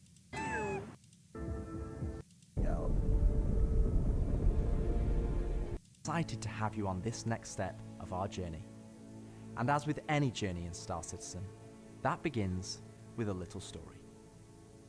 Separated by oceans and continents. First 5 star systems. Nix will see the much-loved Levski landing zone added back to the verse, while also bringing you one of its most iconic landmarks, the Glacian Belt. Here, you'll experience a new combined arms operation that will introduce new factions and new adventures for you to discover. With this edition of our 3rd star system, we're also going to do something that's at the heart of the entire Star Citizen experience, and that is to build it right in front of you. As we have done this year, with the addition of several major locations, such as the Hathor facility or the Lazarus complex, we will continue to unveil new Nix content throughout the year. It's a slightly different approach to how we deliver Pyro, but we feel this gets the content into your hands sooner and shows our intent as we continue our march towards 1.0. I'm so incredibly proud of the work our teams have done and are continuing to do, and we're excited to have you on this next step of our journey. And as with any journey in Star Citizen, that begins with a little story. Okay. There's 2 major storylines spanning I'll take in non-80s working to bring this next era of our universe to life. Oh my gosh. There's a part where he shows everything, the stations, and didn't mind. And he's very specific on what comes and Nyx. Who take right down this news one with a lot of hostility thing acts like this. The main peacekeeping direction that just people make it prosper dealing with people. System has its star and it has this dark. The system has its star and it has this dark, really dense gas, sort of nebulous clouds. It was an immediate feeling that came the direct and so way to Nyx. We glacier sort of a bunch of gas core. Icy Luke, rust and extra flat capture, all of it. And asteroid that got taken in biggest. Do your panning? All years. Bolevsky's immediately apparently unique by the fact that it's looking at of the asteroid. There's a closing statement. Cargo zone. God, I don't know where it's at. The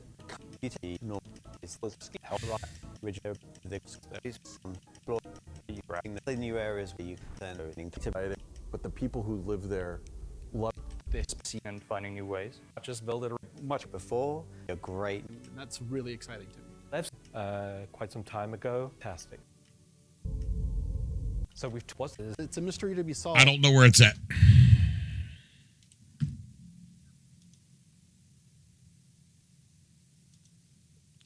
So he said something about Nyx 1 coming next year.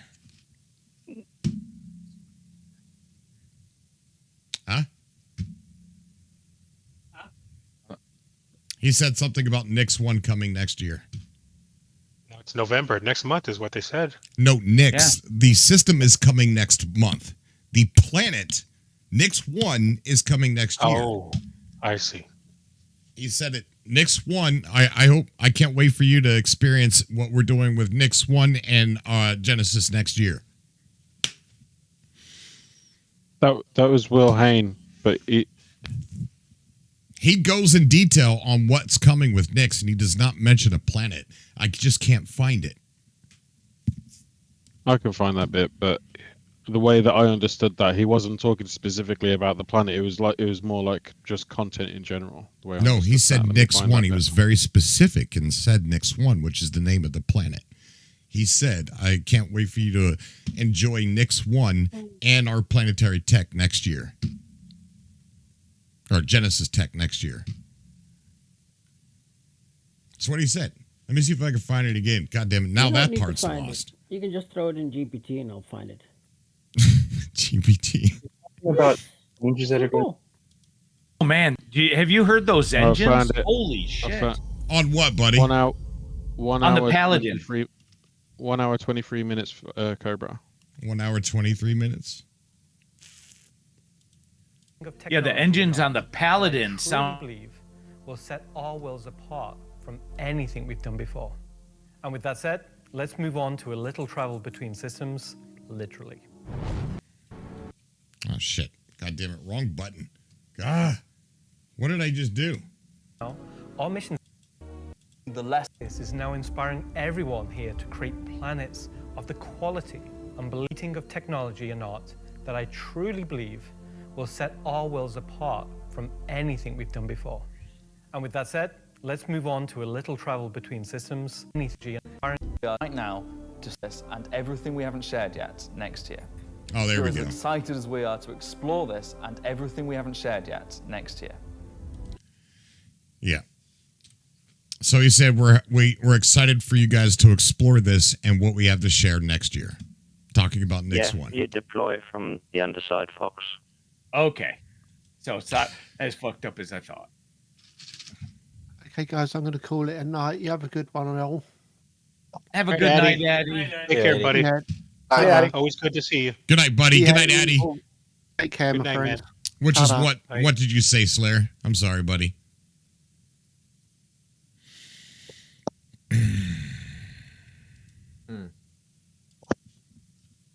Just put the ship out of the hangar. Already 1 gun damaged. There's a part, CJ, where he actually does go and say, this is going to be the release of Nyx. You're getting this, this, this, and this. I just can't find that part. Oh, that'll be very early on then. So simple. Yeah, Genesis is next year. We're not getting that planet next month. Do you know who it was, Cobra? Do you know who was talking? No, because my memory was wrong about the guy who said that Genesis was coming next year, including the planet that they just shown. I'll give you a synopsis. DJ, I know why you can't find that bit, because it's going to be wrong until you give up. No, we found the bit. Okay, you know what? It's starting to really kind of upset me. At this point. No, it is. But it's fine. I can't remember it either. Like, I was certain that it was Will Hain who said that Nyx 1 was coming, and yet I can't find the bit where he said it. So, they never said Nyx 1 was coming. Nyx, the system, is coming next month. So where I understood that he said he was going to say it, I've been to that specific part and he didn't say it. So I think the wording was misled me, I think. I don't think they said it misleadingly. I think I read too much into the wording.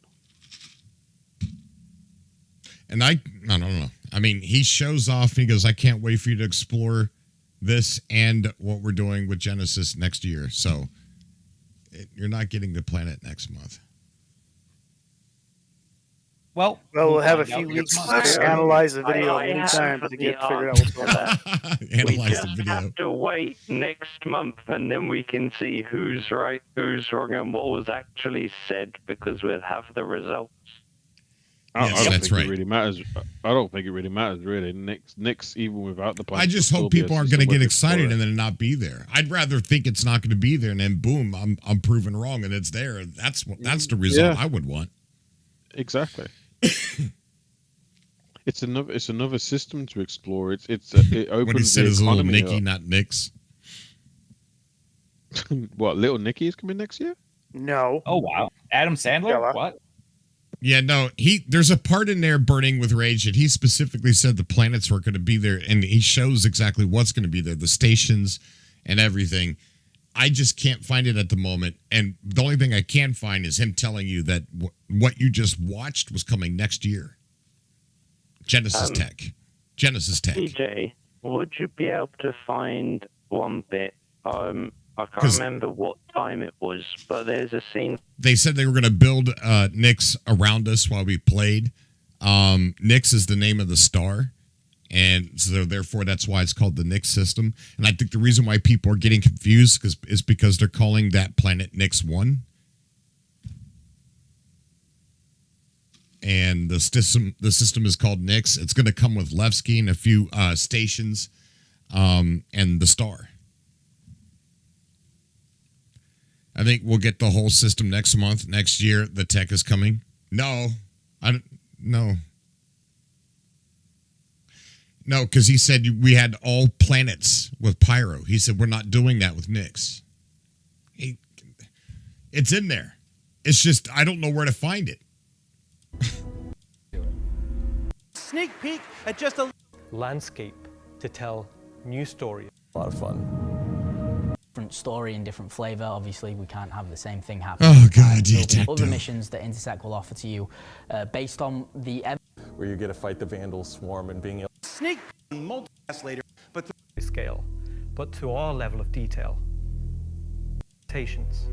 Now, this was a super hard problem from high altitude, or the unpredictable blending when two biomes connected were common. as we can get. Where do they talk about it? Hitting beast. James, Charlie Oscar. Like doing it? From last year, I highly recommend you do so because everything in it is still relevant as of today. Jump right into it. It still remains our North Star. The team is busy working towards that goal in the background, and every patch this year has moved us towards that goal. And if you haven't watched the Star Citizen 1.0 presentation from last year, I highly recommend you do so because everything in it is still relevant as of today. You mentioned every patch this year has moved us towards that goal, so I want to dig deeper into that. A unique charm and flavor. Across the universe. The first was Pyro Must Burn. It connected brutal and determined to wipe out any threats conclusion to that, throwing the Empire into chaos. Through that journey, long-forgotten objective Arkham us into the next step in the larger story we're telling on the road to 1.0. As this new chapter of Star Citizen begins, our universe to life. First discovered, the United Empire of Earth, the UAE, came out and did scans and were too tough to get. QV Planet Services, a very corporate interest perspective, deal situation, trying over at the time. Everything that the UAE they saw. Now that the UAE I don't know why I can't find it. Itself into a democratic society, what is their society to ever return to the UAE? System is bringing to the free outside of the pressure and influence of tier-esque thing. It's like defining factor. You're still going to find gangs. You're still going to grid. Unhappy, they said they're not keep Nyx safe and make it prosper. They are trying to Warm Star, Nyx are clouds. Those points have a gap. Like the level designers are UI, so out towards this when you look of light for the jump prior to Nyx to Castra, but we're get there any way you want. Huge asteroid belt that is a nation of a bunch of technologies that we are combining them to make something completely new that we've just not seen before. Harvested. That means that there's the rocky cliff-like, an extra. I cannot remember where the conversation took place. Delmar is live ski. Are stop Francisco trade and hauling of huge belt instantly gives it a unique charm and flavor. I don't know, man. As you approach, you'll initially the cargo, and that includes things there. See, the thing is, I can't even find a part to prove I'm wrong. As a lot of dated and improved and better is fantastic.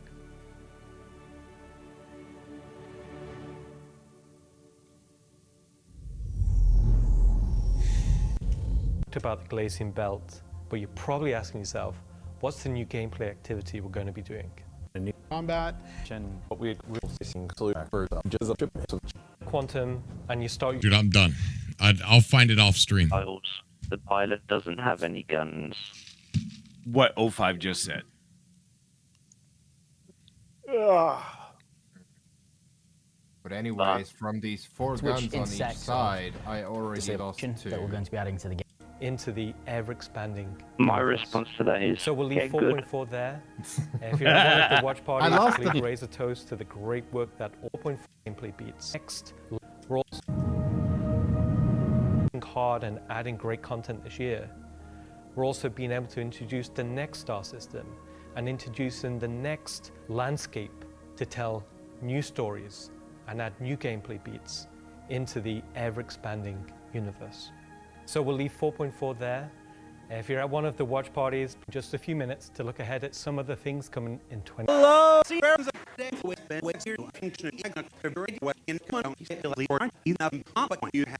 best technology.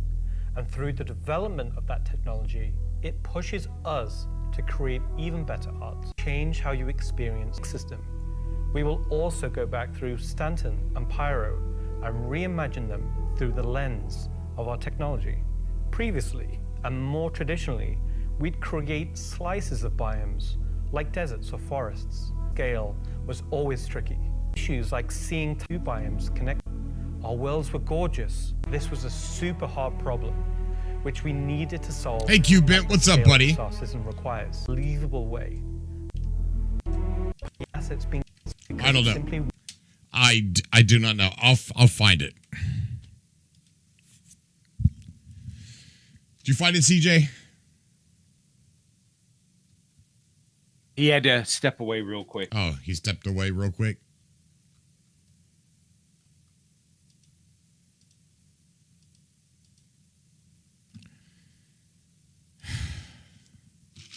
Cupid, did you watch CitizenCon?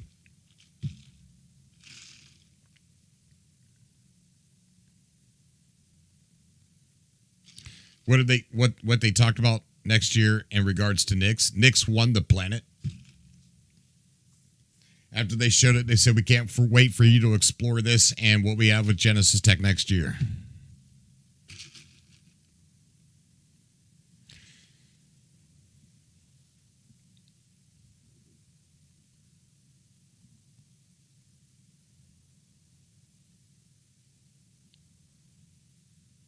Well, it's quiet in here. Yeah, you were talking. Yeah, I know Nick's comes next month. But the conversation that we're trying to find out is whether the Nyx 1, the planet, comes with Nyx next month. Nyx next month. Next. Nyx. What system's that? I know of Nyx, but Nyxt. Where's Nyxt. that? I messed up.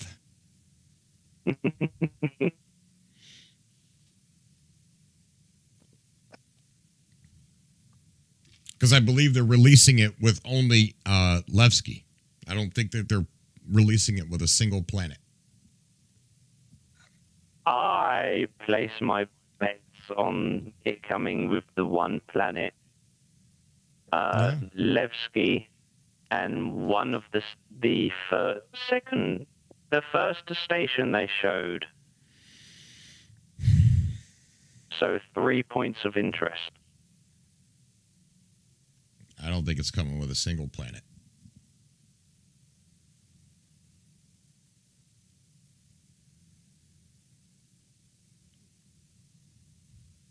What am I missing here?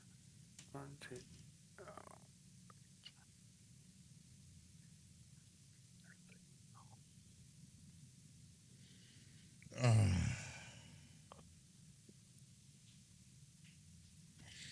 But we'll see. It says it in there. There's two parts. There's a part where he says that Nyx 1 is coming next year, which I found that and showed it.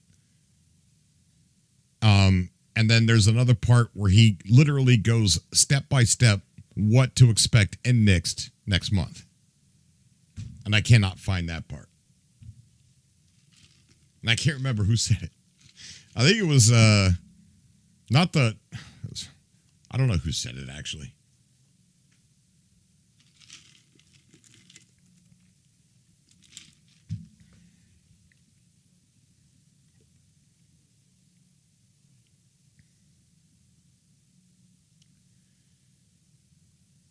Cubent says, yeah, sounded like there's no planets to begin with. Wouldn't be surprised if the gas planet is there, though, as that's fairly done. Nyx 1 was way technologically advanced, though. Don't think that they bother putting in it now and the remaking and as they progress. Hey, what's up, Hungnat? Nyx 1, yes, that's what I've been saying, Mongoose. 1 minute and 24 seconds. Wait, what? 1 minute? Yeah, they or 1 hour and 24 seconds. Oh yeah, I've already played that part. Nyx 1 is coming next year. Yeah, he says that at 1 minute 24 seconds. Or 1 hour, sorry. But there's another part where he goes step by step what's actually included next month. And that's the part that I can't find.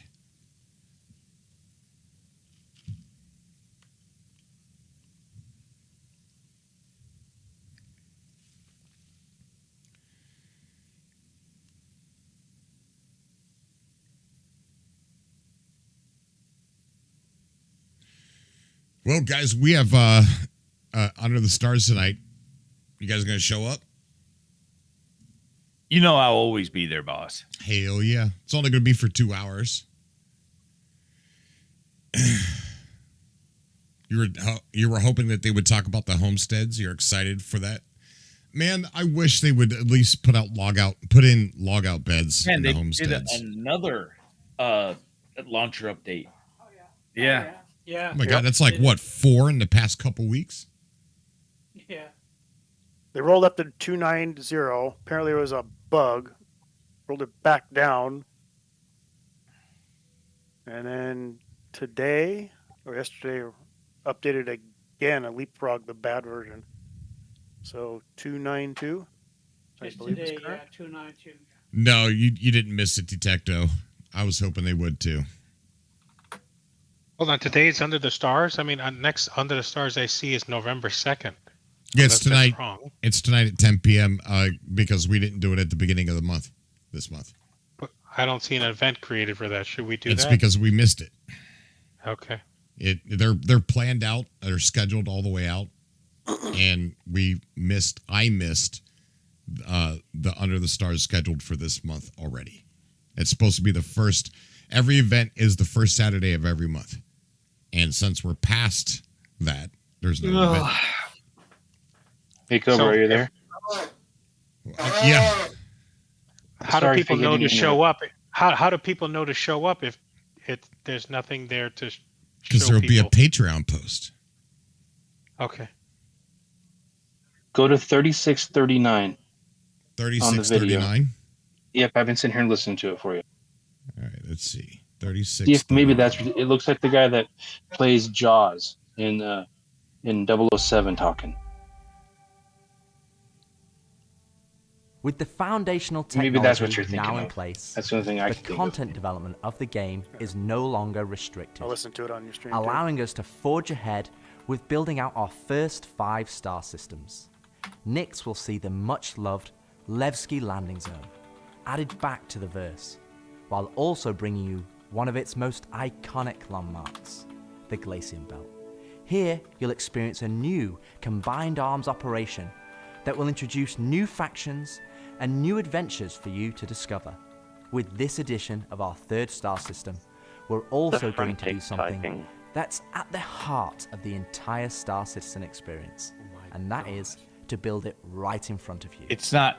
As we have done this year, with the addition of several major locations, such as the Hathor facility or the Lazarus complex, we will continue to unveil new Nyx content throughout the year. It's a slightly different approach to how we deliver Pyro, but we feel this gets the content into your hands sooner and shows our intent as we continue our march towards 1.0.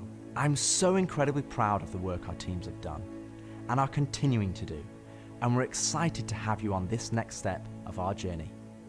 And as with any journey in Star Citizen, that begins with a little story.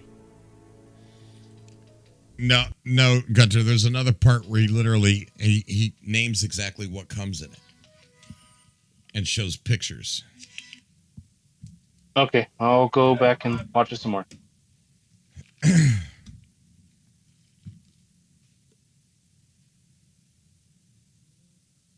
I should create it. You want me to create a new? Okay, I'll create a new event. Let's see.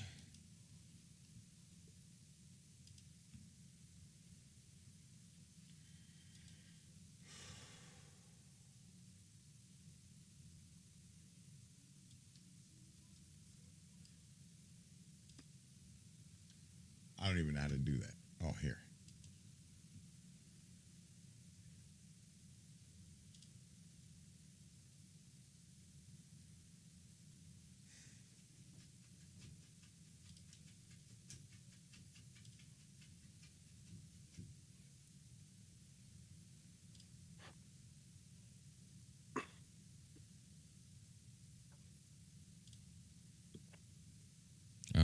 Today's the 11th.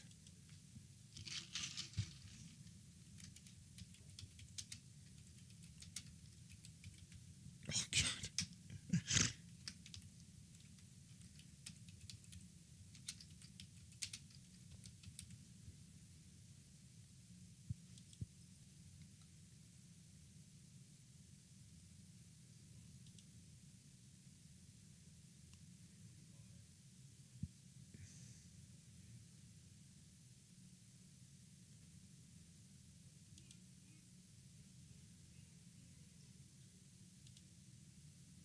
All right, the event has been created.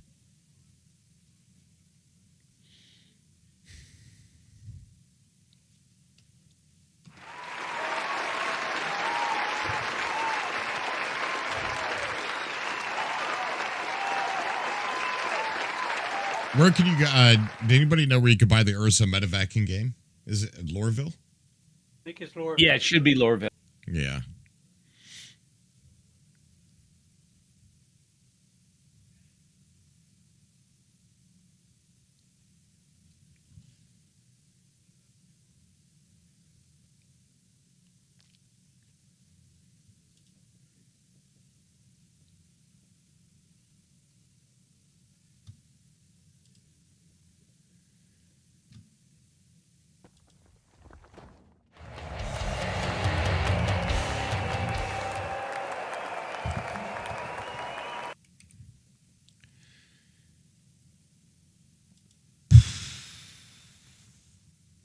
All right. Well, you know what? I'm going to get off here for a couple hours before we start the Under the Stars.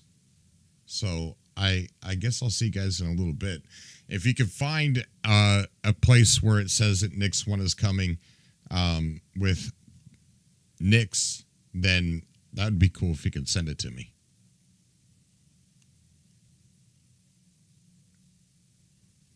Okay. See you guys later. All right. Have a good night, boss. We'll Good see night. you a little bit. Okay. I just found one bit where he says this applies to our upcoming planets. He doesn't say when, so I'll keep watching.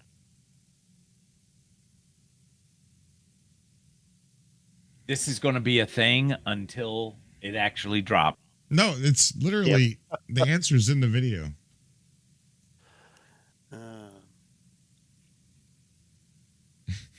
If you say so, boss. Well, I tell you. Guys, thank you so much for coming out to the show tonight. I really appreciate it. Hope you guys enjoyed Star Citizen. Thank you so much for the support, everybody. I am going to go hang out with Vega, and then we're going to do the Under the Stars in about, 3.5 hours? So in 3.5 hours, I will see you guys if you're awake. I know some of our Patreon supporters are up pretty late. So some of them do join, and sometimes I watch them as it's, it's 10 o'clock my time, 11, 12 o'clock. Sometimes I see light where it was dark, it's turning morning for some people. But I'm sorry for my bad take on instancing. I really apologize. It's just my opinion, and I'm really sorry about that. You guys are right, and I just got a bad take on it, and I'm not going to have good takes on everything. And so I'm sorry for starting any arguments between people.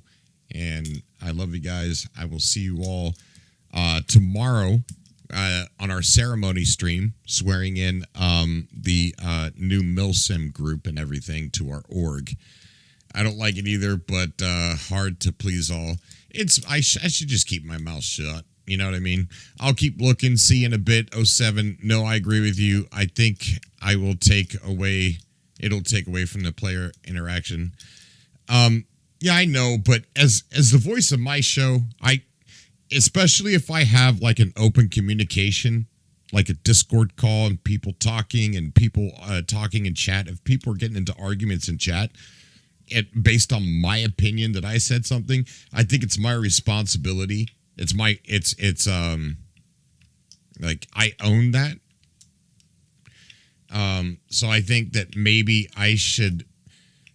It's not like I've got one of those opinion shows, like Salty Mike or something like that. I don't. I have a community of people that love this game, and everybody's got different opinions. So I think that I have to be a little bit more careful giving my opinion on certain things about the game, because I'm very stubborn when it comes to what I feel, and you can't change my mind. It's called red gravy, Fox. Okay? Some Italians call it red gravy. So that's what I'm talking about.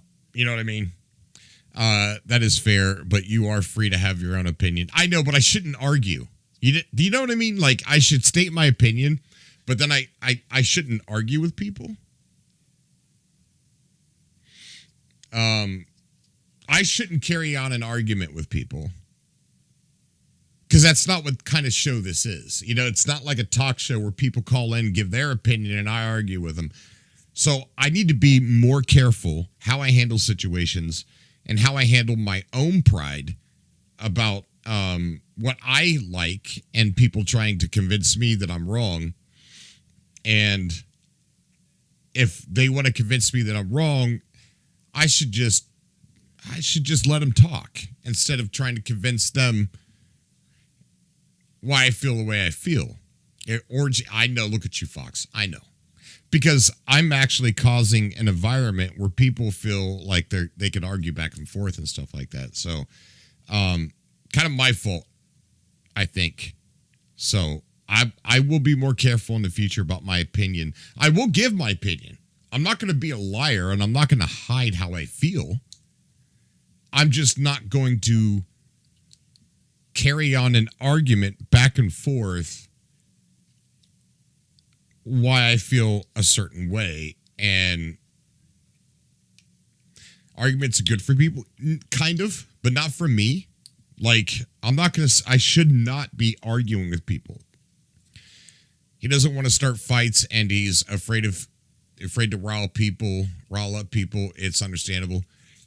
I just don't want. I want a place where it's fun and not one of those opinion change my mind type of things, where I'm arguing with callers.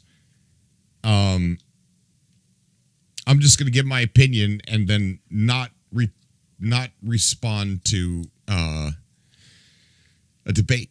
I'm not going to debate. Put it that way. I'll give my opinion, and I just won't debate. I don't want to debate people. I'm friends with everybody, and I just don't want to have a debate with people. Exactly, Dagger, sorry. It's not a debate show, right? But I'm a masturbator. Listen, master debater. Everyone has an opinion. Yeah, I'm going to always give my opinion. I promise you, I'll always be honest. However, I'm not going to sit here and debate callers. I'm not going to debate people in chat. Yeah, we're here for a good time, and you will always know how I feel about something. And I'm not going to make my show about that topic. I'm not going to get on a soapbox and bitch about this and bitch about that and then argue with callers. So that's one of my negative qualities. I love to debate with people, but that's not the show I created. And I don't want that kind of show. It'd be cool to have a segment where we did do some debating somewhere else or something, like maybe go live on Kick and do a debate of something over there. That'd be kind of cool, but not as a brand of Cobra TV and our community that we're building. I want us to build a community and not debate each other on my show and then continue debating each other in Discord after I get off the stream and stuff like that. So I just got to be more careful. Yeah, it's an opinion. No one's right. No one's wrong. And you're 100% right, Slayer. Like, I made a mistake and started debating people, and that I feel bad for debating people. I don't want to do that here. So, I'm sorry to all of you. I didn't do anything wrong. Let's just, I'm not apologizing. I'm not apologizing for something that I've done wrong.